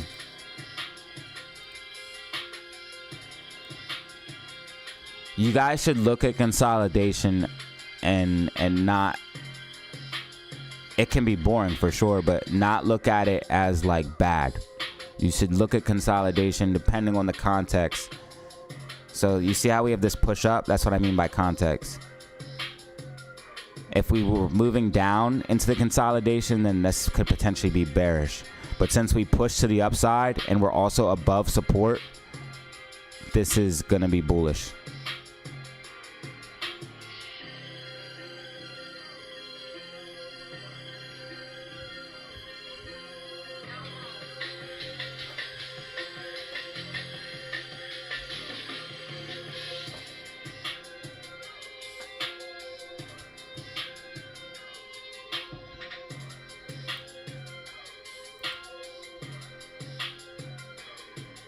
Looks like we might be getting green MACD here on the 5-minute time frame.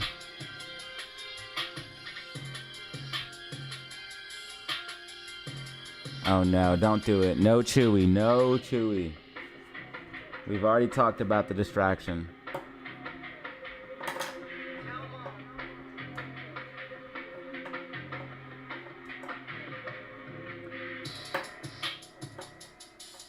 AMC and GME are about to rocket. Of course, some other stock is taking off.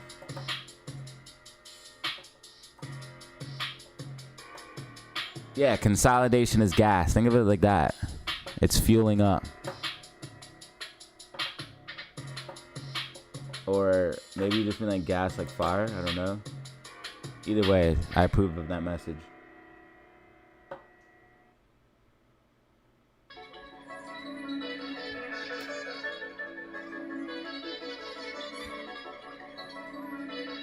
Now look, we got 267 likes. Thank you. See what I mean? I asked for 250. Now we got 267.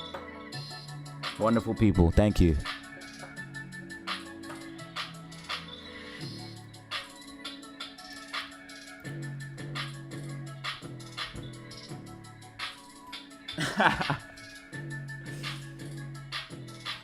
Hey.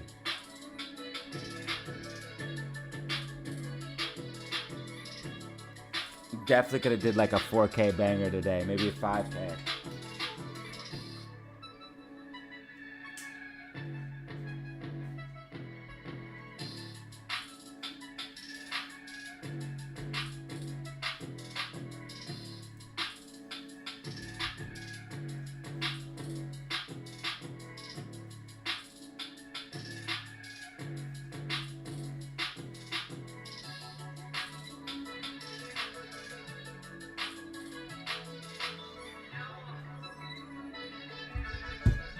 You want to know how rare it is that I respond to a comment and then somebody actually respond back?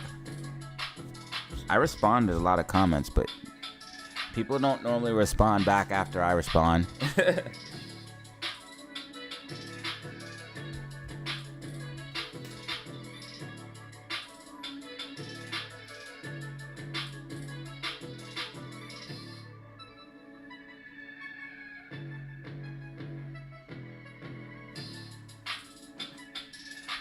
Here comes the rain. How long will it last this time? 10 minutes, 15? Let's find out in the next episode of DZ.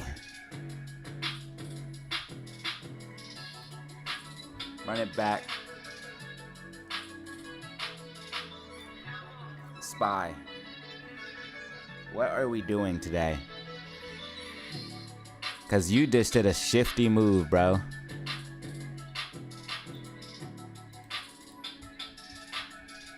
This is a bullish consolidation. This push up is bullish. Because it came up a level. It's like, yeah, it's stair stepping up. It's just taking time. It's not like powerful like it is when NASDAQ's ripping.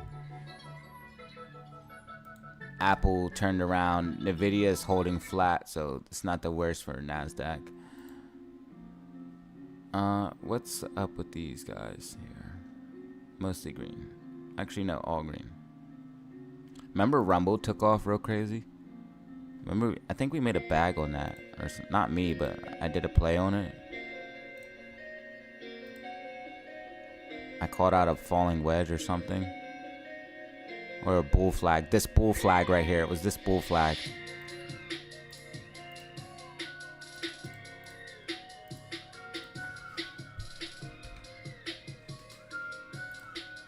And it went to $9. That was cool. Yo, I really just want Bitcoin to go back to 80K. Just go to 80K, bro. Make me a bag. Heavily invested. You'll make a lot of people happy if you go to 80.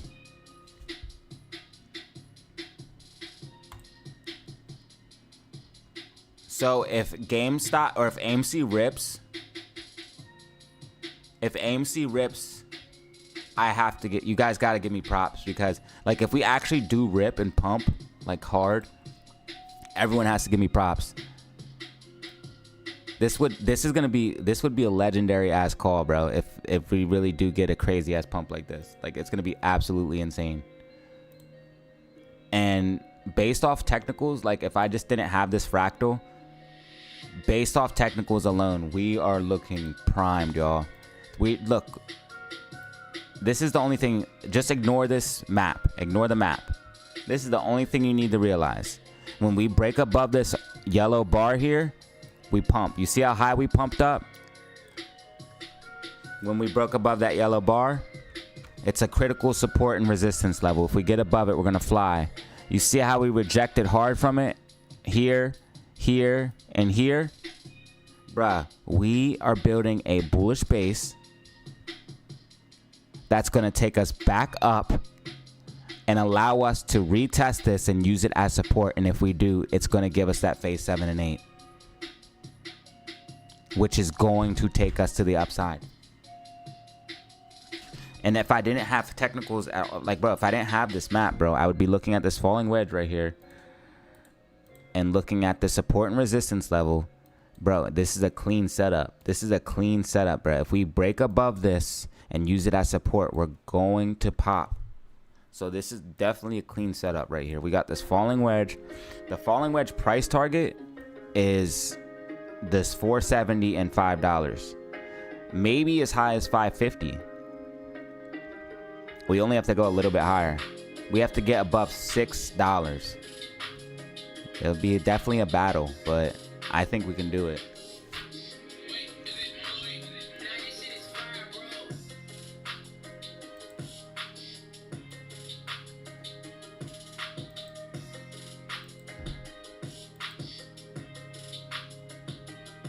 When did this guy come back?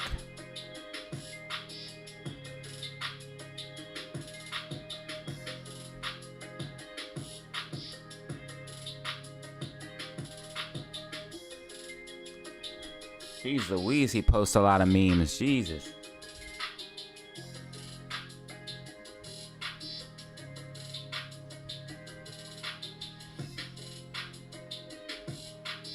May 15th. 15, 14,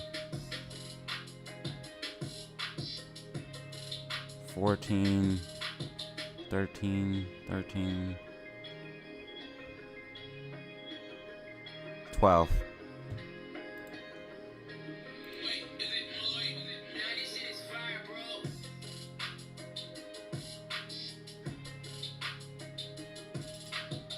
So was that the catalyst for real?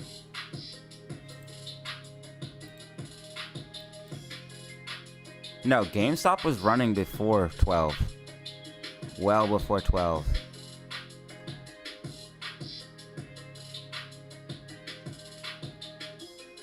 But AMC was not. AMC literally popped the day after Roaring Kitty posted.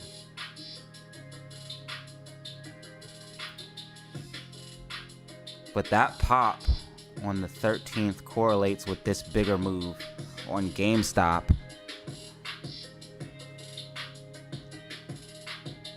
So it's not Roaring Kitty posted and AMC ran. It's Roaring Kitty posted, GameStop ran, and that pushed AMC up.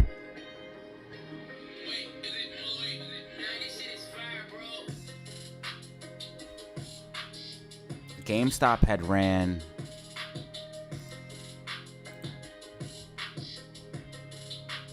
GameStop had ran a good, yeah, before Roaring Kitty posted. Let me see here. And 12.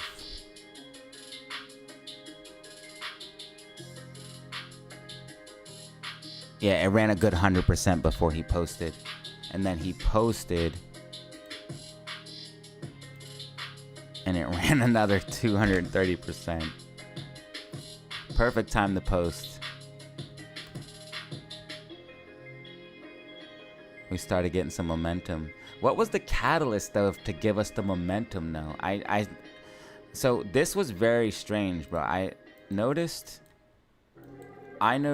it seemed like, I don't know how to explain it, but sometimes you can tell when a large buyer is buying off price action, and I noticed that here. I just like, so I was like, somebody's buying every single dip. Every time it dips, they're buying, and it's somebody with a lot of money. And I noticed that right here. And then we got this big pop. Only thing that told me GameStop was going to run before that was the 9.50 double bottom. We had called out the double bottom at $9 or $9.95. It's right. It's going to be hard to see on the 2-hour time frame.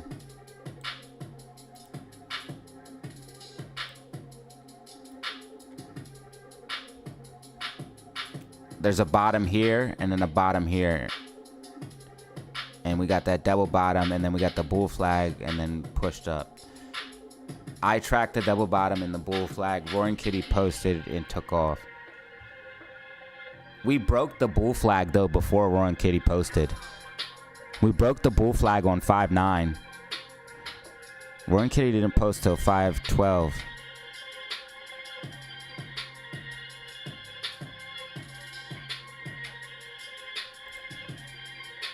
This is interesting.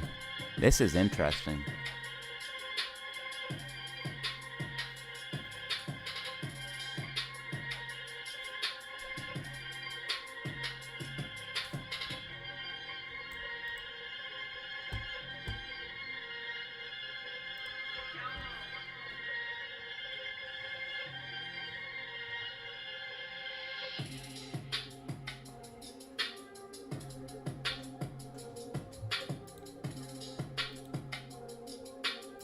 And then AMC pumped, GameStop pumped on 5.14 and 5 and 6.6.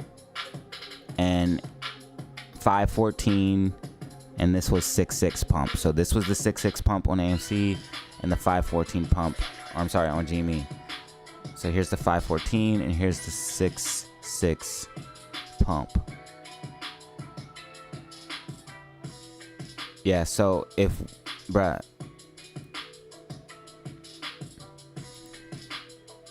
we're just gonna pump again.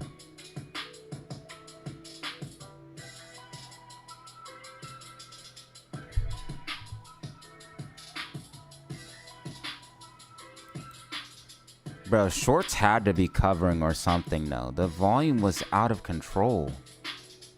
We were trading the float. Like that's not all in retail, bro. That's something else. I mean, we were literally trading the float ×2 on these stocks. Now, dilution was part of it here on why volume was so high.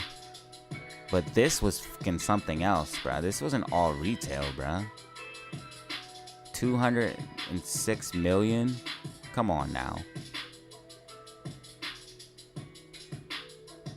And AMC was doing fucking numbers. 522 million, bruh. 634 million. That's something else, bruh. I think, yo,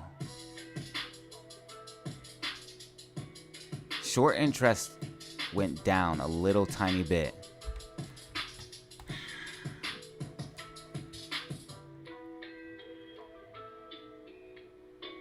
There might have been some covering. It just doesn't seem like it was a lot, though, man. Like, or it was either covering or institutions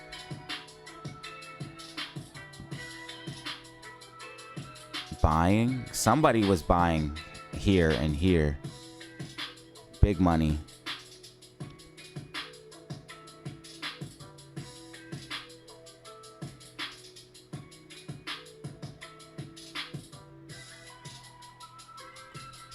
Something is going on, y'all. But I'm telling you now, I don't think meme stocks are going to be the same.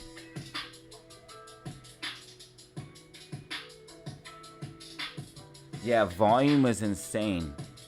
I'm basically talking to myself, guys. I'm kind of just, I know you guys are confused. I'm kind of talking to myself. I'm kind of walking myself through.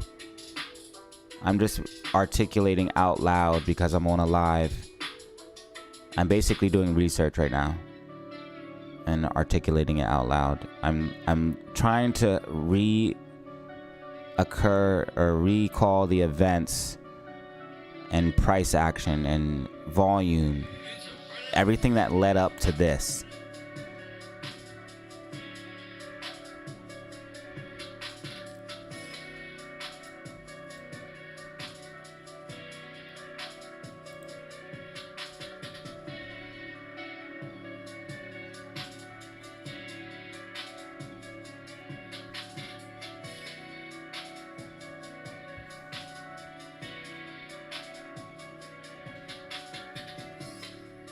There's no way that this was just retail. There's too many shares being traded.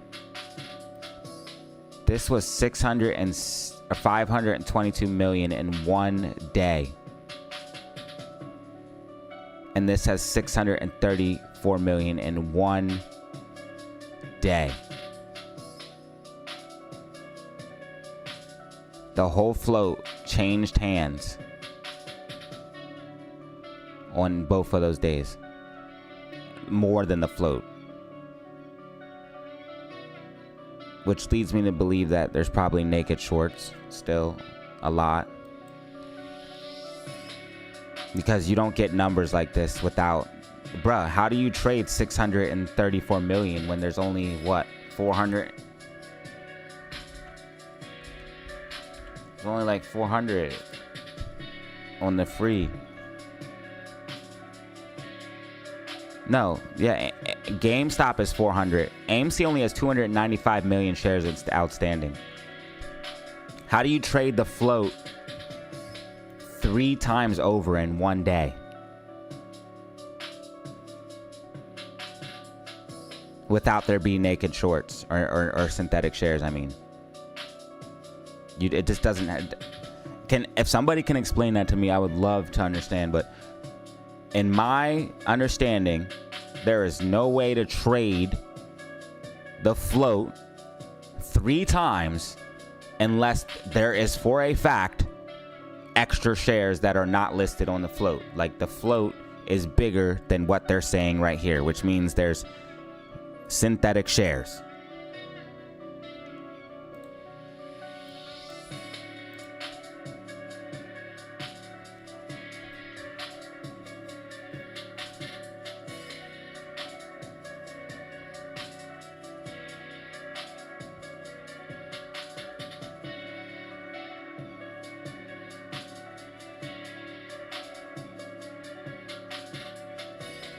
And on top of that, So really, we can actually say this. We can say this. We traded the float because this is 522. So we traded the float at least twice here and 3 times here. So in one day, we traded the float back and forth 2 times. And then we did it the next day again. There has to be naked. There has to be synthetic shares, bro.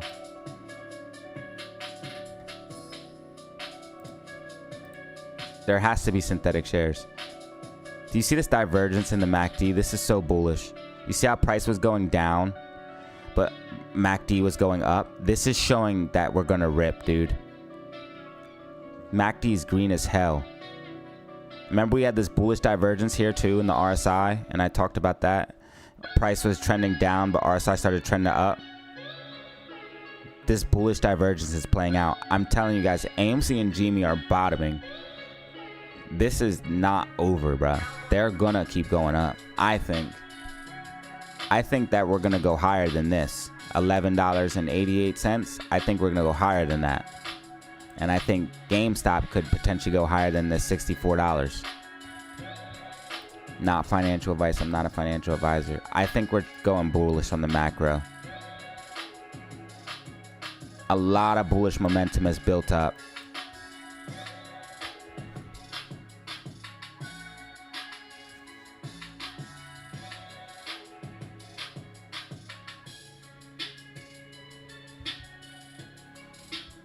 Yeah, for real, the SEC should see that volume and I know they knew AMC took off. You should see that volume of 634 million and be like, whoa, something's wrong here. This is how you know the SEC is just, they're never gonna do anything about anything that matters. They're just gonna attack XRP, and the SEC is a branch of the government, man. They're just here to hurt, dude. They're not here to help you and protect the consumer. They're here to hurt and stifle growth. That's all they're there to do. They're not there to put criminals behind bars. They're there to make commission off of fines and stifle growth and just get in the way. Anybody who joins the SEC thinking they're really helping people, they're lying to themselves.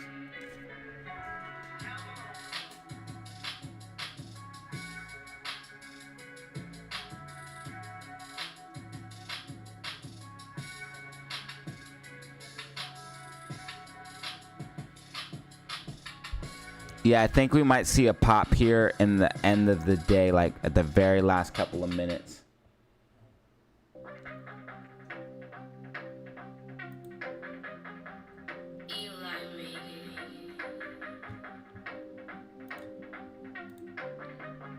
AMC's consolidating.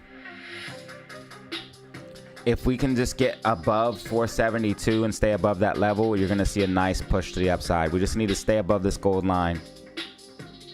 And even if it takes to the end of the day, it will. If we can stay above it, you'll see a nice pop. If we can stay above it. If not, we'll break down. But I think we're going to pop up.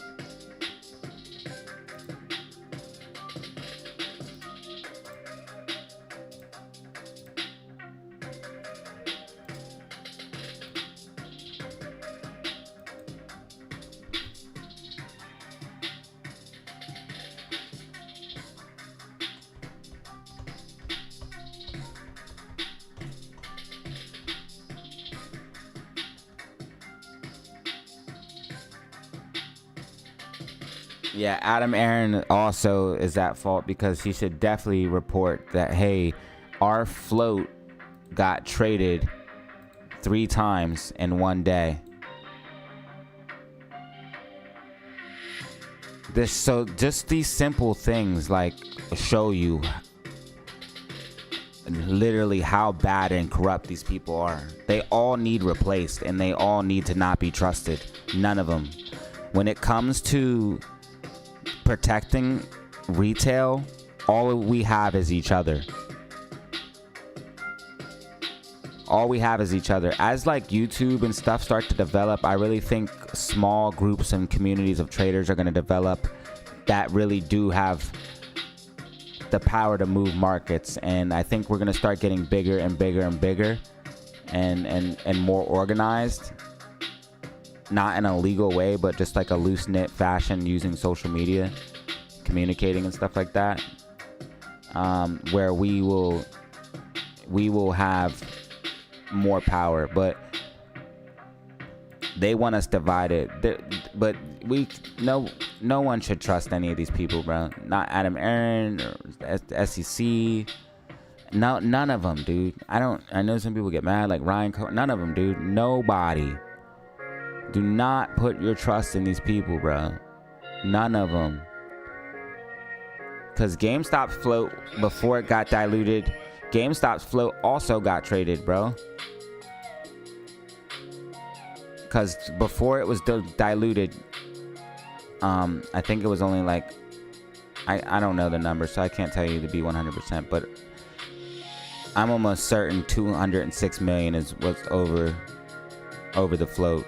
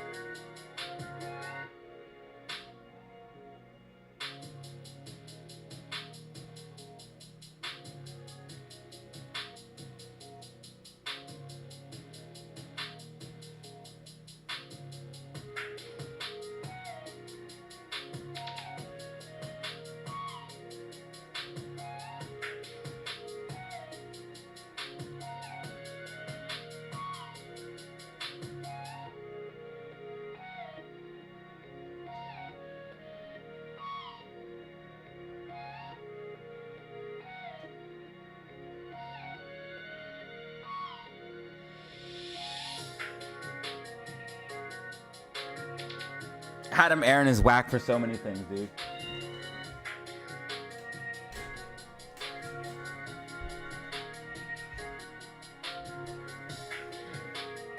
Adam Aaron has probably stabbed the apes in the back more than anybody.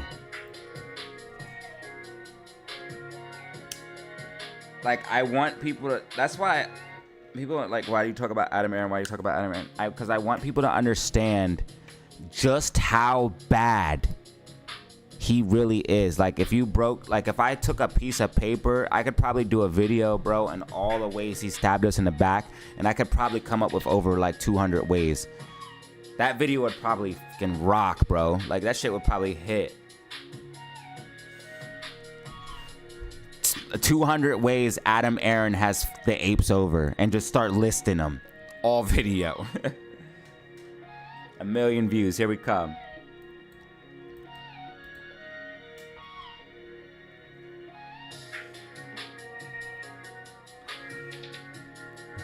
Zoom call without pants. That was the ultimate sin. That was the ultimate sin. GameStop getting a little bit of a push here.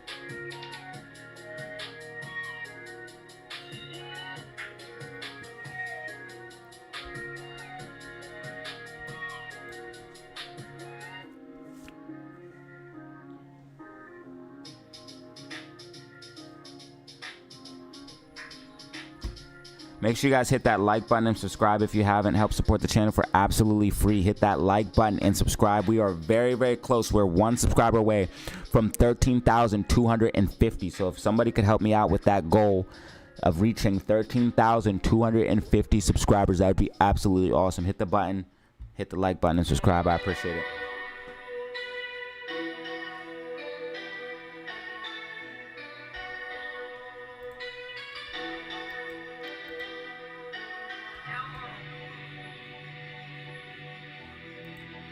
Gang in the building, yeah.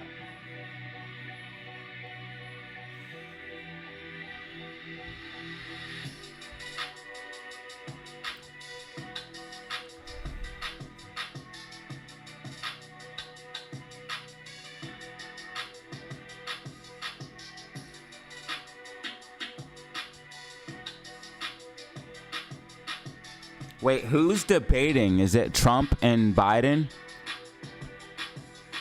Or is it multiple candidates? I didn't even know we were this. I forgot, dude. We're getting close to the election. Holy shit. Yo, it's about to start getting wild. It's about to start getting wild, y'all. Because once this election starts ramping up, dude, it's gonna get crazy.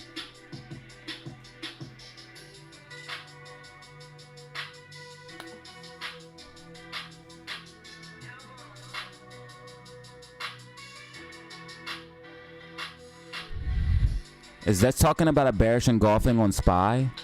Or what is this stock? Okay, I see. Yeah, it's gonna dump. Whatever this stock is.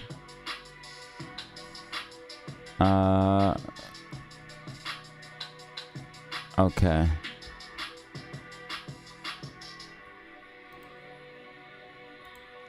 GameStop getting a nice little pounce or push. Fed Bowman says earlier financial conditions could drive up inflation. Oh, easier. I don't know why I said earlier. Says easier. Yeah, no shit. Duh. Upside risk to inflation persists. Yeah. So, yeah, they can't cut rates. We know. And I don't know why people want them to cut the rate so bad anyways. If you know anything about the economy, you don't want them to cut the rates because inflation will go completely out of control. Everyone keeps begging. Dude, they literally had death threats to get the rates cut. They can't cut the rates right now. They literally can't. That's how I know there's not going to be no rate cuts, probably even this year. And I can say that with like 95% confident that there's probably not going to be any rate cuts this entire year.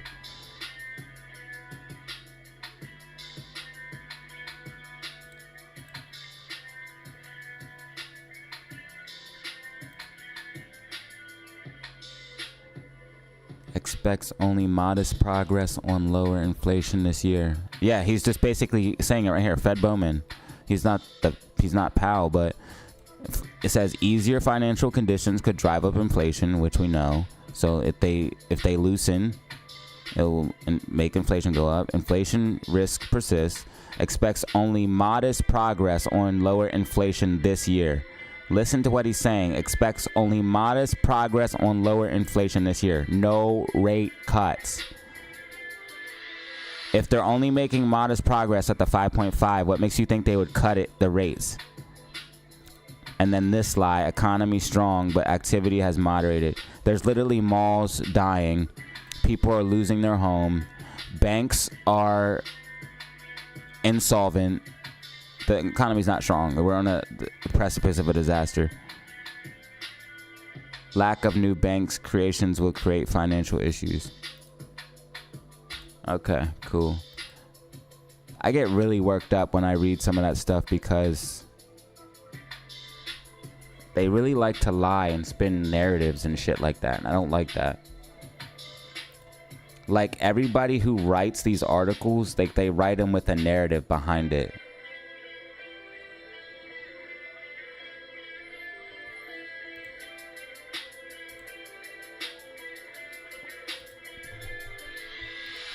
AMC still consolidating.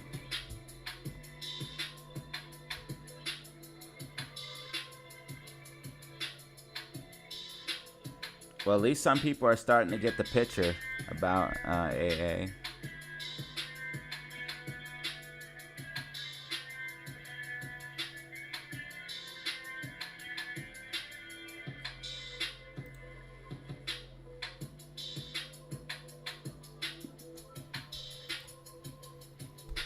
We just broke 13,251 subscribers.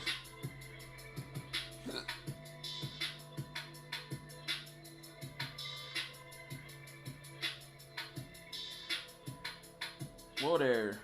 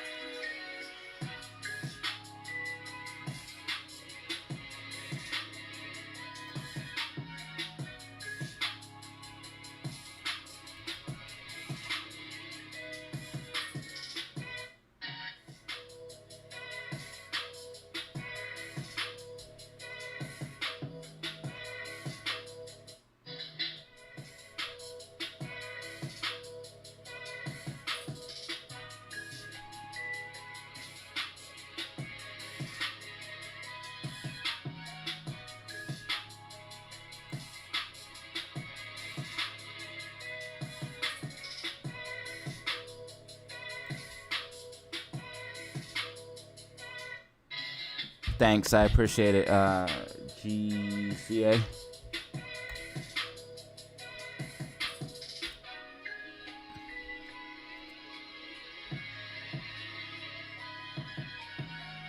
How much money do you think they might help in?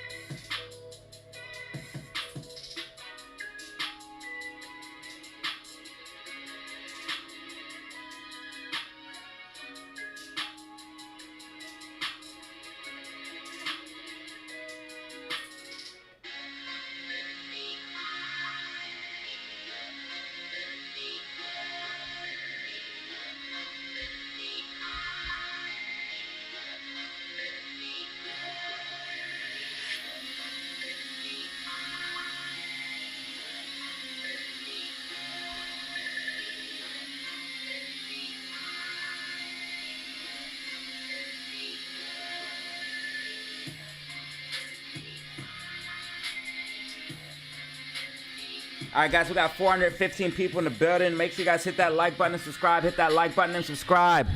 415 in the building. And we reached that goal.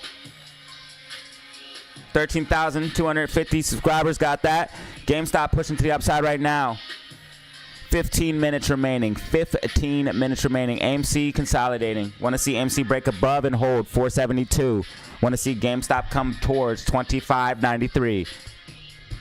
GameStop MACD going green. 5-minute time frame. About to see a push to the upside. Bullish push to the upside here for the memes.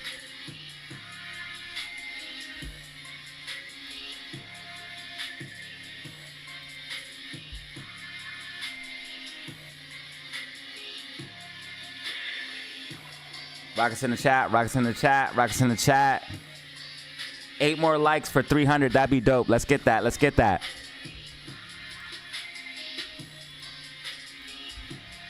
SPY needs to break and hold 545.75 to be bullish. 545.75 to be bullish. It needs to break above and hold this orange line as support. If it cannot do that, you will not see a move up. It has to hold this orange line as support, and it hasn't been able to do that yet. It kind of keeps flirting with it, but it's not holding it. It's flirting with destiny.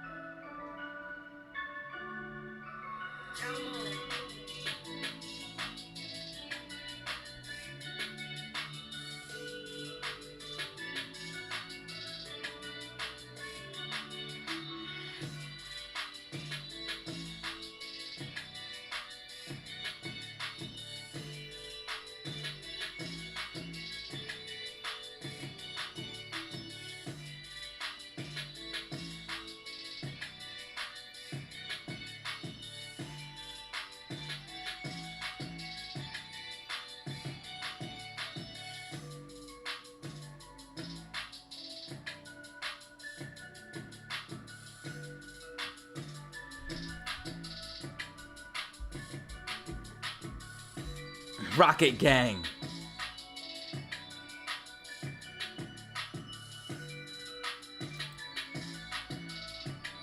Hit that like button, hit that like button, run them numbers up. You already know what it is. If you find a video informative, entertaining, SPY breaking below key level of 545.78. SPY breaking below key level of 545.78. Not able to hold it yet.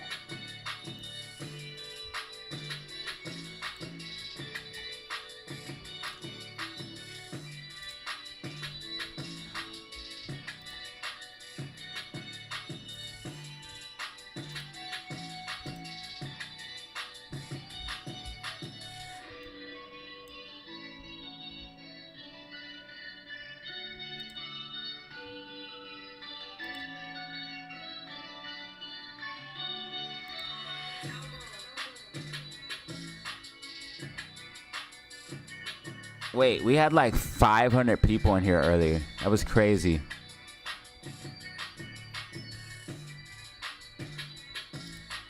People get really hyped when the price goes up. I'm loving it because people now when the price go up, they get super hype and they like start filing in. Yeah, wait till this week and the end of this week and next, because I'm thinking AMC and GME are gonna start pushing up. Possibly, if we get a bullish Friday, I'm telling you guys, it's on. If you see AMC and GME have a bullish Friday, it is on, and we are gonna rip Monday. I think we're getting that green week that I was calling for, though, huh? Green week on GME, green 3% so far, or AMC, green 3% on the week so far, and GME is up 4.5%. So we are getting that green week so far that we were looking for. Hey, listen, if we can get towards like $5 tomorrow on AMC and 30, that's a far fetch. But like if we can get above the $26 level for Friday, start getting some gamma there, and then AMC would have to push above $5 to get any more, because we have 450. But if we can hold 450, that will give us a boost. So if we can have like a bullish Friday and we start moving up even a little bit higher, even if it's 1%, we could really have a good Monday. Even if we just have a green day, like 1%. If we do start going, no, it will go higher than that. Like if we push up, they'll start hedging and it'll push us even higher. GameStop holding $25. I want to see GameStop close above 25 today. Really confirm that level as support. Because if I look back, I believe $25 has been a problem. Yep. You see how we rejected from here. I haven't been able to get back above 25. We dropped below it and couldn't get back above it. Yeah, we need to confirm 25. We dropped below it here and tried to get back above it here, couldn't. Tried to get back above it here, couldn't. Yeah, we need to break and hold 25. It's a major level right now.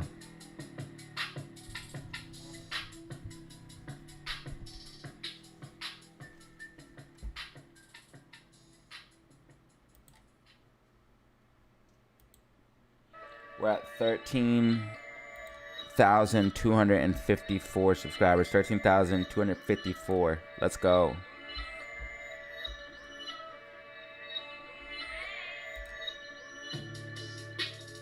All right, guys. You guys can see that AMC was below this line here at 472. And since we did get below that line with the red MACD, we did have to see a move to the downside. I told you guys we have to stay above 472 to keep that push to the upside. So unfortunately, we are seeing a little bit of pullback right here for AMC.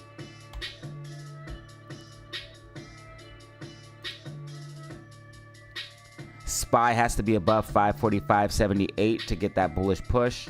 SPY looking like it's rejecting from that level right now. If SPY can't close above this, it's going to be pretty interesting.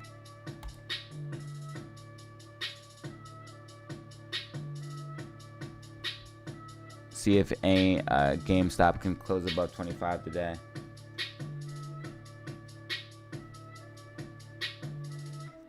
What up, Whimsy?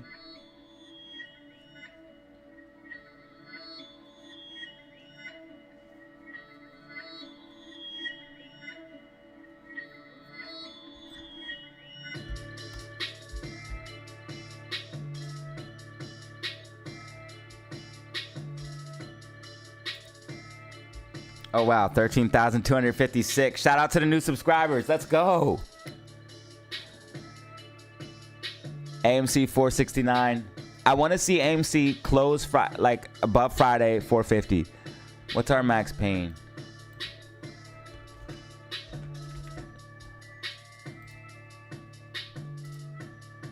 Yeah, I want to see us closing above 450. I want to see us closing above max pain. I want us to see calls in the money. And that would be way different from last week. Wait, no, last week we were able to close above 450. Yeah, I want to see 450. I want to see us go to 5. I want to see us go to 5. Fuck 450. Let's go back to 5. We have to break above the 472 resistance, and then that could take us to 5. Let's just go for 5. How many calls are in the money at 450? Oh, man. AMC's broken. $4. It doesn't tell me. It just says another 58,000 at 5. I'd have to go to market beat.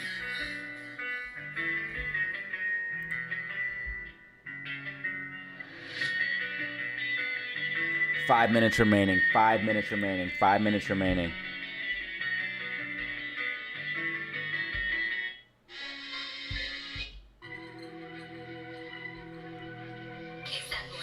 Five minutes remaining.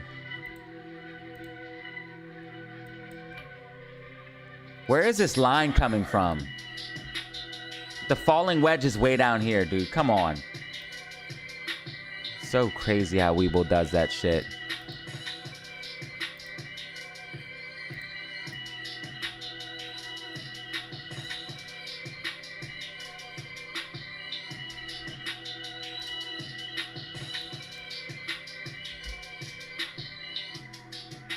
AMC at 469, GameStop 2517, getting a bullish push above that 2503 resistance and support. And that's why we're making this move to the upside. Green MACD, let's go. GameStop getting that bullish push that I talked about. I told you guys GameStop would most likely be getting a bullish push here by the end of the day, and that's exactly what we're seeing here.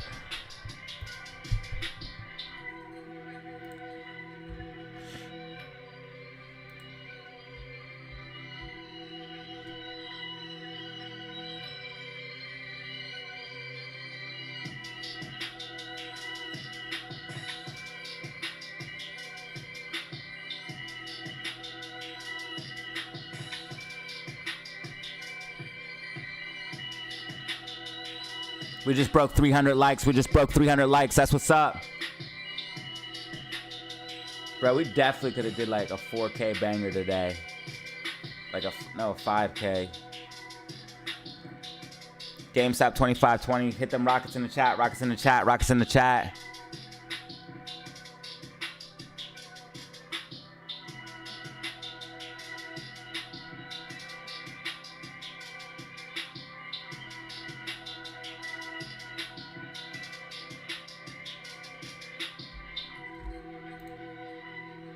AMC getting a push as well. AMC getting a bullish push as well. And I thought if GameStop got a bullish push, AMC would. And I did say bullish push for the memes at the end of the day.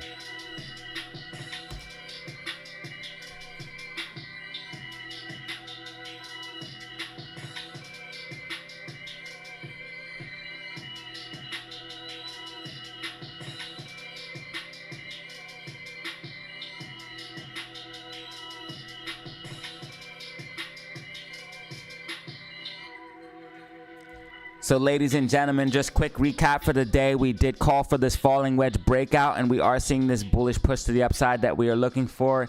And we are getting the green week that we talked about as well in the weekly outlook and prediction on Saturday. So our predictions are coming to fruition. We are tracking, looking bullish to the upside. Again, sometimes it takes longer than others. Consolidation is not always fun, but we had to consolidate inside of this falling wedge in order to get this break out, which could take us to the upside.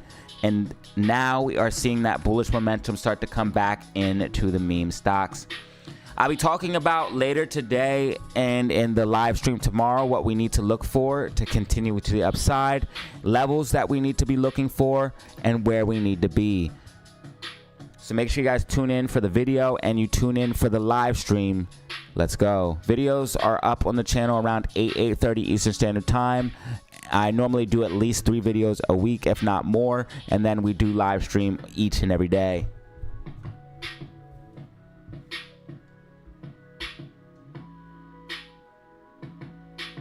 Mega Rockets in the chat right now. AMC breaking back above the critical resistance of 472. This is exactly what we want. AMC breaking back above 472. This is what we want to get towards $5. And this is why AMC consolidated. I told you guys we had to consolidate. I told you it's not always fun, but it has to happen. And this consolidation is leading to this breakout you are seeing right now. We got the spring off to the downside and just got a nice pump to the upside. Ladies and gentlemen, memes getting a bullish push into close as predicted.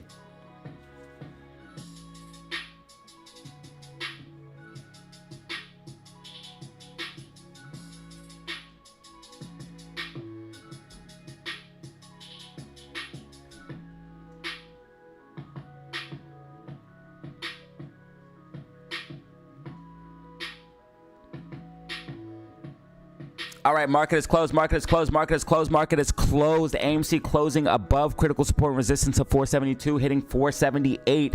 AMC hitting that 478 level. GameStop hitting $25, closing above the critical resistance of $25, where we want to be to see continuation towards that $30 level that we ultimately want to be at. So, ladies and gentlemen, looking good for GameStop as well, closing above a critical support and resistance level. AMC closing above a critical support and resistance level after consolidating, confirming this level as support. This looks good. Now, tomorrow, we could potentially be setting up for a much bigger move. It's going to be a huge battle tomorrow. Tomorrow is Friday, okay? So you know they're going to be getting what? Short shares, yes, and they're already loading up. 1.5 million short shares available to short for GameStop, and let's see what they got for AMC. 250,000 available to short for AMC. They will be loading up. Tomorrow is a big day for the meme stocks. Potential gamma setup and technical setup, because if we break above certain levels, you get momentum because you broke above that level, and then also we get momentum from gamma. So we got a lot of things going on, man. Make sure you guys check out the video and the live stream. I appreciate you guys for being here, man. Hit that like button and subscribe on the way out. Hit that like button and subscribe on the way out. We got 13,257 subscribers. Shout out to all the new subscribers. Truly appreciate you guys for making this possible, man. We couldn't be here without you. Thank you guys for tuning in and watching. Also, super chats. Guys, you guys went crazy on the super chats. Much appreciated. Thank you so much. And 7 brand new members today. Unreal. 7 brand new members. You guys went ham yesterday. You guys went ham the day before. Thank you so much for all the support and consideration. It truly, truly means the world to me. I know I said thank you a lot, but I don't know how else to tell you that I'm grateful, man. So it is what it is. SPY also getting a nice move here. Pushing to the upside into close. Potentially giving beams that bullish push as well. Giving a little bullish momentum. Bitcoin, you want to see get back above 60,000. $60,600 to be specific. $61,600. RSI starting to curl back up. That means momentum is building. I think we could build a base here and pump up. Not financial advice on Bitcoin. So I think Bitcoin might actually hold this level and push higher. Yup. Still in an overall uptrend. Ethereum broke back inside this like bullish structure here, and Ethereum could be building a huge falling wedge that could leave this thing pumping.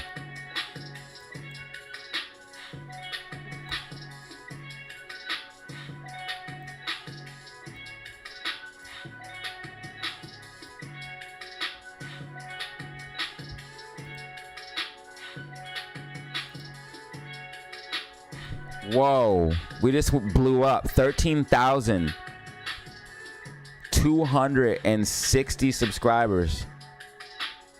Thank you so much. 13,260 out of nowhere. We had a goal of 13,250. We just blasted past that. Thank you guys so much, man. I appreciate that for real. 328 people in the building still, 7 brand new members, 309 likes. Much appreciated. 3,400 views.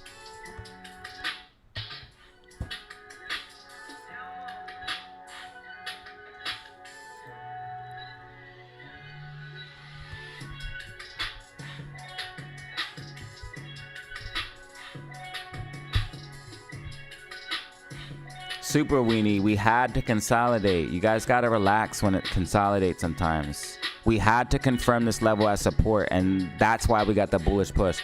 SPY literally did the same thing today, but it was more volatile. It traded in this range and finally got a push above this. So you see this line here? It flirted with this line the whole time and finally got a push above that line at the end of the day. It's not always corruption. It's not always... sometimes it's just natural stock movement. And this wasn't even barcoding, because you see how it's fluctuating through the line? That's not barcoding. If it was barcoding, it would just be doing this the whole time flat. So sometimes it just has to consolidate, and then it can confirm that level as support. It just, sometimes it is what it is.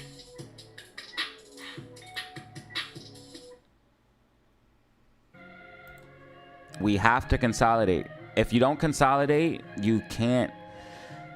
See, this is why a lot of people were getting bored here. They don't understand that you have to consolidate here. They're like, oh, nothing's been happening. It's just been going sideways. That's because we're building a bullish base to push higher. The fact that we haven't went down after this push up means that we're going to push higher. You just got to know what you're looking at.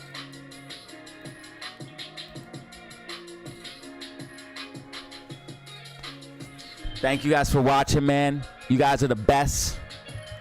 We the best.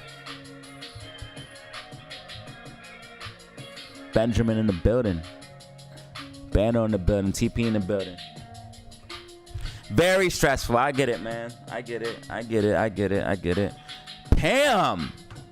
Pam with 5 gifted. Pam, thank you so much, man. Pam, thank you. You didn't have to do that. 12 brand new members. 12 brand new members. Thank you so much, Pam. Let's get some hype in the chat for Pam.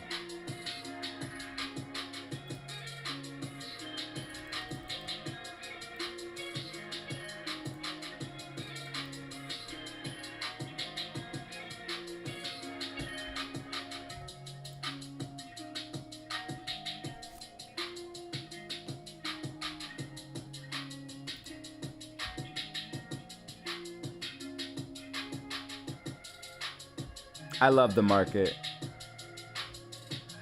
I love YouTube, and I love this job. I'm so glad that this exists so I can do this. It's the best job ever.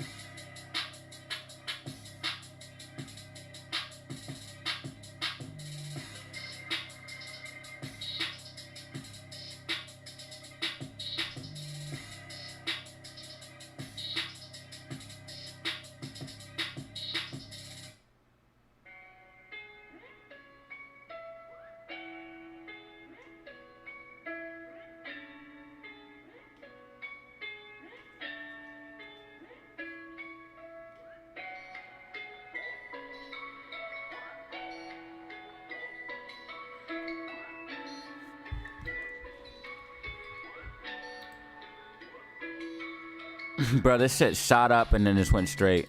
That's funny. Thank you, Pam, for that gifted, bro.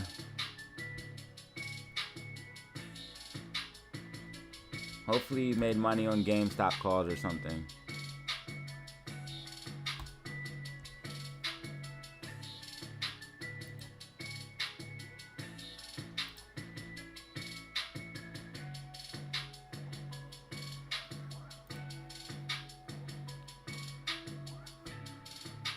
That put us at 12 new members. That's fucking crazy. You guys have, like, every single day, bro. I don't even know anymore. Thank you, guys. Every single day we get, like, freaking, like, 10 members or some shit. Dude, we got, like, 10 members yesterday. So I don't even know them anymore. It's just what... Is this normal now? I don't know. If this is normal, this is gonna be crazy.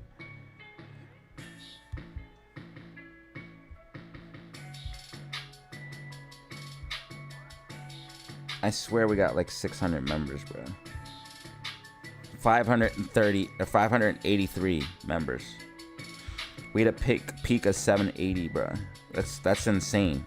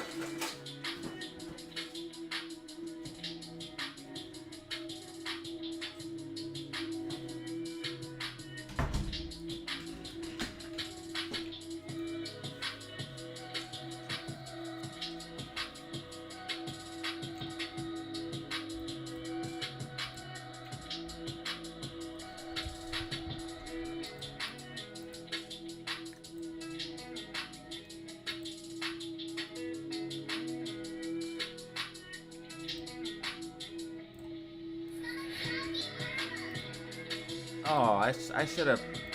Damn it! I should have identified this. There's a clear falling wedge right here.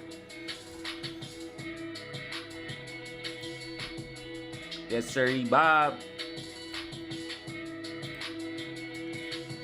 I should have identified this. Oh, wait, hold on, because this might not be over yet. Might have this falling wedge into close, giving us a pop to the upside.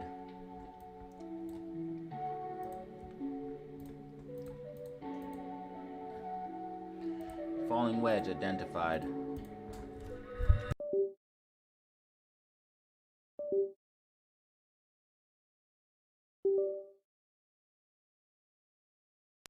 Falling wedge identified. And we like falling wedges.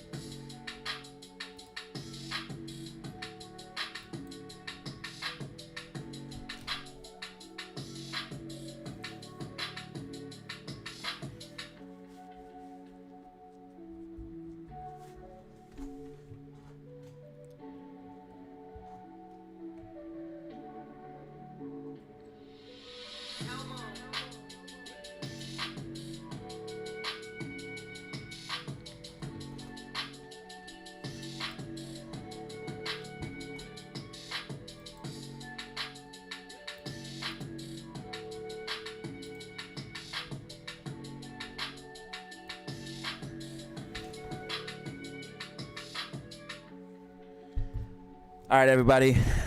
That was the DZ live stream on Thriving Thursdays. Thriving Thursdays. So, appreciate you guys for watching. You already know what it is. Make sure you guys hit that like button and subscribe on the way out. And as always, y'all, have fun. Stay safe. Make money. Peace out.